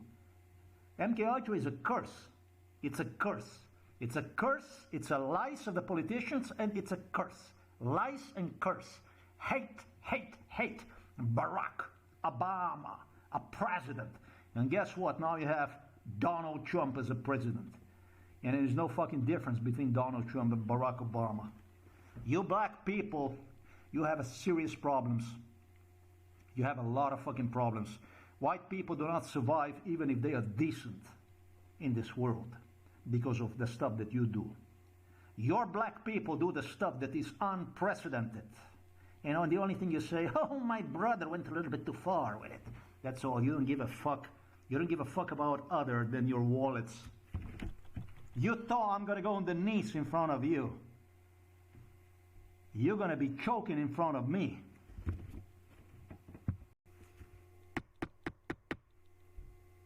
Not in front of you, and not in front of your owners, your slave owners as you were. Not in front of you, and not in front of your slave owners. You understand that? Not in front of you, and not in front of your slave owners that are located in London, in Oslo,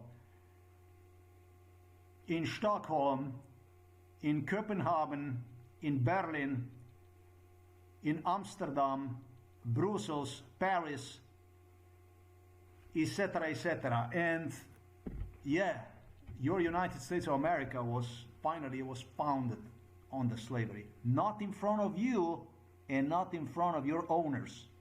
You understand? Not in front of you and not in front of your owners. Not in front of you and not in front of your owners. Not in front of you and not in front of your owners. That should make you think about that stuff, about the whole fucking thing. Not in front of you and not in front of your owners. Your owners. This case proven is your owners. You understand? Not in front of you and not in front of your owners. Civil rights. Norwegian-American war. Trump. Conspiracy. Hypocrisy. The thumbnail was upgraded because this, after all, did have a lot to do with Barack Obama. So yeah, you're gonna see this basically added to the thumbnail, and you pretty much already know what exactly this thing here means. This is how the societies are ran. This is what my case was based upon since 1995. They did it like this. I thought this would be important.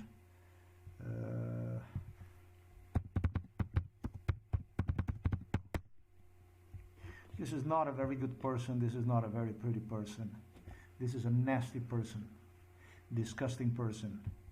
This person, just like for other crimes, solicited this property here through what he presented me before purchasing these properties, just like what other politicians did, just like what other royals embedded in MKUltra, their daughters. He presented me this property as my future home. So he posed next to me and he protected himself from this purchaser, any potential claim with what would be even him coming out and potentially say, oh well, you know, I had only good intentions. He had too many good intentions. He had nothing but good intentions. They all had good intentions, but the problem is, today, I am still alive. That's all. Thanks for watching this video. Just as I thought that I did finish this stuff with the video, that is it. I did not. I did not even finish this stuff. This stuff is actually totally impossible to tell. This stuff here, completely impossible. Miran Sudin was heavily involved in this issue. They had people such as Loise Peterle, they had people such as Dmitry Rupel, Janez Janša. This was not even Milan Kučan, everything. They brought entire Slovenian delegation here because it was Polacks have used Robert Golob, Milan Kučan, to solicit the money from the British royals, from Americans, basically from the West, from the funds for this improvement of this place here.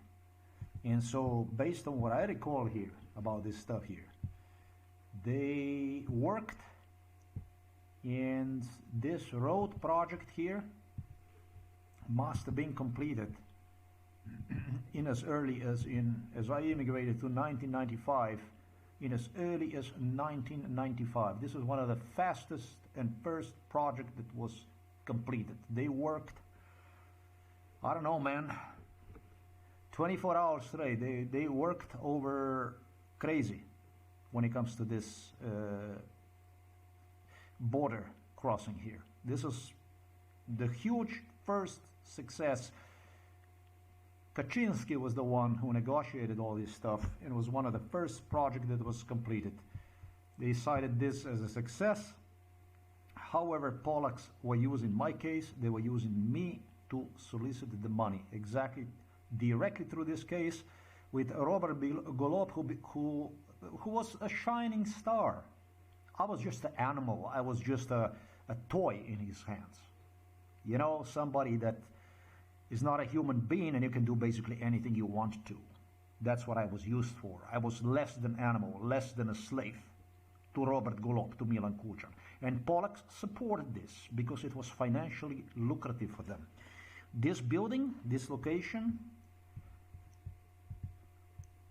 was matched closely, very closely, with another 3 locations with the Slovenian police that would, together with the Russians, they would deliver me to another 3 similar looking to this place, locations, border crossings, or whatever the fuck they were.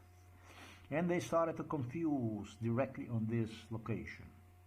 They started to do their schizophrenia so that I would not recall absolutely anything about this location here. So what's up with this location here?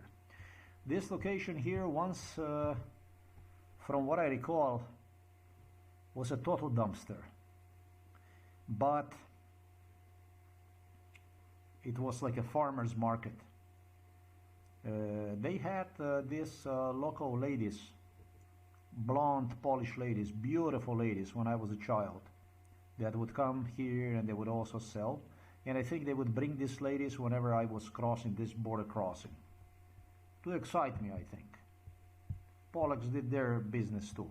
They noticed that I like this blonde ladies, Polish, and that's what that was.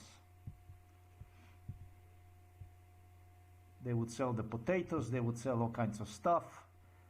And then, I believe, it turned out to be violent afterwards, more and more and more violent. And I think to lift my spirit that they completed this project, the project that you see already here, that it looks, therefore this portion of the building, I would say,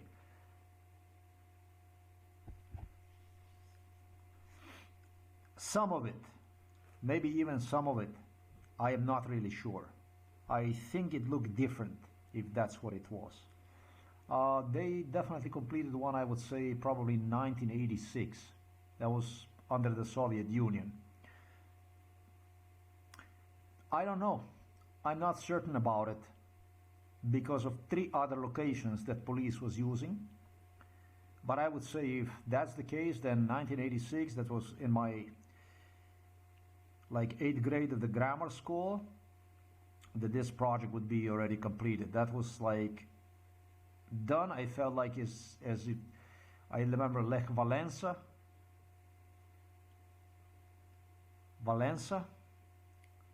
like to lift my spirit, I would say. And then, so this road, 1995, basically right when I immigrated to United States of America, I would say.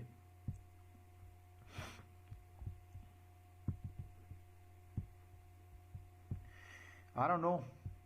They say that they improved the parking in the back. This is yet another issue. It was not only 3 other locations, but they claim that they improved the parking in the back area just to add the extra parking lot. That was the last thing they did. That is difficult to believe because this parking lot, the way they have this stuff done here, it appeared to me also as if they would use people literally, it made me feel like it was a valet parking. I'm not saying that this was a valet parking. Most likely that this was not a valet parking. But yeah, I can say that the rear parking lot, I would say that this became privatized. This parking lot. It was something like this that they privatized, yeah. So upon the fall of the Soviet Union, that kind of stuff. So this most likely was really fixed. This parking lot enlarged is one of the first issues. 91 was the fall of the Soviet Union. So you have already people fighting for this parking lot here, for this stuff here, whatever the hell it meant. Well, young people, locals, unemployed, employed, whatever it was, and then there was some uncle that knew how to twist the money around, and that's basically the way it started. 95, I would say, I was in the US, and so I saw these guys here wasted that time, 95, 96, 97. yeah, I would say like 98, and then I really don't know what happened because this became privatized, this place here. So this is it. These are all the information that I give you. It's very, very useful for me. Let's go to this building here. This building, however, has it like in such a way that's at least what they brainwashed me, and I don't know how much I can rely on that information about Miran Sudin. That's an animal who came from Ljubljana, the animal from Celje, the personal deputy of Milan Kučan and Borut Pahor, Robert Golob, originally from Celje area, who came to Novo Mesto from Ljubljana on November the 30, 2024. Believe it or not, that's already, wow, it's now 2026, time is flying like crazy, to basically hospitalize me. Well, he came to do the procedure based on MK Ultra, to hospitalize me, to throw me into the psychiatric hospital with this animal here from Novo Mesto, a physician who was also involved in MK Ultra. And this animal, he was extremely violent animal, this Miran Sudin, who observed this, was coming with all kinds of conspiracy theories together with Robert Golob. They wanted to make sure that I would not remember absolutely anything. So yes, I am sure, I'm going to put it like this, that this building was actually completed in, I estimate maybe even in 1986. This was a job from Lech Walesa. I'm not going to even say that this was a job from Lech Walesa. Should I even say the fact that this was a job from Lech Walesa? I don't know.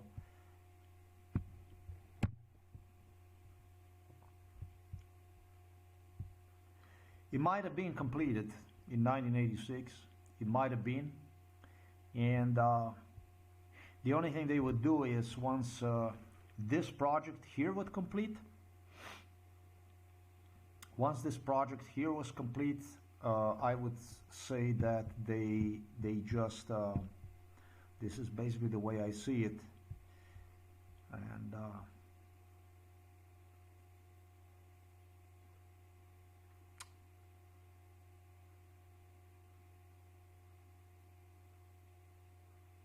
they might have improved the way it looked like, the external impression about this place. Yeah, they insisted me that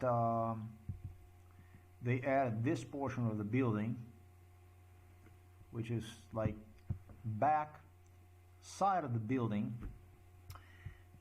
but yeah, I already uploaded this video to the internet and it's not even over. What you want to do, maybe you want to pause this and come back. You're watching this already over 4 hours. This shit is crazy. That's how much of this stuff it is. It's not easy to do this. When you go to this kind of videos, my God, you got like fucking work, and you go and you talk and you talk and you talk about this stuff. Okay, so that was already a much better. It's called Agrostop 2, Katarina Grabowska. And if you try to zoom yourself inside, it just bumps you out. And then you find yourself like this. You don't have any kind of ability to see this parking lot, which is quite fucking stupid.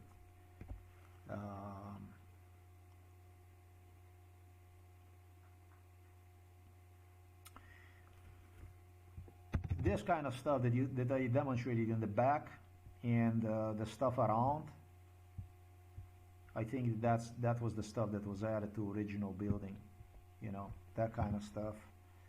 If you go and zoom yourself inside like this, I think that 1986 was just this portion of the building here that was completed. We're gonna take a yellow one. I think that 1986 was just this portion of the building here. Yeah, 1986 I would say was just this portion of the building. As for the rest of the stuff, this kind of stuff here, this kind of stuff here, this kind of stuff, I think this came with the extra afterwards. And thanks to Lech Walesa, I'm not even sure about this stuff. No, because I remember that they would come and they would sit here, you know, that they wanted to have like in the back of it, like a place to sit and stuff like that. They were very, very comfortable. Very, very, very difficult, this shit, to tell about this stuff.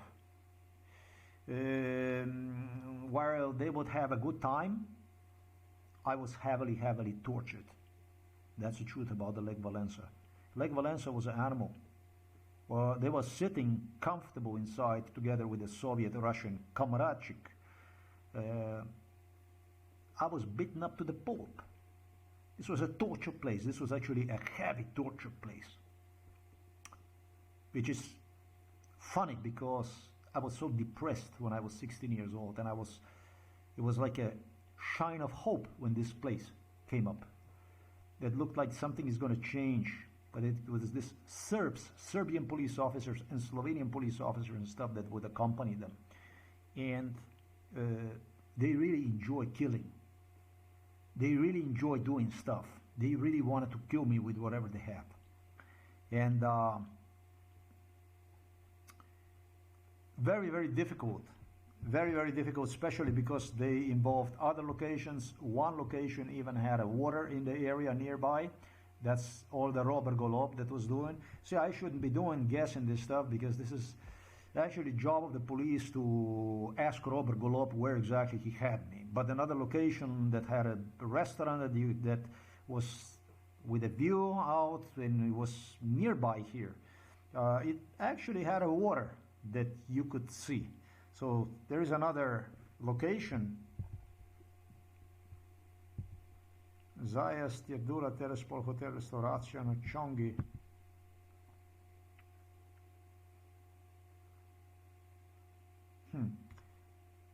Yes, sir, this must be also across the river. Across the river, these people are very much nicer people. These people here, these Polish people.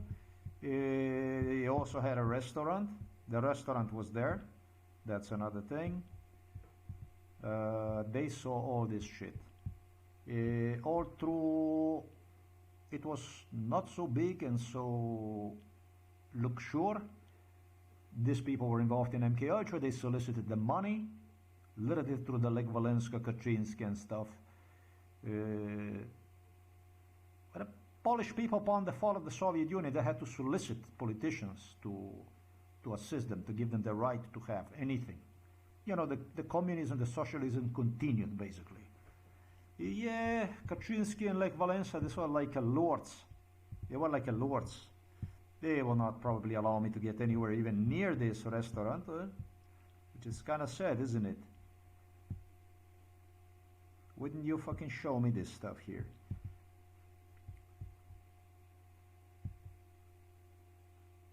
Do you see what I see? Yes, you do.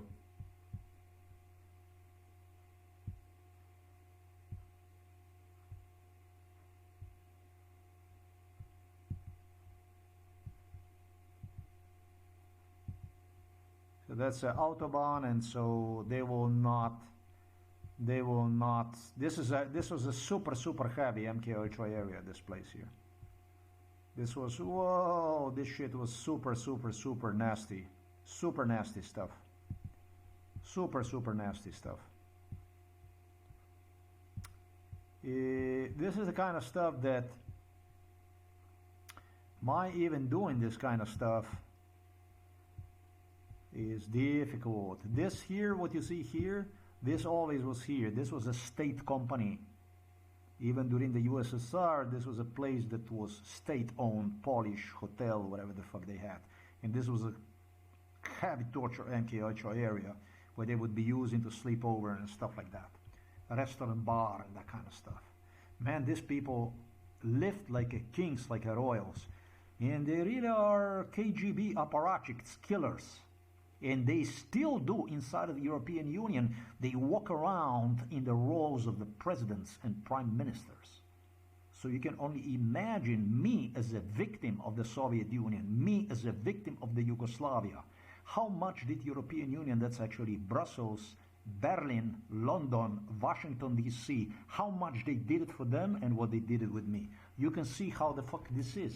How would you feel if the murderers, killers yesterday did stuff to you and the system apparently falls down? It's a new system that is established, and you continue to watch killers, assassins, murderers parading around like a presidents and prime ministers, targeting you with ambulance vehicles, with the police basically stalking you. How would you feel in this kind of country? Well, that's European Union. That's a Brussels, that's a Ursula von der Leyen. King Charles, you're Charlie from Britannia. This is what this shit is. You fucking animals, if it was for me, none of you would exist. None of you, together with your apparatchiks that you continue to defend. You are not my friends. You are not my allies. You are my enemies. You are the enemies that if it was up to me, I would have killed every fucking one of you. I would have cleansed you. I would have cleansed you the same way like a Stalin purged people in the Soviet Union. That's how the fuck I would cleanse you, together with the Robert Golob and with the Milan Kuchan. You don't fucking tell me that you are King Charles. You don't fucking tell me that your name is Donald Trump and you're President of the United States of America. You don't fucking tell me that you're Ursula von der Leyen and that you are, I don't know what the fuck you are and so on. You don't fucking tell me, because in my eyes, you are a fucking dirt. You are a fucking dirt. You are a fucking scum. You don't fucking talk to me like this. If it was up to me, I would fucking kill every fucking one of you. I would cleanse you. You and your families, the way Stalin did, so that you get to see what the purge means. Because you saw it, you know it, it was your job to put this out. This is not about the Epstein file. This is about destroying somebody's life, targeting this person who was tortured during the Soviet Union, during Yugoslavia, liberated himself, and you're going after, together with the NATO, European Union, together with the Soviet, Russia, Serbia, Slovenia, to kill him anyways. Yeah, I would fucking purge you. Never fucking say to me you're king or something like that, or European Union commissioner and so on. You fucking understand that? You're somebody, whoever you are out there, you have a question about what I would do with these people? Purge them, kill them together, entirely, together with their families, with their grandkids. Purge them, delete them, wipe them out. Never fucking say to me that you are a president and you're a king and I don't know what the fuck that you are. Ever fucking say that to me. The stuff that I told you right now is what Robert Golob was saying to me during MKH, already during the Soviet Union. We're never going to cease to exist. You're going to see us as a presidents. You're going to see us as a prime ministers on the top positions. You're always going to see us. The system is going to change, but you will continue to see us. Never ever fucking say to me that you are a president, that you are king, that you are a European Union commissioner. I don't know what the fuck that you are. You never fucking say that to me. This shit here, this was a state company here. This was owned by the Polish state. It's just well renovated, basically. And maybe something is added to it, but this shit always was big. It was, you could always see one. It was always there, and it was big.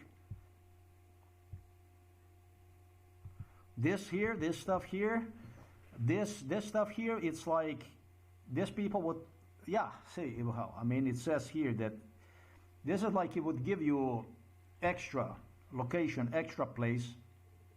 This shit supposedly was like, you know, this stuff is completely new, because they solicited the funds and they started to build this, upgrade this whole property, which you cannot even come close to, but this stuff already existed before. It was not as big as this shit. It was a police station where they would kill me, torture me, and right next door, where they would have no facilities anywhere for these special guests, they would allow them also to stay here. And when I say allow them, I'm talking about these animals right here, the police.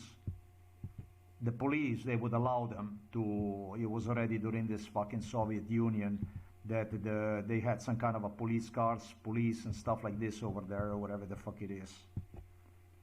It's right next door, right next to it. They don't want to demonstrate that because they don't want me to recall the Soviet Polish police.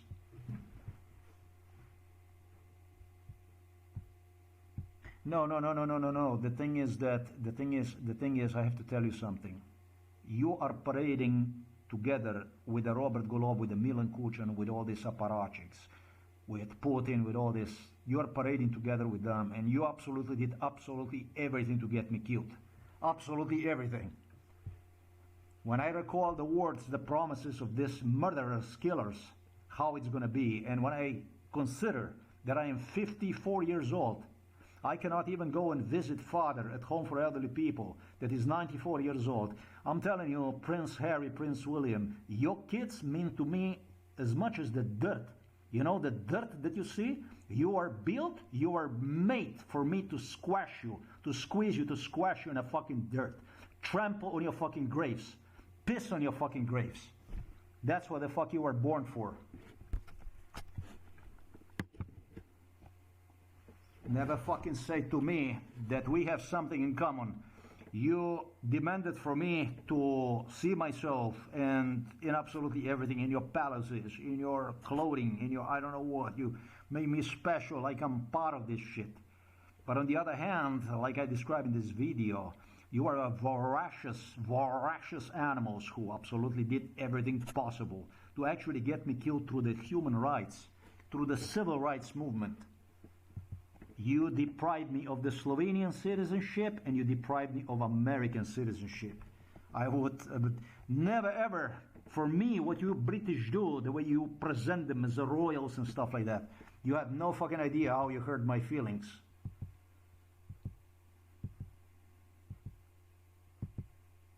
They don't show, this is inside, this was newly built, the stuff, it was upgraded, this stuff here.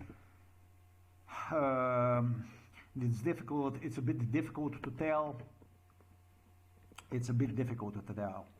But I think that what you see right there, at least, I think that this was located in an older portion of this building.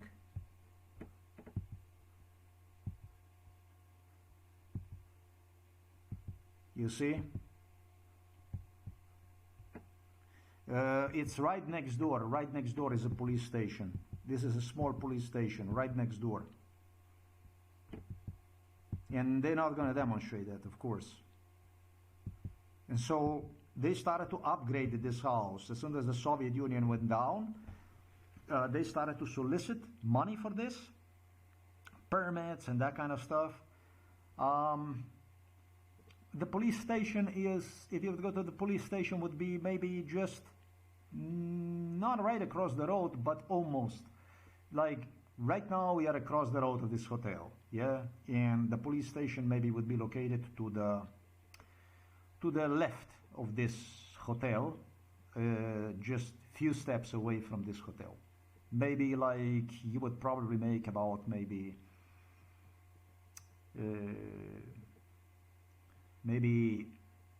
I'm thinking about maybe 20 meters, something like that, 30 meters away from this hotel would be a police station. This police station, the size of this police station exploded.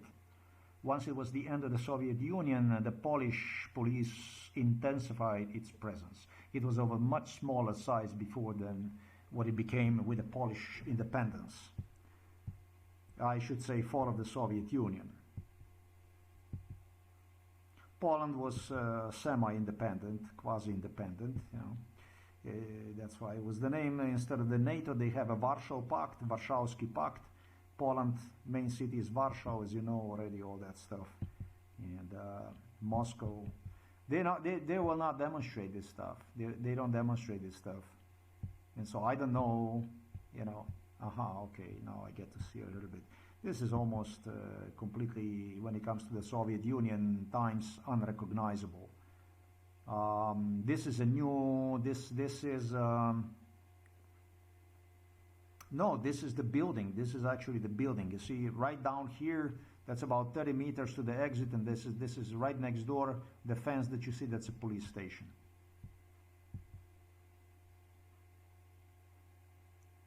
So they upgraded, they made it bigger, and this was always the place for this kind of stuff, cakes, marriage, whatever the fuck they were doing. So this is a semi-old building and also upgraded. They started to upgrade the building, improve the building, enlarge the building, I imagine, sometimes in 2000, in as early as 1999, 2000. They solicited that there would be more money and this and that. So yeah, we can do a little bit of MK Ultra here. I wish I would have seen the, if I had a capacity to see the, I need to see something else here. Okay, we're here. I need to see something else here. So this is this state hotel that I told you this always was. They have these Russian Serbs that would be coming here, but this is a high torture area, this place here. And Robert Golob smelled another location that was similar to this with water nearby, that you could sit outside. At least that's what they presented me. They were confusing on this issue with so much torture. You know, that's why they call it trauma torture. It's difficult really to know what the fuck is going on. And then you have this here. That's totally different. There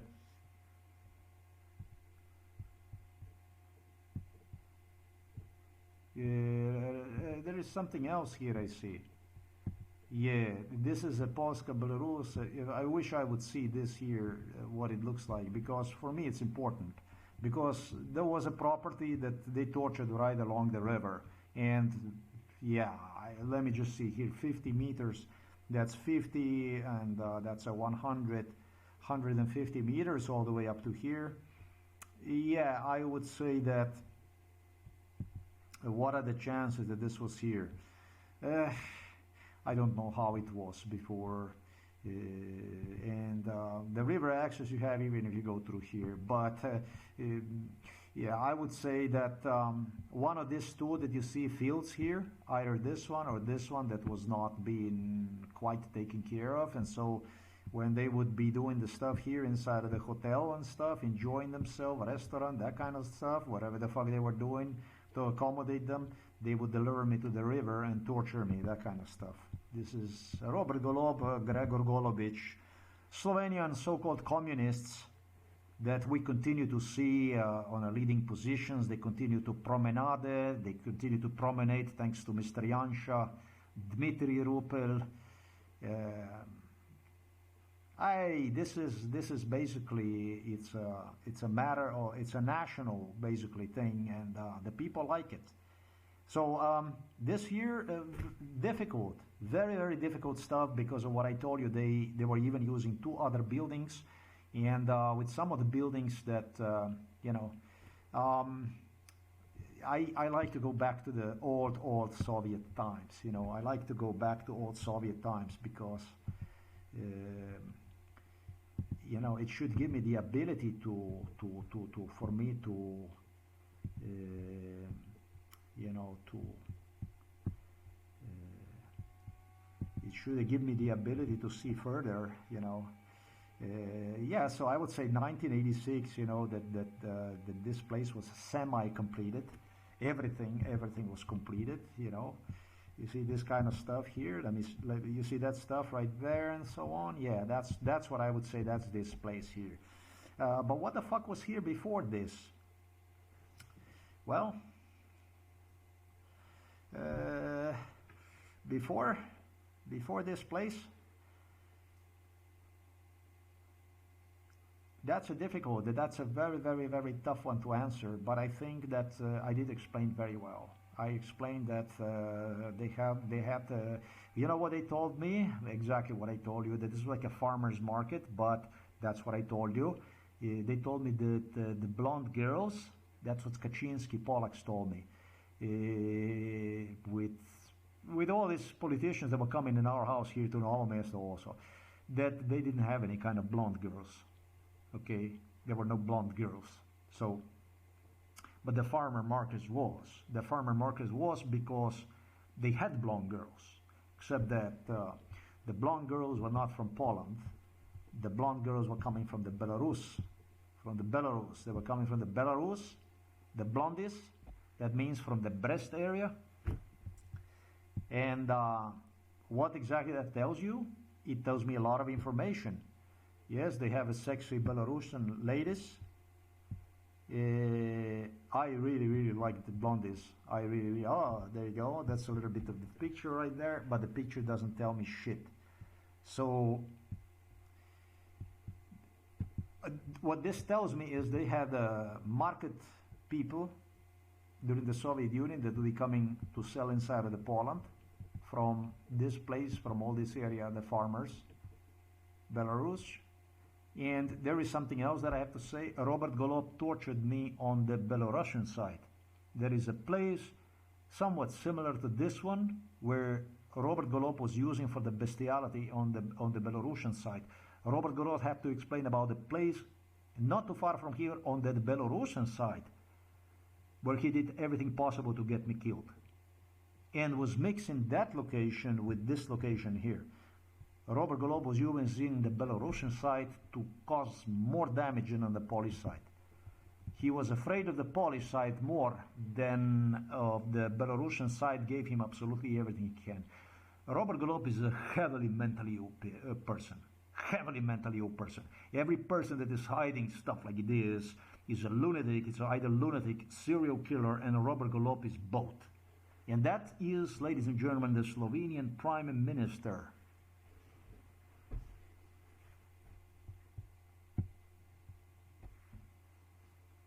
So that's a breast, and I did excellent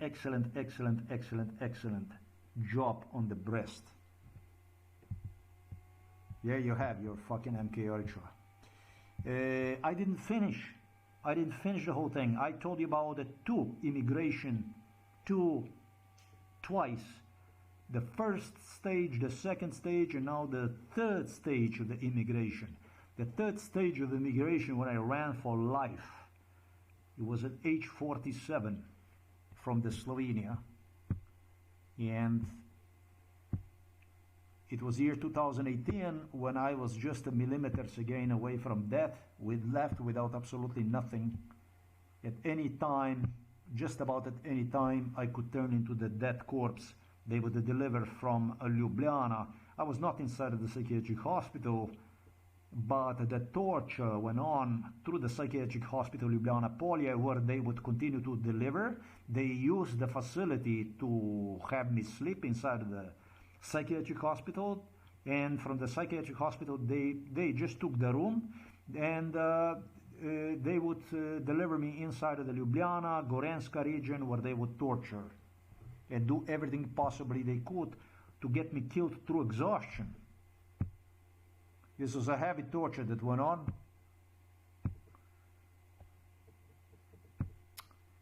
This torture is truly, I have to say, thanks to my parents. They were just waiting to get the corpse back. My parents alone view me as a dead man completely. Just waiting to be returned in a form, in a body bag, basically. This was a 2018.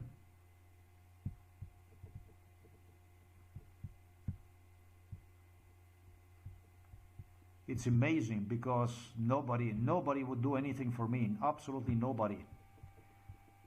But if I would complete the case and tell everything, and then it would be everybody, right? So 2018, I think I had 20 euros in my pocket, and I also paid for the train ticket to fucking nowhere.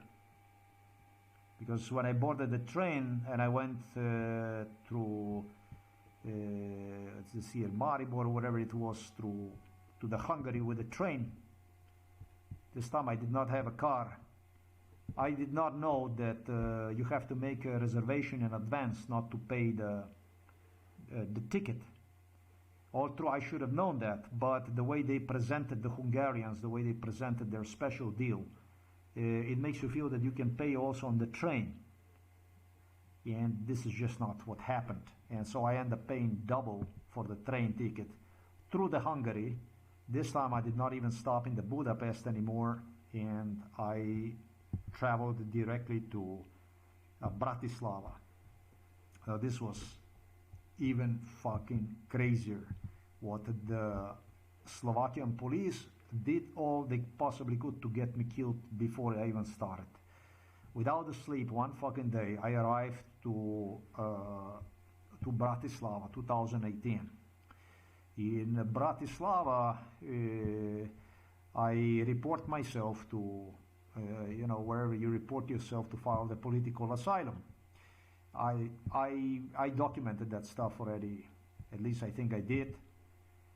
And I think I did, yes. And again, I see everything where they had me, the torture that went on in the Slovakia and the Bratislava. This was a bestiality, total bestiality. I was told to go from one location to another location. They had me walk all fucking night long from one place to another place. Walk, because I had no money, nothing, with the luggage. And so I pushed that fucking luggage back and forth through the Bratislava. Went without the sleep, really like an animal, and made it on the train. Wow, I don't understand really how I survived this shit. Made it on the train. Made it on the train for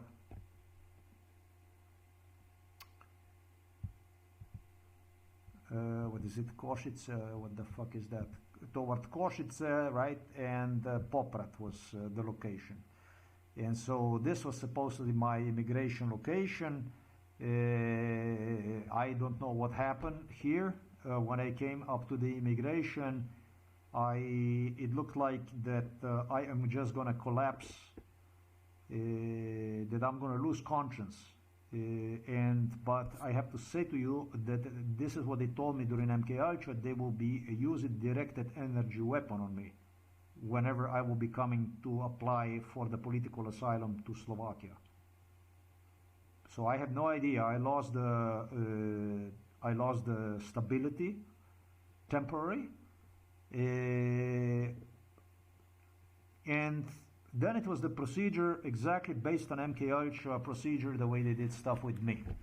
So this was yet another location that was used for torture purposes. Maybe this was the most bestial location in the whole Europe, Slovakia, during MK Ultra. These are absolutely beasts.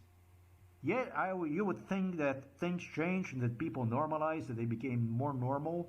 It was so fucking insane that I went another night without a sleep. In the morning, they demanded for me to be quarantined, like people from Africa, Asia. You know, it seems like the Obama presidency did not, they just, every one of these Slovakian good Slavic brothers, they will always go and prove themselves to the Obama, to the black man. So, they can be seen as a I would say maybe to their Slovenian brothers, I don't know. I know that in the morning I didn't feel like staying in the quarantine for 3 or 6 months. I don't know how much they demanded for me to be locked inside in the place where they tortured me already. I collected the stuff and I was out of the door.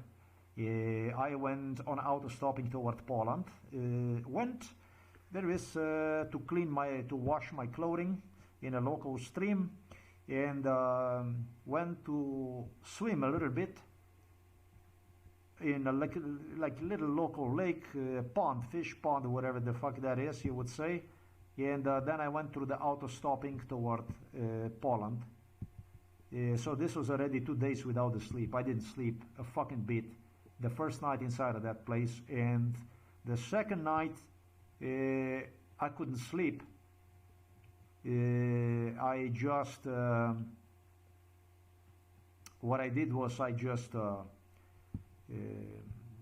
I went for a swim, I cleaned myself, I had dry everything, the stuff, I did the cleaning, I hang the clothing, dry the stuff, prepare myself, and in the morning again I went. This was 2 days without a sleep, auto stopping. We arrive. I arrived to what was known through the auto stopping. Some good people stopped me and took me all the way to this place here, to the Novi Turk, to this location here, Novi Turk, and this was a really, really beautiful place. Everything, whatever I was doing, including the people who picked me up, everything was MK Ultra. Absolutely everything was MK Ultra. And it was this beautiful river that I had a pleasure to visit again. Luckily, I did not drown, because this place was actually used for the Slovenian police even instructed me. They had the people from the village here, from the Krka village, with whom they went on out to swim and this and that and stuff like that, and pose with, like a beautiful swimming place. Well, they have a dams that can pull you under the water and drown you like nothing, basically. Luckily, I did not try the adventure that I was suggested to do with the Robert Golob, with Milan Kuchan, with Borut Pahor, and instead I have decided to get the fuck out of there before I would get killed by the thunders. Heavy thunders, lightning started. I was basically, you could even say, I was missed inside of the psychiatric hospital Ljubljana Polje. Not that I would take off from there, but how the fuck you go to the police station when you are now listed as a mental patient? Basically, you have to do the same procedure as I did the one in Belarus. In Belarus, by the way, they suggested that I was not mentally ill. The thunder started, very, very bad thunder, in an area that I tried to get some sleep. The thunder, the way it was, the weather, I would call it the miracle that it didn't kill me, because the thunder was so fucking bad that it's unprecedented. One day it was without the thunder, and the second day was, well, with the thunder, totally with the thunder. I think that this is the area where I was.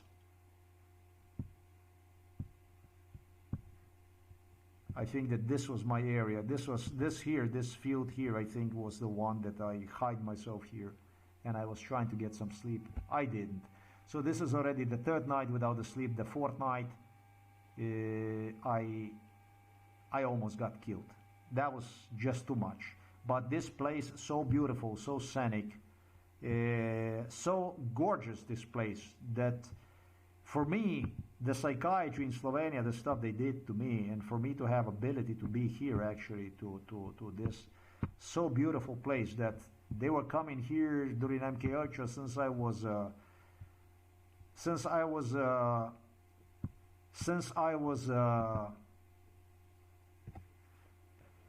man, since 1988, 1985. Maybe I was in 8th grade of the grammar school, less, and they would be coming here to this place. This is such a beautiful place. This view is just like on a fucking movie, so beautiful. And you know, finding yourself like this in a place like this, out of the psychiatric hospital, this is just... I enjoyed it without sleep, dead tired, but it was so beautiful. 4 days without the sleep. I report myself to the local police station here. I already started to do, however, documentaries about MK Ultra. Stuff that I started to do in the Novo Mesto, and Slovenian police would not stop. I continued throughout the trip to and through the Bratislava and through the along the road, and also the same thing took place right here at Novi Turk. I reported myself to the police. At least this is what I think it was here, right? That's the fuck I think it was here. Why they don't show the? They don't show the. They don't show nothing. They don't show the. That's very bad. They don't show. They don't show me the. They really do not show the.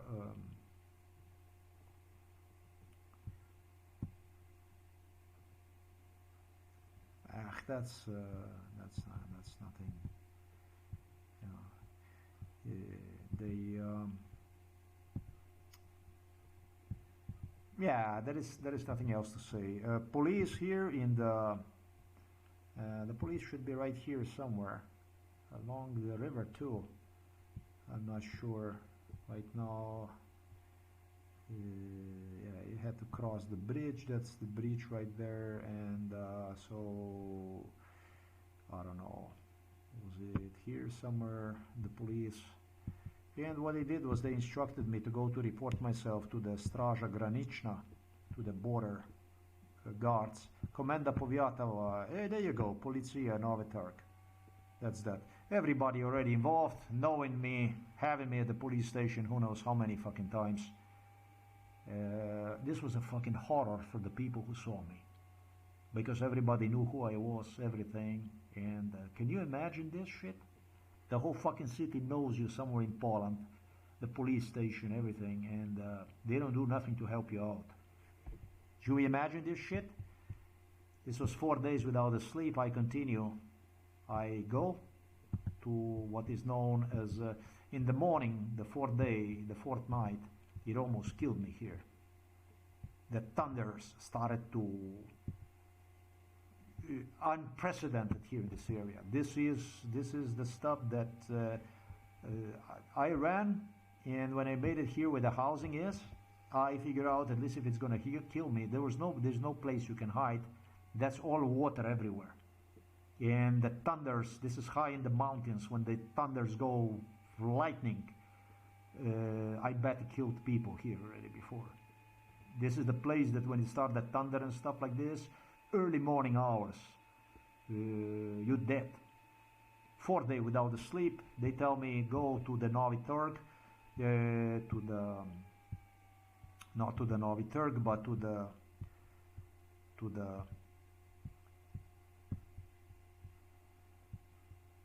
they told me go to Zakopane. Okay, go to Zakopane Straža Granična.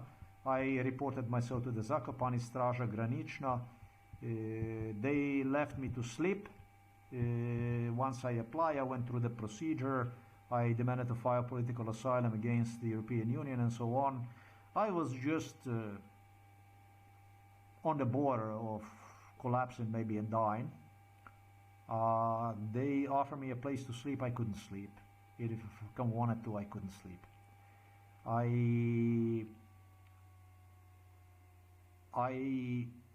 This is not kidding. I was told to go to report myself to the Warsaw, they told me go to Warsaw and report yourself to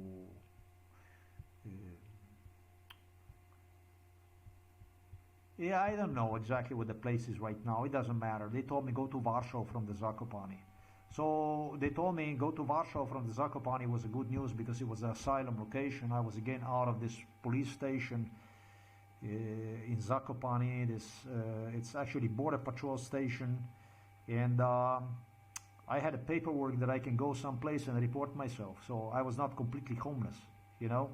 And so what I do is I go and I again bat myself in this water. I see that stuff, clean myself, and then I continue toward Warsaw. Clean, always clean, fixed. And basically 5 days without a sleep, I continue going towards Warsaw on the auto stop. But for you to even make it to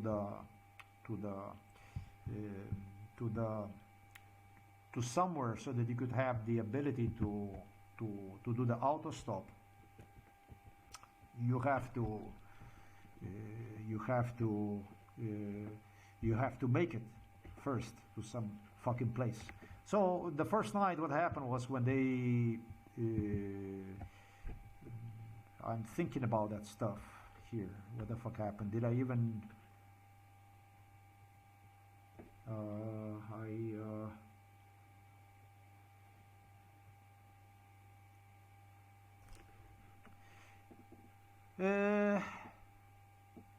maybe I didn't even get to sleep. I don't know if I did sleep with them or not. I think that they did not give me to sleep. That same night, I was told to go to Warsaw to report myself for the political asylum. And so that same night, as I reported, there was no even they didn't give me to sleep. It was something like this. I think they gave me some cans or something, which was really welcome. Some food, I think they gave me, and that was a big deal. And that's the way it was. I didn't sleep anything. They just told me. You go directly to the Warsaw right now in the middle of the night. In the middle of the night, there is nowhere you can go. And well, what happened was I went walking, and it was all based on MK Ultra. I did the exactly same kind of hiking, the same kind of craziness. There was the Slovenian police. The Slovenian police was using MK Ultra staff members, all kinds of people, including the police officers, to test how tough it will be for me to do the political asylum in whatever country. So they tested all the procedures accordingly to the protocol to see how much am I going to have to go through, if I'm going to make it, if it's possible, how difficult it is, and so on. That's why I was not allowed to sleep. They told me, march to the Warsaw, report yourself over there. And that's the way it was. I went on, and that same night I went to continue to walk another 8 hours, the same procedure like I did in Bratislava, basically. Entire night, maybe for 12 hours, I was walking back and forth through the Bratislava till I actually boarded the train, because they were sending me from one police station to another, and it was all walking. And the same thing was here. I probably crossed, I don't even know how much I crossed, but I made a very, very, very considerable distance. I don't know how far the hell I have gone, but I went very, very far that night. And at night time there is no auto stopping and that kind of stuff. I don't know how far the hell I have gone through. Probably the past Norway Turk, I don't know. Far, far, far toward Krakow.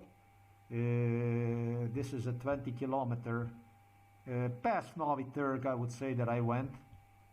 And then in the morning, somehow in the morning hours, I have no fucking idea how, I found myself in a Krakow. And in the Krakow, this is the stuff that I probably did document it. So this is very interesting stuff, you know. So this is already 4th night or 5th night without a sleep. 4th night, 5th night, 4th night without a sleep, right? 4th night, 5th night without a sleep.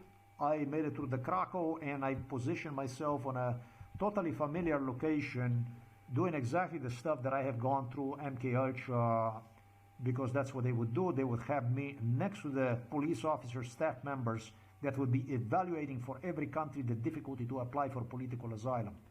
And at that opportunity, I headed toward Warsaw.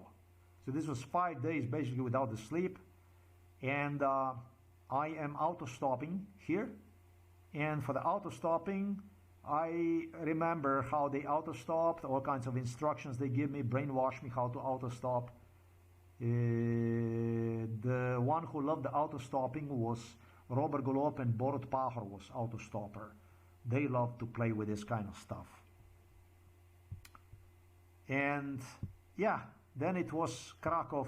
They had people from the Israel, they have Americans, they have all kinds of people that upon the fall of the Soviet Union, I told you about the Hunger Games that went on, the total lunacy before even the fall of the Soviet Union. But when it was the fall of the Soviet Union, the Hunger Games were before the Soviet Union, Polish lunacy, Polish-Czech lunacy. This was a total fucking lunacy. That's how they were bringing Americans and interacting with Americans to, you know, to convince Moscow that they are not really a threat, that they are humans, people, that, in that sense. So I am again picked up by the people, nice people involved in MK Ultra, and they take me closer to. They take me closer to. Let me just see, Warsaw. Warsaw is over there, so that's a Krakow, and then you have Warsaw. Yeah, I would say that. I would say that the way this stuff happened was in such a way that before I made it to the Krakow, that's most likely what it was. I would say that this is what it was. I walking and walking and walking and walking. I don't know how far I went.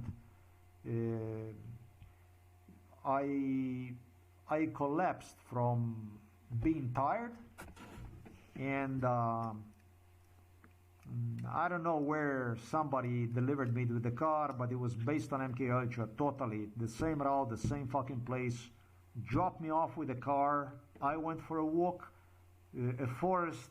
There was some place, the forest, that I figured out it's now time for me to go sleep. And the only thing I did was I just collapsed myself down.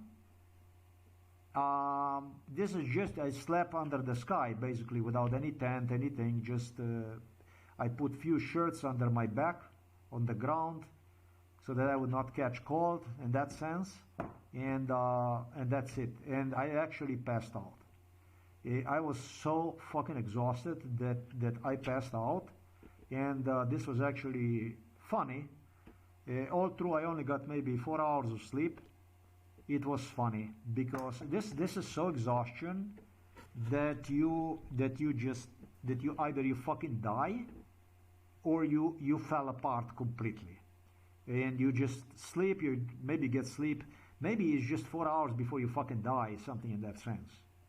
And I got 4 hours of sleep, and 4 hours of sleep. Maybe got 6 hours of sleep. Maybe I did not get 4 hours of sleep this time. Maybe I got even 6 hours of sleep. All the fuck I know is that I was beaten up. The only thing I heard in the morning was, let me just see this here. This was close to the. This is what I think it was. That's the way it was. I hear children singing the song. Polish children. I hear the children, some kind of Christian group, or the children marching and singing the song in the morning. Dead, 3/4 dead. I went and I was right next to the stream, and I don't know, some forest stream it was. And right next to that forest, I was inside of that forest next to the bridge, and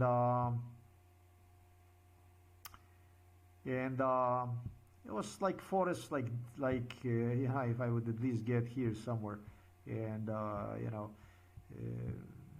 something like this, like a deer somewhere in the middle, next to the stream. This is the way it was. This is the way it went. And in the morning, I hear the children singing and happy singing. And I open my eyes. The children basically wake me up, not too far from me. They were marching with their teachers, maybe a group of 30 children, I don't know. And I look at them, they didn't see me. I look at them through the bushes, through that forest, and I see these children. And it was a nice day next to the stream with the children, singing.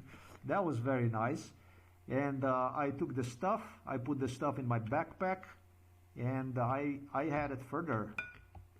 So at least is what I think it was before I came to Warsaw, because in Krakow again somebody picked me up, and I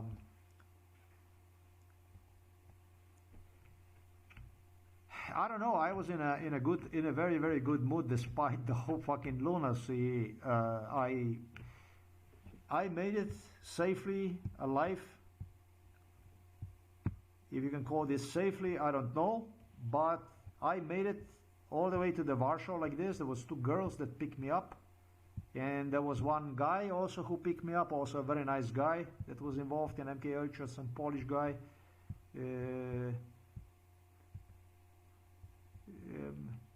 I made a mistake. The girls transported me to the Krakow. Yeah. So, I walk. I have no fucking idea. All the way to Krakow, and then somebody picked me up and took me to the Krakow. In that sense, yeah. I don't know. This would be probably the best thing, you know. And then let me just see this here. That this is. The Warsaw is over here, so Krakow, and so shit, it was something like that, or might have been that the girls took me through from might be that the girls picked me up in the Krakow was already toward the evening, and they dropped me off somewhere, and then that I had to walk maybe somewhere here to come closer to the Krakow or whatever the fuck it was, and then I went for the sleep, walking, and then the next day again somebody picked me up and pulled me all the way to the Warsaw. Yeah, I would say that that's the way it was. That's probably what this was like, something like that. The point here is that, fuck man, I traveled 6 days maybe with the 6 hours of sleep. One day I really got a good sleep. That's the fucking point. Yet I reported myself in. The thing about MKH was they gave the instructions that you have to be in excellent psychological condition to report yourself. So I don't know how the fuck you do that. I have no fucking idea how you do that. I appreciate the cans, the food that I got over there in Zakopane from this Straja border patrol. That kind of stuff saved my life, basically, and the people that picked me up. So I don't know how you like that shit, but along the way, I did spend the money on the pen and on the notebook, so that I could use that for the stopping people as a auto-stopping stuff. And that's basically how I came to the Warsaw, and then in the Warsaw again, march towards immigration location.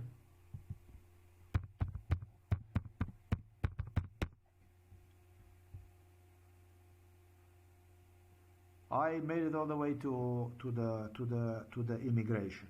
Okay, so I made it all the way to the immigration. So if this is not fucking insane, I don't know what the fuck it is. But yeah, I never heard for anything so fucking crazy like this. I never heard for anything like this that anybody would be doing stuff like this. But the way I traveled is completely insane. I slept like a deer does. I imagine that people who travel, but all loaded with a lot of stuff,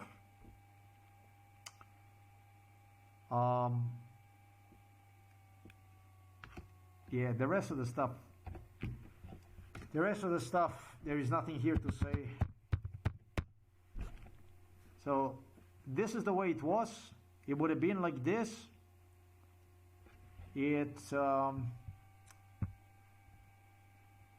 It would have been like this. That's the way it would have been if they would not break me the car over there.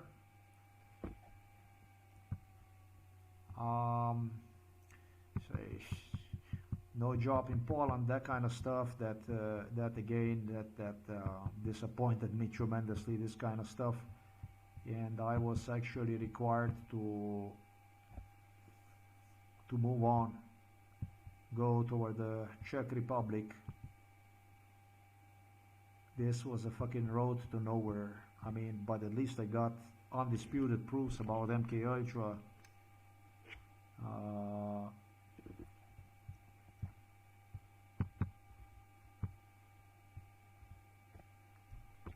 There is one thing that I did.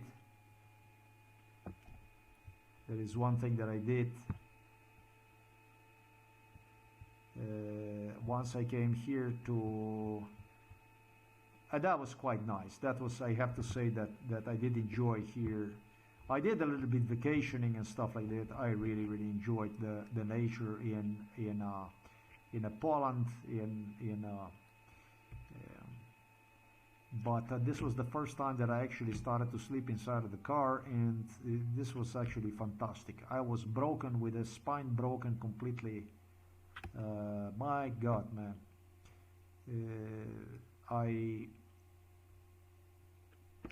I made it all the way to the Czech Republic with that Skoda, and Skoda served me as a shelter, is where I would sleep. And I have so beautiful time here in this Ostrava region till they fuck me up the car on Ostrava side. When I was gonna go to the Ostravica and have a little bit camping over there, they break me the fucking car, and that was the end of it for me. That was really the end of it. That's how it all ended for me. That was the end of it. Well, it was not the end of it. After they broke me the car, I didn't want to go home to Slovenia. I still wanted to get the job and so on. And so this kind of crazy shit, walking back and forth, trying to get the job, and then you would rent the place, again costed me another, at least maybe even 1 week without a sleep again. I slept inside of the broken car. They slashed me the car, smashed me the car, and I continued to sleep all angry inside of the car, waiting for the guys to come back and really fuck them up.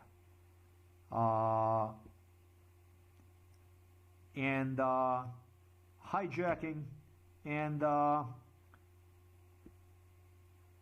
me being so fucking tired again, without nothing, without any fucking shelter, sleeping again on what is known as here as Katowice, just like this, without anything. A train station where you're not supposed to. Oh, I was dangerous. And finally boarding the fucking bus and leaving, going to Slovenia, make it to the Slovenia again, days without a sleep. There was no alternative. There was nothing left than to go. Paying for the rent and doing that kind of stuff in a Czech Republic, that's a suicide. That was, I determined that would not be okay, because there was no job that fuck around and stuff with the stuff. This is just not. It was time to get out.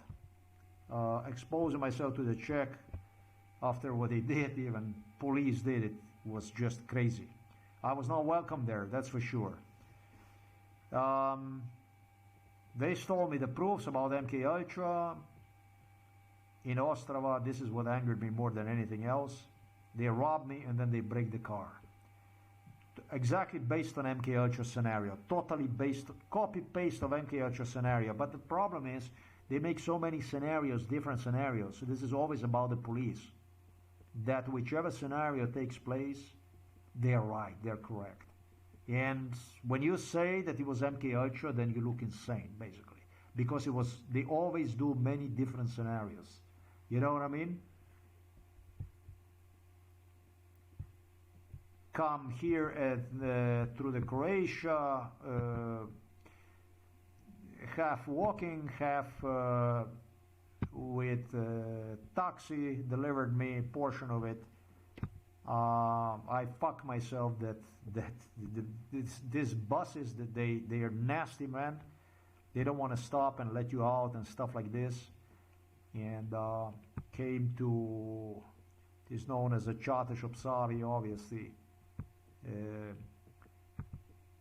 Went again for a swim at nighttime and cleaned myself nicely, and right here in in this river right here at nighttime, throw myself in the river nicely, clean myself, prepare myself.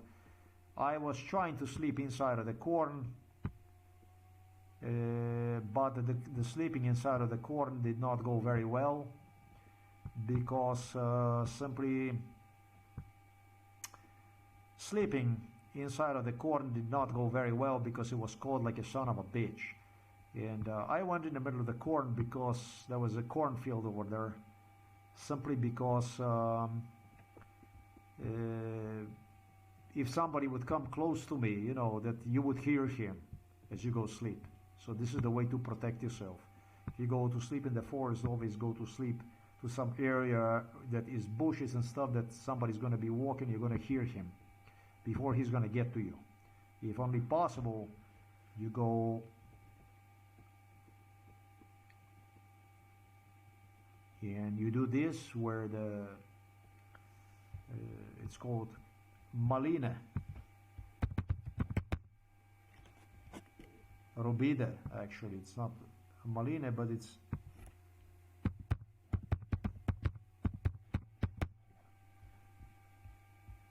this kind of stuff here.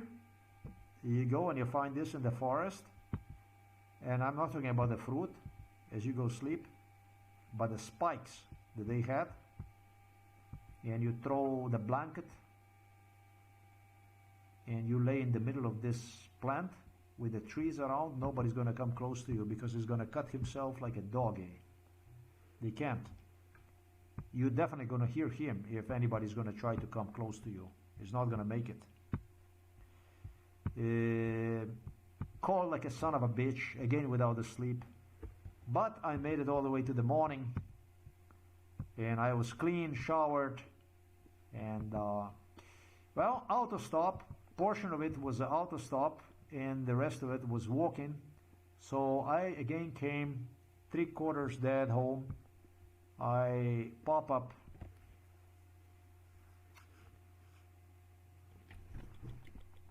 my God, man.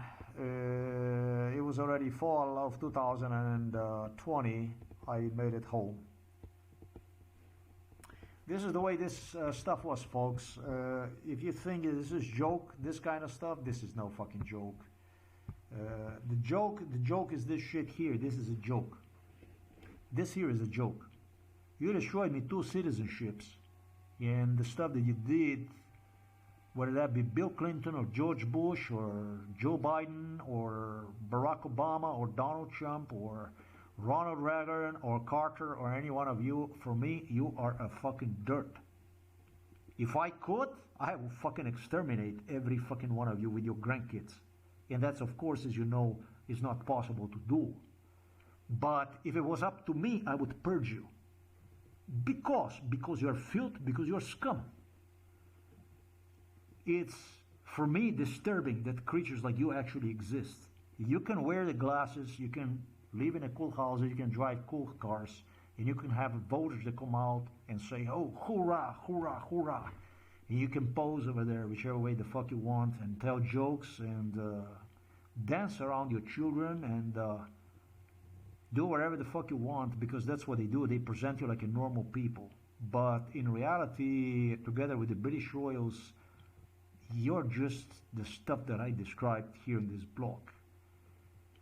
You're just a little hateful shit that was hired by the whites to do, through collateral damage, to murder, to kill. You are a boy that you were hired to kill.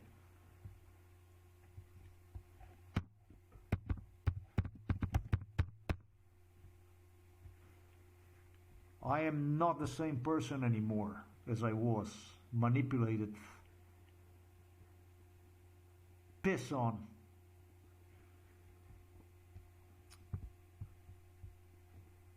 I am not the same person anymore that I was. I'm not the same person. I don't see you anymore like I used to see you. I am disgusted that I had to do with you. You're not any part of me, and you never were any part of me. You're never going to be any part of me. I am just repulsed, basically, that you were involved in this. It's disgusting that you were part of this thing, and you turned something that was very difficult to stay alive into exactly what I described. Upon the fall of the Soviet Union, the new reality that emerged from the shot of the Soviet Union was this one. The newly founded partnership, exactly the stuff that I closely described in this video. This is the way it was. With today, murderers, killers, serial killers, assassins, butchers, dancing on a stage, basically depicting them in a bright light. That's why I don't see myself in any. That's why somehow I cannot see myself in any Janez Janša or Lojze Peterle or, you know. Z vsemi, ki so tu, mislim, da jih je bilo tam nekje okoli 100. Sem prenehal šteti po številki 50. A trenirate tudi mišice? Ne, je pa res za ti kolena. Fajn za tehniko mora stati primer od tista največji problem. S kolikimi veleposlaniki se boste danes? Who the fuck would think that everything is going to end up like this? 54 years of life destroyed, burned, deleted, just like this. This was a child from Milan Kučan practically. Milan Kučan was his mentor. Who the hell would have thought that things are going to turn out to be this way? Who the hell could possibly believe that the stuff like this would go like this? That we ended up in a like this. That this is the whole thing is gonna. It's for me. It's unprecedented. But you hear this from somebody who have gone through this stuff, who have seen it at all. Soviet Union, everything what was the world under existence of the Soviet Union, absolutely everything. And NATO and absolutely everything. How it all started and exactly what it turned into. And you know, you never fucking say to me that you are European Union Commissioner or something, that you whatever the fuck you are. You don't fucking say that to me. Think about what the fuck you saw in this video. Then if you ever happen to step in front of me,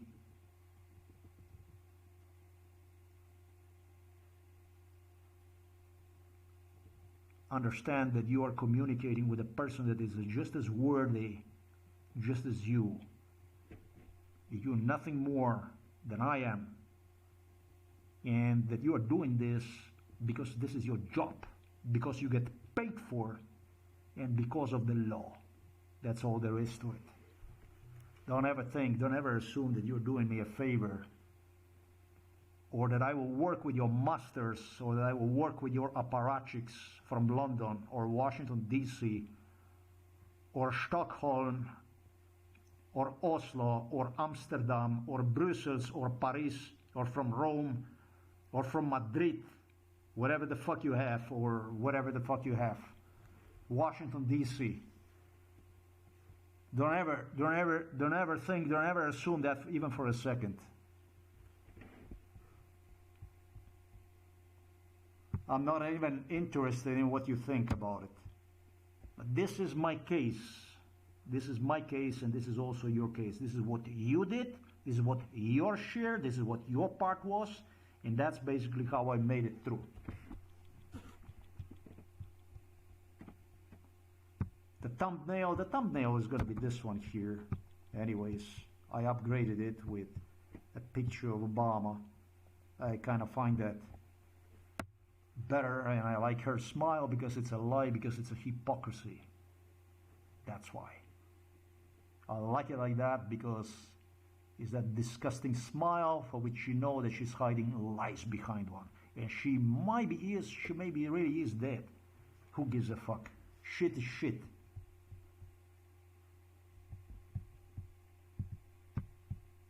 Huh?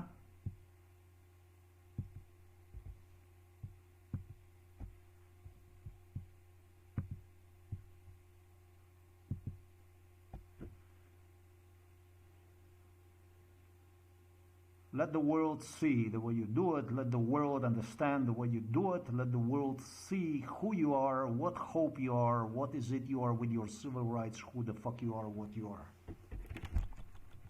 And I thank God that I lived to this day, that I demonstrated this video so that people can see. I want to say thank you to God for this. I feel blessed by pointing out the stuff that went on. There is actually a video over there, unless the Zuckerberg deleted. They went on deletion spree. As you know, they deleted a lot of videos. These are the videos I have actually, based on their instructions, video recorded, downloaded, and one day I'm gonna have to create the whole website, because these are the videos that completely demonstrated the coming war on Ukraine. Remember when I was recording all those videos where I procrastinated, made a prognosis about the Russian invasion on Ukraine? It did happen so. And that was Central Intelligence Agency came up with a program for entire Facebook that they will be deleting the videos and that kind of stuff for no fucking reason, just like this. So whatever it is out there, it might still be, whatever the hell is not, it might not be. There was also some videos that it's quite interesting. That's a totally separate issue. So that's photos.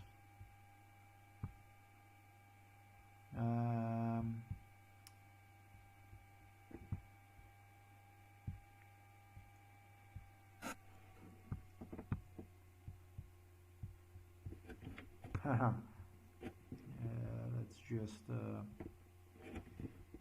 don't quite understand why is it that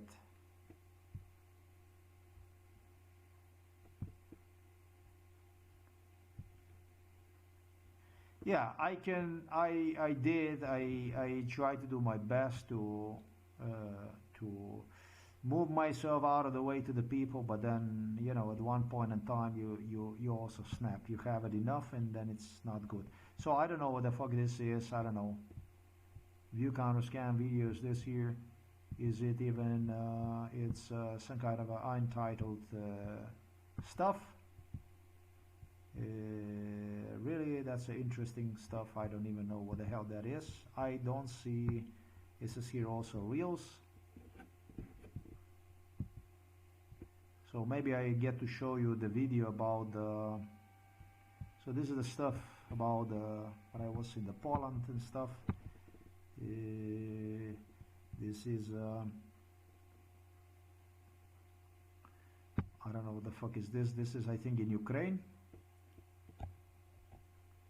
Sorry, we are having trouble playing this video. Oh, very nice. Okay.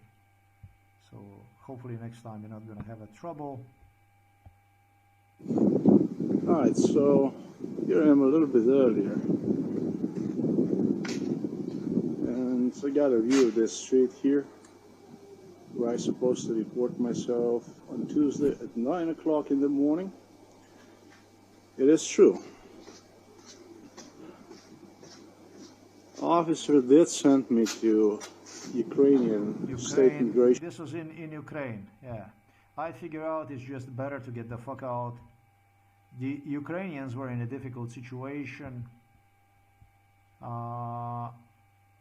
And I just don't understand what the fuck is going on. Did they even deleted me that would be really, really unfortunate. The beautiful video about how I arrived to, how I even made it to alive to Lviv. That was crazy, because it tells how many days I was on the food. And what I wanted to say is add another 2 days to that, to those days that I say I think like 3 days. It actually was 5 days, because before I even left the Budapest, I didn't even go and rent for 2 nights the hostel. I didn't want to spend money anymore, because I would have to buy for another month, entire month, and I decided I'm going to go to Russia instead and try my life again. This is fucking insane. Like, I never heard shit like this, crazy stuff like this. I never heard stuff like this. I never heard for the stuff like this. I never heard of it. So this is a beautiful video, I guess, that I was talking even about the... I started to hallucinate about the whites and so on. Yeah, I got myself deeply in this. It's gotta stay right there. Too bad that it's deleted, I guess. Yeah, the YouTube just, I should say Facebook. Facebook just does the stuff the way, you know. I have to create a website so that I can place everything about whatever was deleted by the Facebook, because CIA, Central Intelligence Agency, did not want certain things to be out there. It's just probably damaging for the CIA. Very, very disturbing stuff. So this is basically a profile that is created by the Central Intelligence Agency, just like you saw it. The video is gone, but there you go. You get to see whatever the fuck Central Intelligence Agency wants you to see, and that's wonderful. As a matter of fact, if I take this profile, it's even questionable really what exactly that you see if I post this into another profile. Yeah, that's a life in America, that's a life inside of the European Union. That's how they do the stuff. They create their own virtual reality, and then you look whichever way they portray you through. But this time it appears that everything is here, because I did recorded them that from another account. I video recorded the whole thing, documented that they are presenting certain issues about me on my profile only whenever I am logged inside of the so if I'm using the Facebook profile, this one, then I get to see everything. But if I go and log myself into another Facebook profile and I want to see my own profile, this profile, it was 80% of the information was missing from the profile, and they only depicted whatever they wanted to depict, depicted me like a neo-Nazi. Just like the video that you saw it over there was missing, and it was just a message over there, and that's it. They don't want to know nothing about the stuff that I have gone through. So it's really good that I video recorded this stuff, because it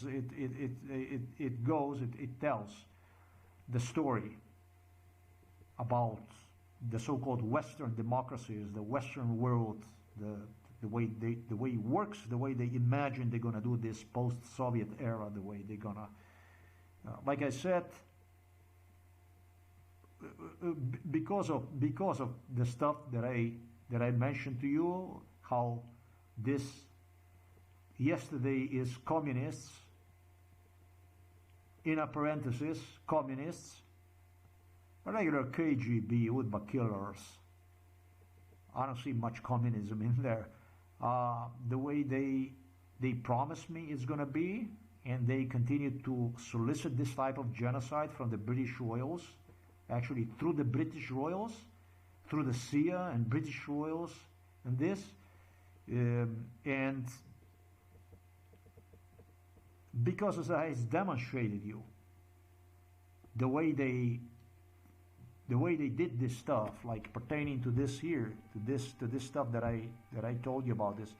The thing is that we don't even know what the fuck is going on. We don't actually even know what's going on really with nobody really can tell what is going on with this stuff, because this stuff here, this gas station, this pump, this gas station, this could well be a gift to the Vladimir Putin, this stuff here, because the Russians were extremely savvy to remind me about what went on inside of the European Union. Like I said, of course, they didn't have to worry about it, because never ever would I immigrate to Russia. The violence in Russia wanted to just kill me. execute me on the spot, you don't want to go to Russia or Serbia anyway, so they didn't have to worry about my filing for political asylum in Russia or in the Serbia. But this just goes to demonstrate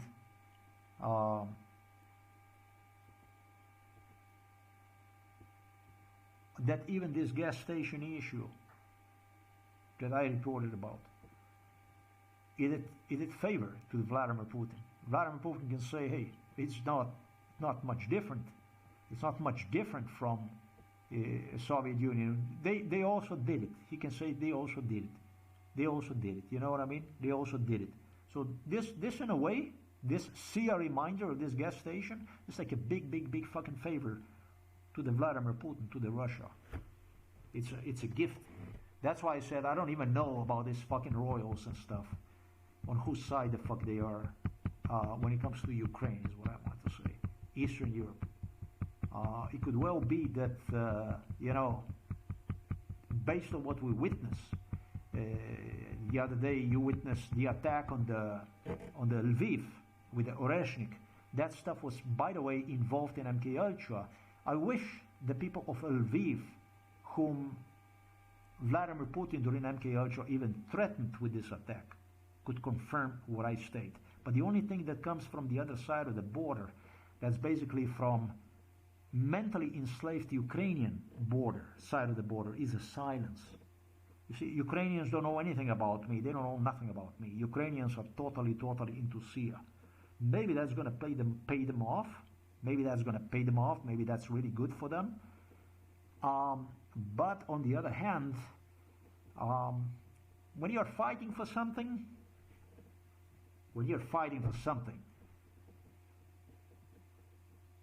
shouldn't you be fighting for your ideals? And in the case of Ukraine, shouldn't you be fighting for freedom, justice and freedom? Should you be fighting for the psychiatric freedom, like the one I described in this blog, for this kind of stuff? Ukrainians met me in person, numerous Ukrainians, and they know how pro-American, pro-NATO, pro-German, pro-everything, as much as possible I was. They know it. I don't understand what Mark Zuckerberg is,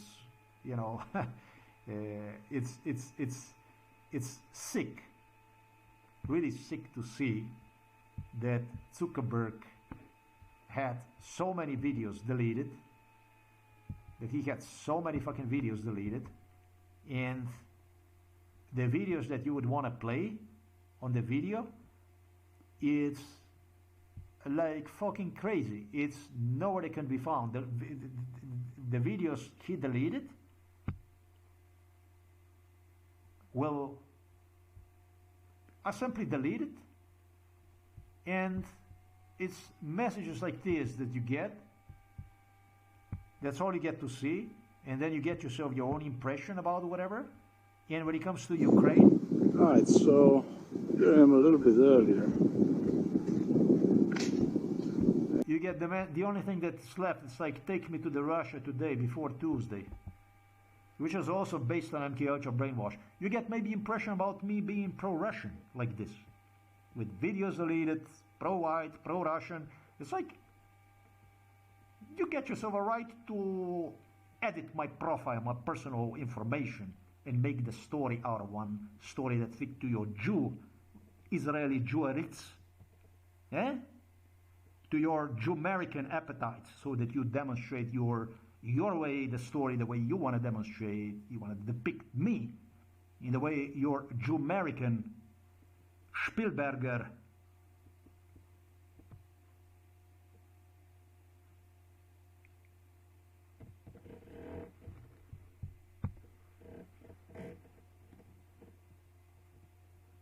Netanyahu, whatever the fuck these fucks are that keep advertising, dancing in front of my face. I really didn't want to have anything to do with them, but they keep advertising them desperately. This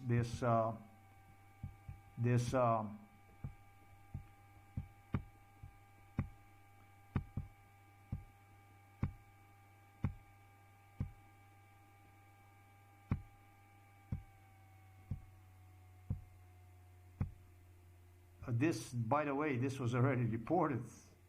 Melania Trump and FBI Academy and stuff. This stuff was already reported.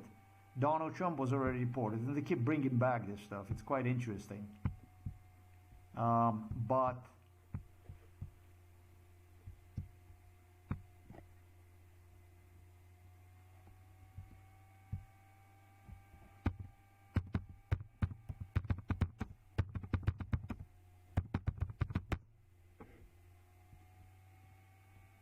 Rothschilds, they keep advertising me Rothschilds, my God. They keep fucking advertising me Rothschilds. This is not a place for the Rothschilders. And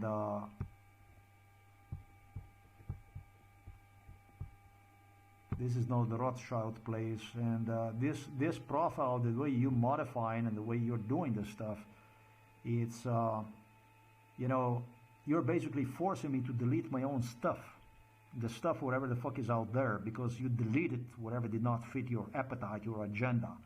And you basically created the picture out of, you know, picture based on your Jewish taste, of your own Jew taste, parasitic taste, so that you can depict me as a personality the way you like to do that with the people. Through your American democracy, Jewmocracy. And you're going to say that maybe I'm a hateful person. I am a hateful person.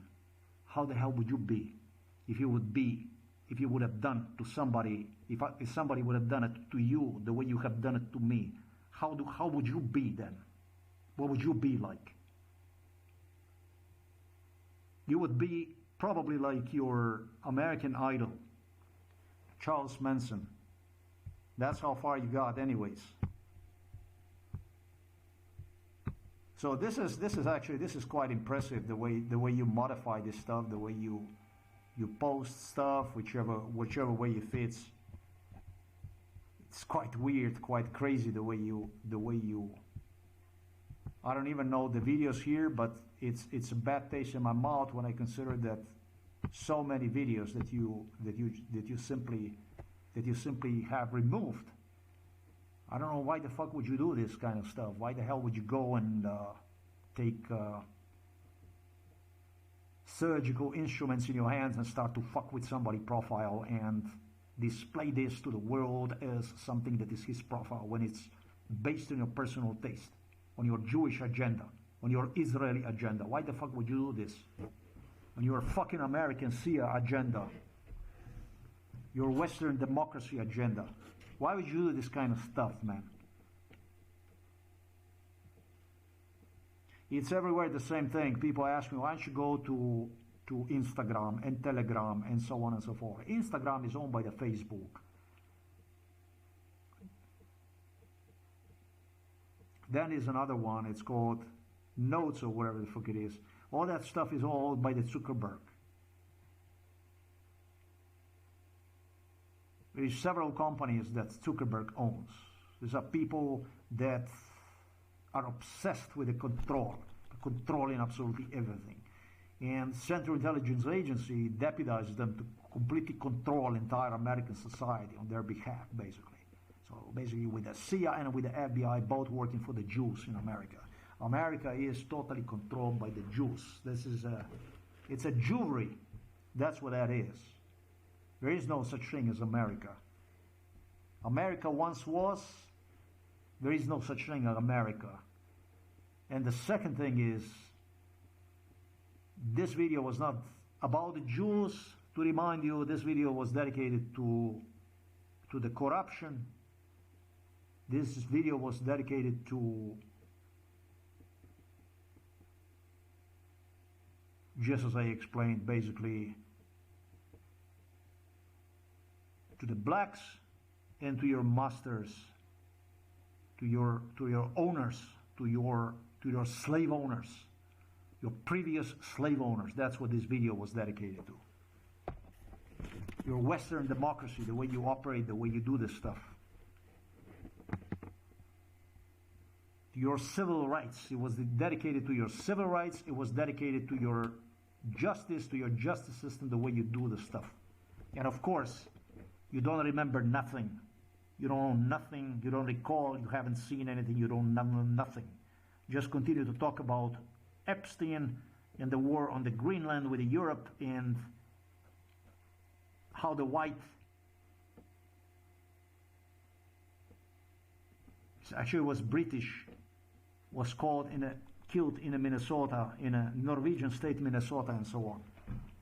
In a German, Norwegian, Scandinavian, how you fear for the human rights, how you fight for the human rights, how you fight for the right against the wrong.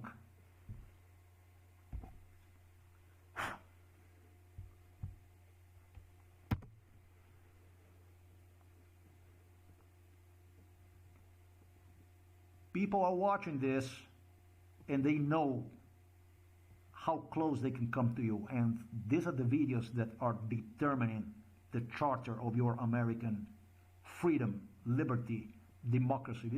These are the videos that are making the difference. These are the videos that make people understand who and what the fuck you are. These are the videos that charter you. This is the review that I give you. This is the thank you that I give you for everything you did for me. It's bizarre and sickening that I don't have a capacity even to demonstrate you how I arrived to Lviv.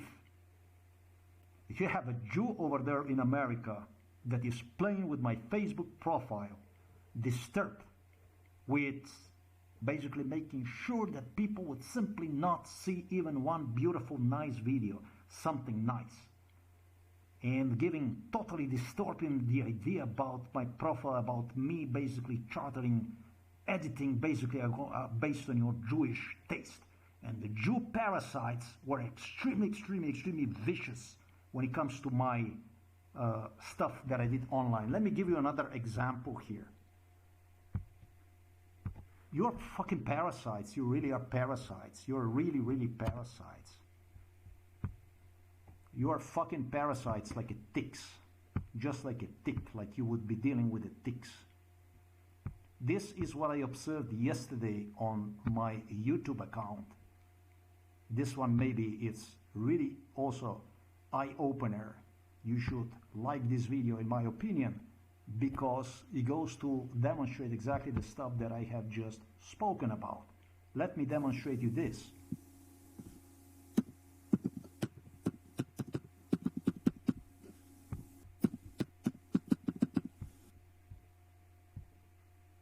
I just yesterday have video recorded the stuff that totally knocked me out of the socks.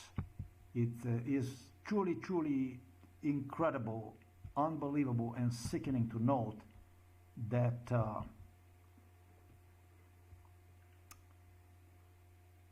Sergei Mikhailovich Brin, which is a Jew, played with my with one of my videos. Like this is just 21 seconds, and then you have this one here with this. So this is probably this. As I'm basically really doing myself. Hey, I just noticed that the YouTube, that's exactly what Sergei Mikhailovich Brin, Moscow-born Sergei Mikhailovich Brin, insisted me. You know, I am sorry to say that. I'm really disturbed with this stuff. You know, I cannot show you the video about Lviv, how I arrived in Lviv. For me, such a historical video. I don't understand why would you go and delete the videos like this. I don't get you. I don't get you. Sergei Mikhailovich Brin said to me like this: if you will ever post the video, something about like a winter swimming like we did down the Kerka River, we're going to do something that that is going to devalidate one, destroy one. This was the promise that Sergei Mikhailovich Brin gave me sometimes in 2008 when they were here, and they would also go for swimming, winter swimming and stuff with the snow. And he promised me that what he would do is he would make sure that posts in the comments would be disabled as a result of it. And so there's a beautiful video of me bathing down the Kerka River in the winter time, a beautiful video, and people don't have a capacity to comment. I did not use any kind of license violation, anything like this, nothing. and it's just because he can pick on me, because he's a wealthy Jew, a parasite created by the US government, that I already explained everything how he was created. There was Lycos, there were several other companies that were in competition with the Sergei Mikhailovich Brin and Larry Page. And basically they were selected literally to assist this case. But the way they do this kind of stuff is incredible.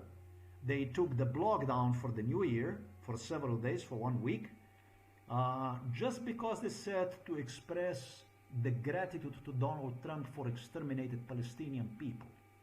If they will be so good to us, he said to me, Sergei Mikhailovich Brin, inside of this house, in that room behind, he said, then we have to do something for him.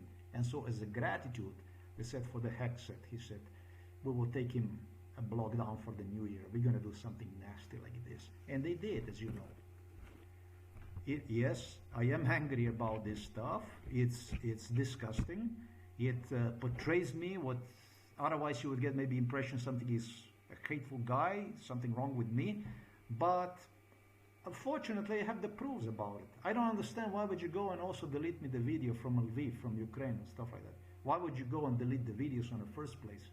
Which demonstrate rather my high intellect, because I was the one who prognosed when I came to Poland in 2018, the police that were here from Novo Mesto, they said this is a treasure because you're the only person who have so in detail forecasted the war on the Ukraine. And the war on Ukraine was coming whether you like it or not. And everything I documented,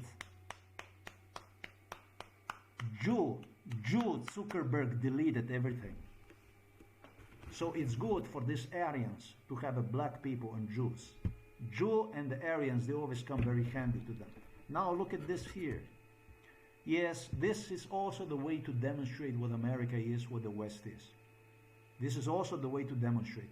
And I am surprised that being inside of this house, doing this stuff, you would not take any kind of responsibility. You would not take any kind of responsibility for your stuff. I am shocked. I'm surprised. I'm surprised. I mean, you don't think that government people see this? You don't think that government people understand the stuff that you do? I mean, you talk about the Uyghur minority, you talk about the Taiwan, you talk about Russians doing this and that.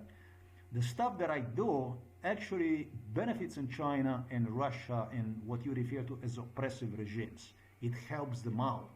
But it helps them out because you Jews like it. You want it, you like it, you work with them, you work with them, you worked with them, you work with them. And he goes the same. We still don't know what the outcome is going to be in Ukraine. But the time will tell whether the stuff that you were doing to me was the stuff to watch the video, what is Slovenia? Was it the stuff to benefit a Russian side? Or was it the stuff just because this is the way you run the society? So now either way, people will know where to choose the partnership with you, where to go from with you and how far to go with you based on this stuff. This is happening. This is video recorded. Let me demonstrate you. Let me demonstrate you this stuff. This is fucking nasty. This is also part of the story that Okay, really doing myself. Hey, I just noticed that the YouTube, that's exactly what Sergei Mikhailovich Brin, Moscow-born Sergei Mikhailovich Brin, insisted me with the Ruskies, with the Putin, that I will not receive the right for people to comment and all kinds of stuff like this. If I'm going to ever put some video that's going to... Sergei Mikhailovich Brin and Larry Page rated me as an idiot, as an animal. And so now if you would go out there and you would do this kind of stuff and you would go swimming and so on, they wanted to make sure that they would remind me of the stuff they did, promised me, and the way they treated me. They have to prove as a Jew, they have to, as a Juden, right? You are a Juden. What did Hitler did with you? What Adolf Hitler did with you? What the Nazi Germany did with you? How did they refer to you as? They refer to you as a Juden, as a Jews, and they put you the swastika right here. Actually, not swastika, but the David Star, right? And so how do you rationalize today that these people were wrong? You see, the problem with you is that the stuff that you do places in a bad light people that were dying for you during the World War II, including both sides of my family. You understand? The stuff that you do, and you have not contributed shit to the World War II victory, to the outcome of the World War II victory, marks absolutely everybody, screws up absolutely everybody. You do it completely on your own. You do it because of your own fucking issues. You want to prove that somebody's mentally ill through the stuff that is criminal, illegal, but you can do it because of Central Intelligence Agency and FBI. So that's how you do it anyways. You run United States of America today just like you ran Palestine, I should say Israel yesterday, where the Palestinian population was entrapped inside of their own state under your Israeli flag. And that's what is becoming the case with the United States of America more and more. So if you want hatred, there you go. Do something right here. Different, basically. And we watch here a winter swimming at Kirka River, which I have done, I think, in 2021. Must have been 2021 or even 2020. 5 years ago anyhow. And look at this stuff here. I have not used any kind of music or anything like this. Any kind of music, anything like that. Any kind of audio, any kind of copyright or anything like that. That's interesting to me. Yet, people are not allowed to comment exclusively on this video here. It's prohibited by the YouTube, by the Google, basically for the people to post a comment under this video. It's quite interesting because this is the most viewed video, I think, of all the videos. Yeah. That's just what it got my attention, that people paid a lot of attention to this winter swimming stuff. And, yeah, they are not allowed to comment. It's quite impressive, actually, to see that it's stuff like this happening on a YouTube. This is better even than algorithm. Remember, the YouTube is algorithm business, for which I told you that they select their own, obviously, like they will be selecting their own audience when it comes to my videos. Just a moment, just a moment. Okay. Their own, obviously, like they will be selecting their own audience when it comes to my videos. We told you do you actually see here the way they did here? That I don't even have a capacity here to choose. No, do not restrict my video to viewers over 18 only. Do you see this kind of shit? I don't have a capacity to choose. Yes, restrict my video to viewers over 18, and no, do not restrict my video to viewers over 18. Do you see this kind of shit? Do you see this kind of stuff? I don't, basically. You do this because this is your video. Sergei Mikhailovich Brin, Larry Page, this is your property? Do you have a license? This is your property. I'm asking you, you created this video? You created this video? You are on this video? This is your property, you're saying. This is your video. You recorded it. This is your property. Okay, okay, parasite, okay. They select their own, obviously, like they will be selecting their own audience when it comes to my videos, which I believe are heavily allow automatic places. Okay, I can agree to that. Censored, not only restrict. I haven't found any swimming, Kirka, winter swimming, snow swimming, anything that would be selected under the tags. That's interesting. And what's even more interesting here, I have to say, totally censored. So it was listed here for me to allow video and audio remixing. I did not allow anybody any kind of remixing on any of my videos, and I always make sure that I do not allow audio and video remixing. So yesterday I chose this into do not allow remixing. So why the fuck you do with my property like this? Why do you do this kind of stuff? You know, I'm gonna tell you something, Sergei Mikhailovich Brin and Zuckerberg and all of you, I'm gonna say to you something like this. You make us hate so much that whatever our legacy was to fight against, for whatever purposes were brought to this world, we end up embracing because of the hatred against you, because this is the kind of stuff that you create. A little earlier I mentioned Hitler, and so you are making people mentally ill with your presence in the society. With your presence in the society, with the stuff that you do, and you get away with it, and you do this kind of mentally ill, sickening, totally Auschwitz-Dachau type of stuff, like the stuff that you do today to the Palestinian people, to the people like this you do, and you laugh to the people like this. You laugh to the people around the world, the stuff that you do, while hiding yourself behind the CIA, behind the FBI that cover your ass, and the White House, the Kushners, the Jews, the way you do that stuff. You do this kind of damages on behalf, just like Obama did on behalf of the Germans and Norwegians and Swedes and British, royals, imperials and stuff like this. You make us fucking hate ourselves.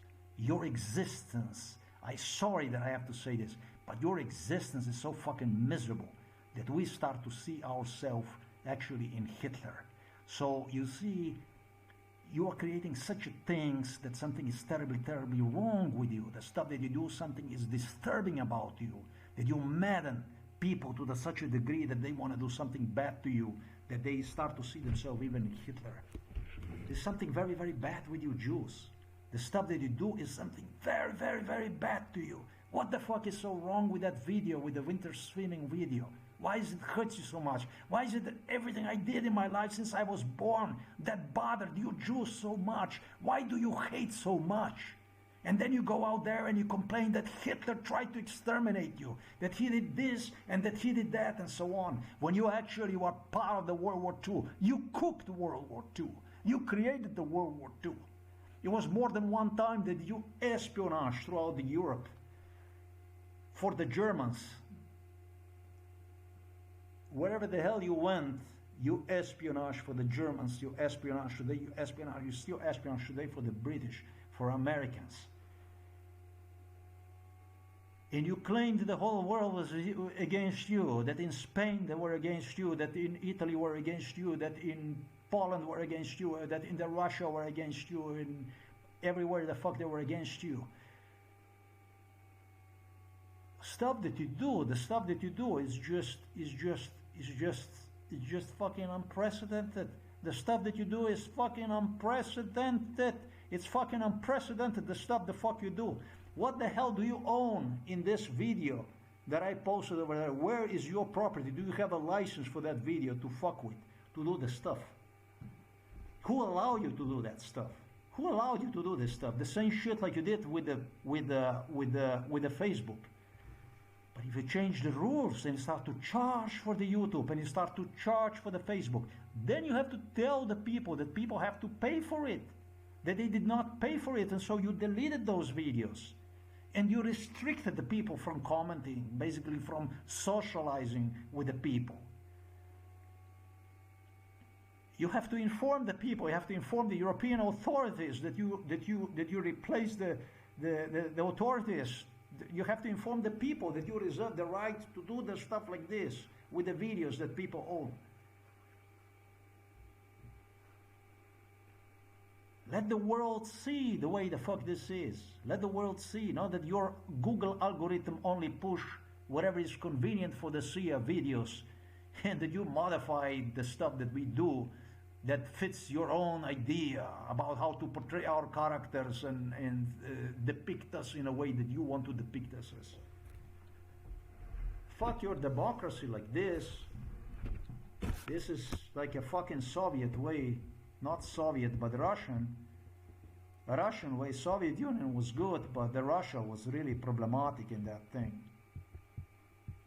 This is really not the way to go. I don't know how the YouTube can explain crazy, this really. one here. You spread my channel.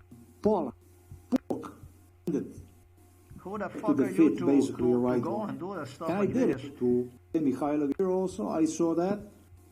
On you're really as I walk. Psychiatric that went on. So you crossed the line again.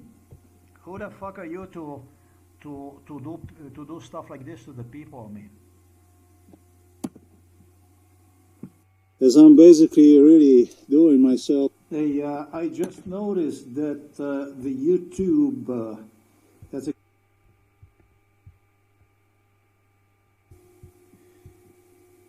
Yesterday I posted this thing here, and it's time for me to complete this thing here. This stuff here. What the fuck? What is it? The what year is was it, definitely what is it 2000. that is? What is it that is? What is it that is so impossible for you to understand about this stuff? I mean, why do you like to get so personal? Why do you get the names that you call me? I mean, Bessel and stuff like this. That you were, you know, presented me to everybody so stupid and stuff like this. The way the damage that you caused me and the money that you have stolen from me personally, that you have stolen, the so-called cinema funds, the stuff that was done to me so that you could play with my money. That was money basically that was shielded by the government from taxation.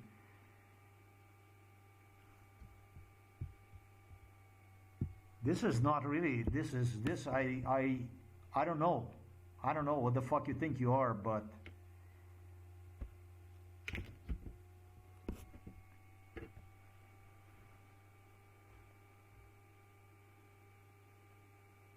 there was no audio, there was nothing on that video that would be any kind of license, that would be anything that would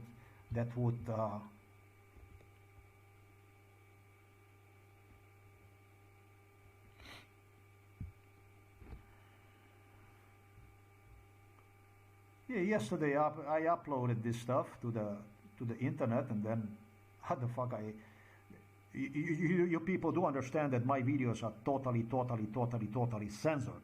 The video view numbers are totally censored. I of course do not only make no fucking money, but this was the issue that Central Intelligence Agency and Federal Bureau of Investigation effectively have used against me to throw me into the psychiatric hospital.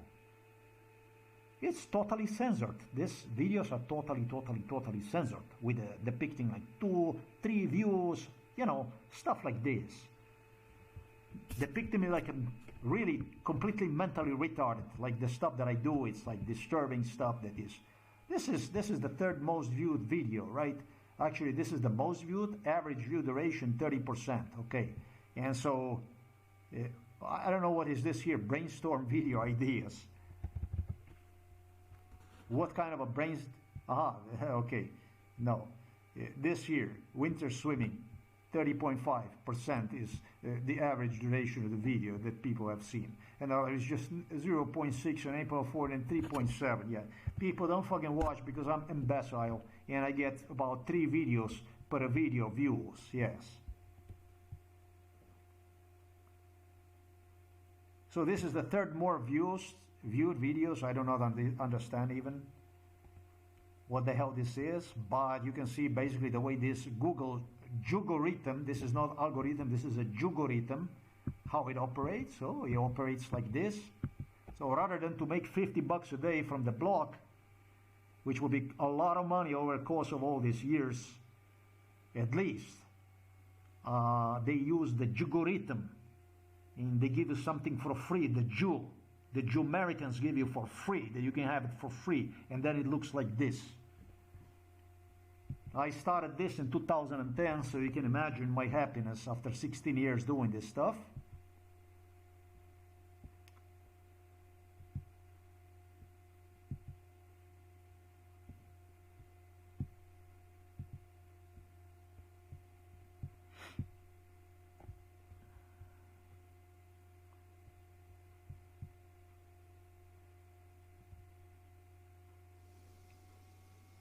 December 4th, 2020 it is, and we're gonna do this winter.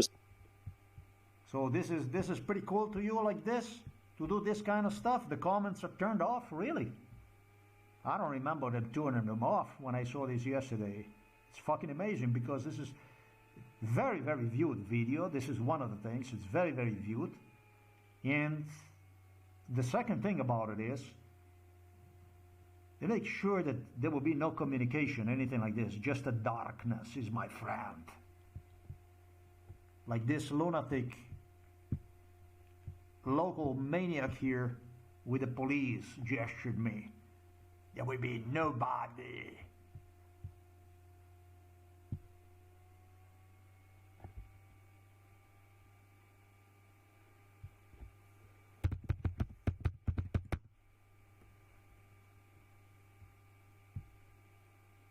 No, I want you to see that. You know, the way you fuck me with the Facebook, that stuff. I have a way to get back. It's okay. We can get it done like this so the people can see that.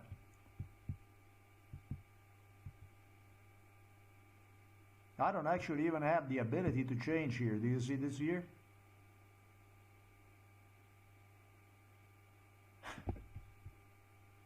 I could have changed it, but the thing is that as a matter of the fact, the truth is that I cannot.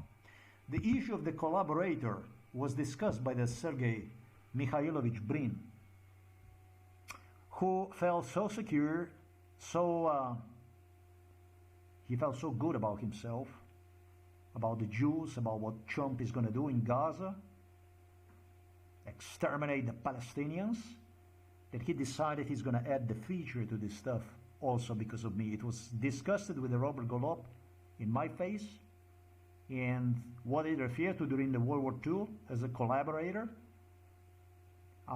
that's what they did. They portrayed me, partisans, people collaborating with the partisans, collaborators. He demanded for me to see myself as a refugee, as somebody hiding, doing illegal stuff, and them, therefore the Jews. This is how the Sergei Mikhailovich presented himself as a Ruski Jew, as owners of this world, obviously. So he added this new feature here, invite the collaborator. Folks, this was all involved in MK Ultra. All involved in MK Ultra. I added these tags yesterday. There was no tags on the video. Interesting.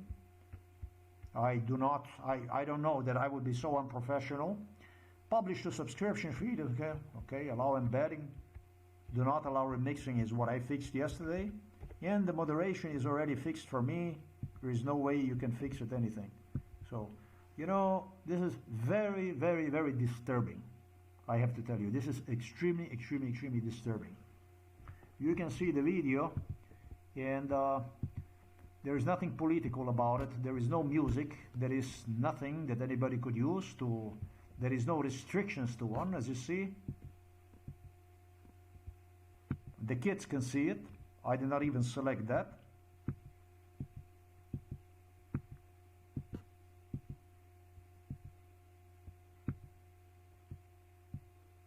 And as you see, there are no restrictions, anything imposed. Folks, I am done recording this stuff. All I wanted to say to you is I wanted to share this with you, but I have no capacity to show you. It took me probably 5 days to get to Lviv also.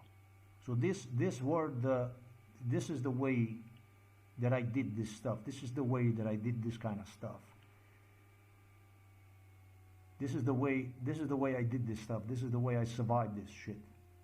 It's just nasty because it's videos that I would like people to have ability to see. They cannot see shit. So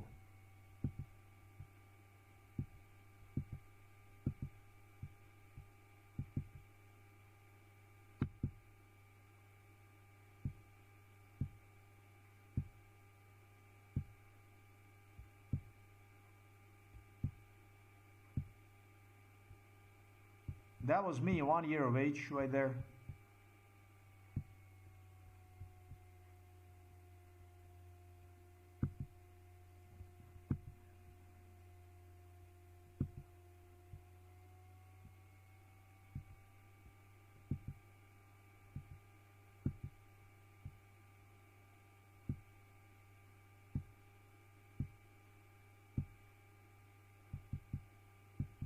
Yeah. You have a photos here, and that's pretty much all there is to it. That's all that it comes to. That's all you get. There is your Canadian political asylum. This page, however, is not available. Okay. You're not going to get to see the photo of the political asylum in... Oh, you do. There you go. There it is. Stuff that we were talking about. This is the German one.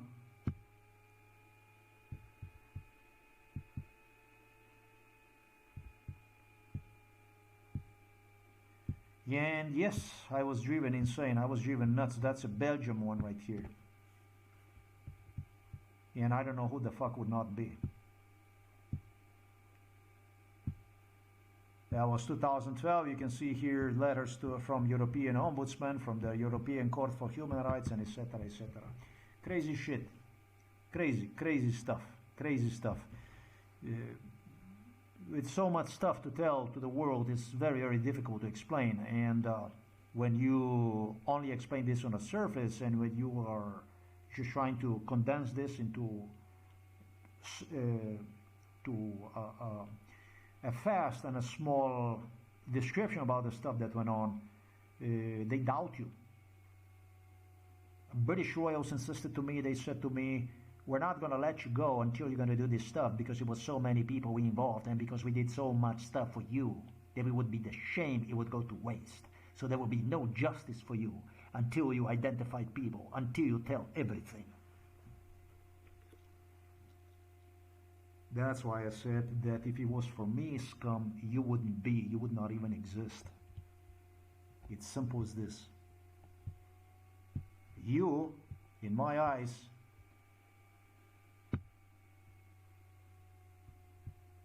not this guy. This guy is just, this is just a clown, a crazy dude, a crazy clown, corrupt.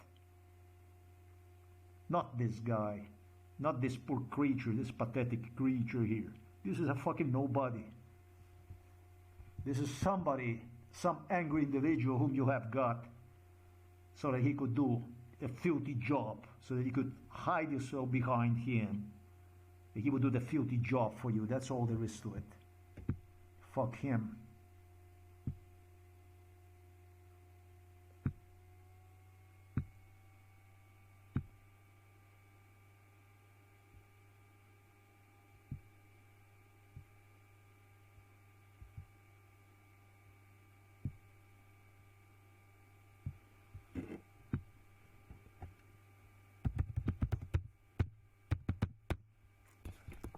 These are the people for whom you did this stuff. These are the people whom you did this stuff. This is for whom you existed. These are your friends. These are your people. You understand, you son of a bitch from London? This is you. This is you here. This is who the fuck you are. You understand? You never fucking come to me and fucking say to me, that's not you right there. It was you when you were coming on a visit here to Slovenia. And that's you. That's who you are. You understand? That's you. You were coming here to check on me, you son of a bitch. How much damage they did to me. Because you wanted to make sure that they fucking destroy me.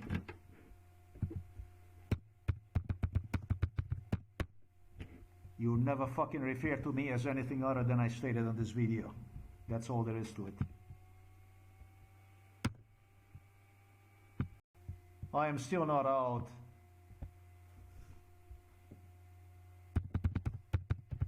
I'm going to give you a little bit masochismo. You know the masochismo? Masochismo is this shit here. This is a masochismo. You can call me whatever the fuck you want me because of the last few minutes that I spent talking about the parasites. But this here is a masochismo. That's who you are over there in America. That's who you host. This is what you're doing. This is your work. This is the job that you do. This is the stuff that you do.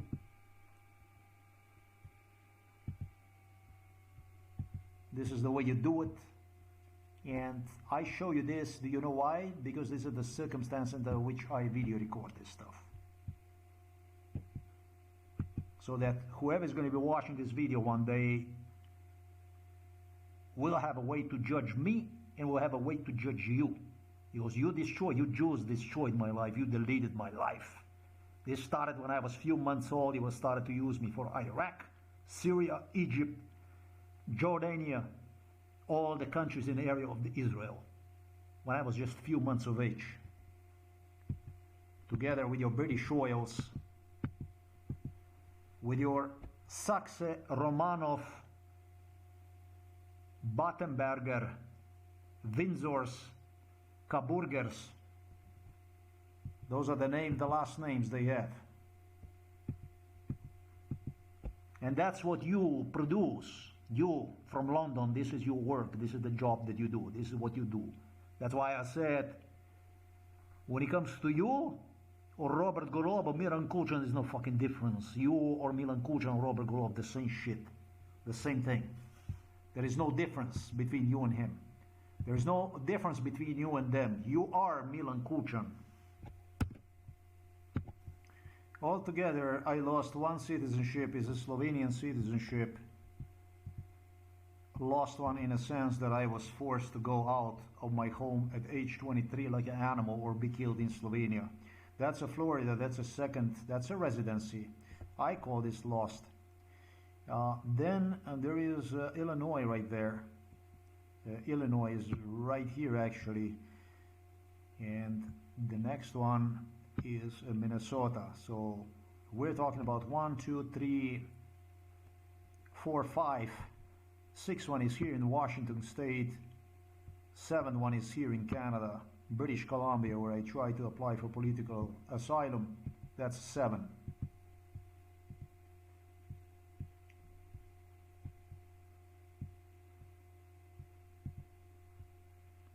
When we go to Europe, and you're gonna start to understand. That's Austria right here. That's 8. Germany. That's 9. Belgium. 10.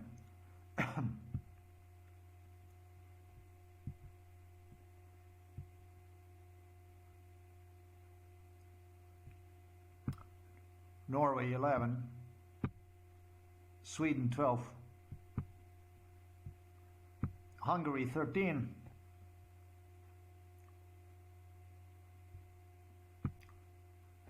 Ukraine 14. Belarus, what do you say, 15. Poland 16. Slovakia 17. Czech Republic 18. And you can add to this if you like also Austria, were immigrated first. That will be 19. And I also returned back to Slovenia.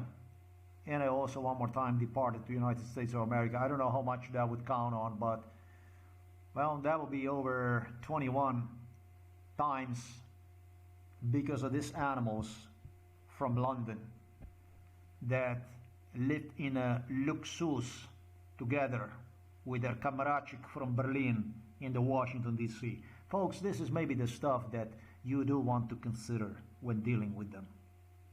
This is your future. I don't know how much space is that for negotiations for this stuff, because they went on to disarm Ukraine completely upon the fall of the Soviet Union. They pressured Ukraine to give the nuclear arsenal to the Russia. The Soviet Ukrainian arsenal was given to the Russia upon the end of the Cold War, and it was done so on behalf of Germans foremost. Germans had Americans and British pressure Ukrainians to give up on nuclear arsenal. That's all there is to it for this. Now I'm reading out. It says here that Jews did not vote for the Hitler, you know, and that's what they claim. They claim the Jews did not vote for the Hitler. No. But they claim they did not vote for the Hitler.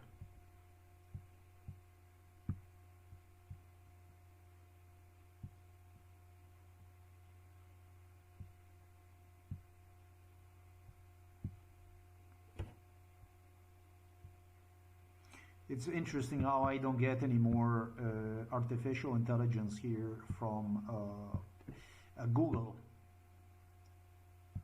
Just a little earlier I did.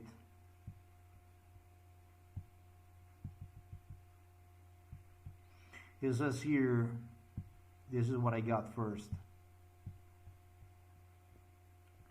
They say that just a tiny minority, Jewish minority, supported Adolf Hitler.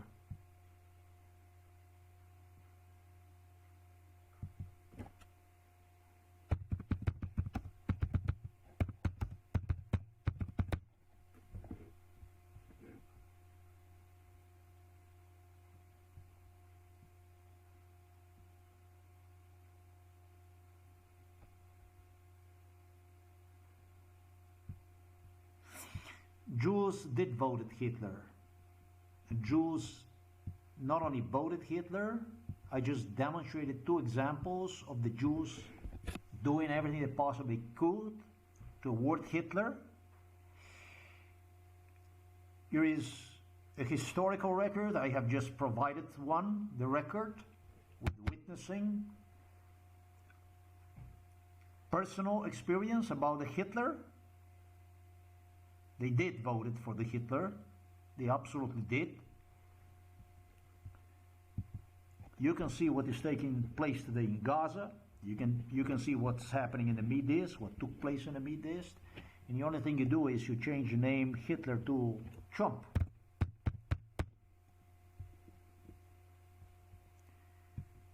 Don't fucking tell me that Trump is not a Hitler. Don't say to me that this is not a new Hitler. Not?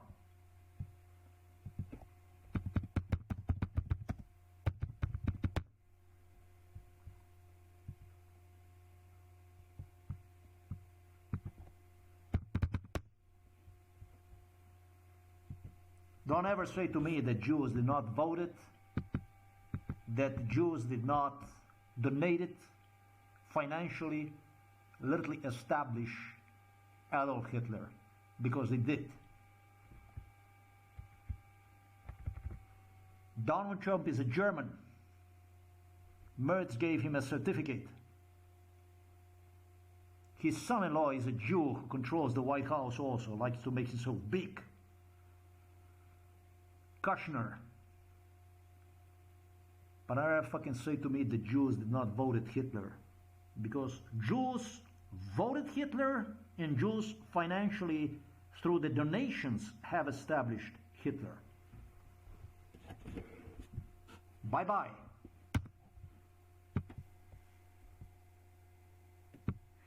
There is an important issue I have totally failed to explain. As I was talking about the Toyota recall, it's important to understand why did Naruhito, Akihito, why they did this stuff, why they wanted this type of recordings, why they needed that kind of stuff. You know what the Lucifer is, you know what the Satan is. You know what the Satan is, what the Lucifer is, you know what the evil is, absolute evil, the purest evil, the evil as pure as evil can be pure, clean evil. 100% clean, diabolical, satanical, pure evil as it gets. Okay, so the royals, they needed at the top of the pyramid, the people that were dealing this whole thing, they needed these proofs. They needed, this is what they refer to as the proofs, to excuse a mindless crime. This is a beyond mindless genocide. It's not a, this is a mother of all extermination procedures. It's a mindless genocide procedure. They needed this kind of stuff so they could apologize, they could excuse. Everybody was looking for what is known as proofs. This is how the MK Ultra works. We have to finish this video, this thing, as my given explanation about the people, how they work. It might be more people out there. There's definitely one thing about all this stuff. People watching this program, if you were a victim, if you were subjected to torture, you would start to grasp, you would start to recall yourself about the stuff that I taught. It would be easy for you to relate to your MK Ultra case if you subjected to MK Ultra. It would be easy to submit, not complain, but the first thing you do is you put the stuff on the internet, that if they do something to you, that it can be seen that you left the trace what was done. Because they do a lot of bad stuff, that's all they do. That's why. Just like Obama was looking for the proofs to apologize his yet another mindless crime against me, that's what it is. It's about placing bad karma on top of you, on top of your grave, and that grave grows up to be 1,000 times higher than Mount Everest. As you go like this, you're subjected to for 49 years to the procedure like this. It's 1,000 times higher than Mount Everest. And that's exactly how also the royals were searching for the stuff. So one day, if somebody would ask them, well, Daddy, why did you do this? Or Grandpa, why did you do this stuff? Or somebody, why did my great grand whatever fucking father did this? Or if the police would come and they would say, well, but he got you here, but he got you there, and you have all those video recordings, you have the stuff, and he's talking, and he's explaining, that's a little bit more difficult for the scum. That's why I explain, that's where I come to play, that's where I do my stuff, without waiting to actually die. Because that's what they want, that's what they're doing, that's the stuff, that's the type of the procedure they enforce. Since 2018, this is what they were doing. That was 8 years ago, folks.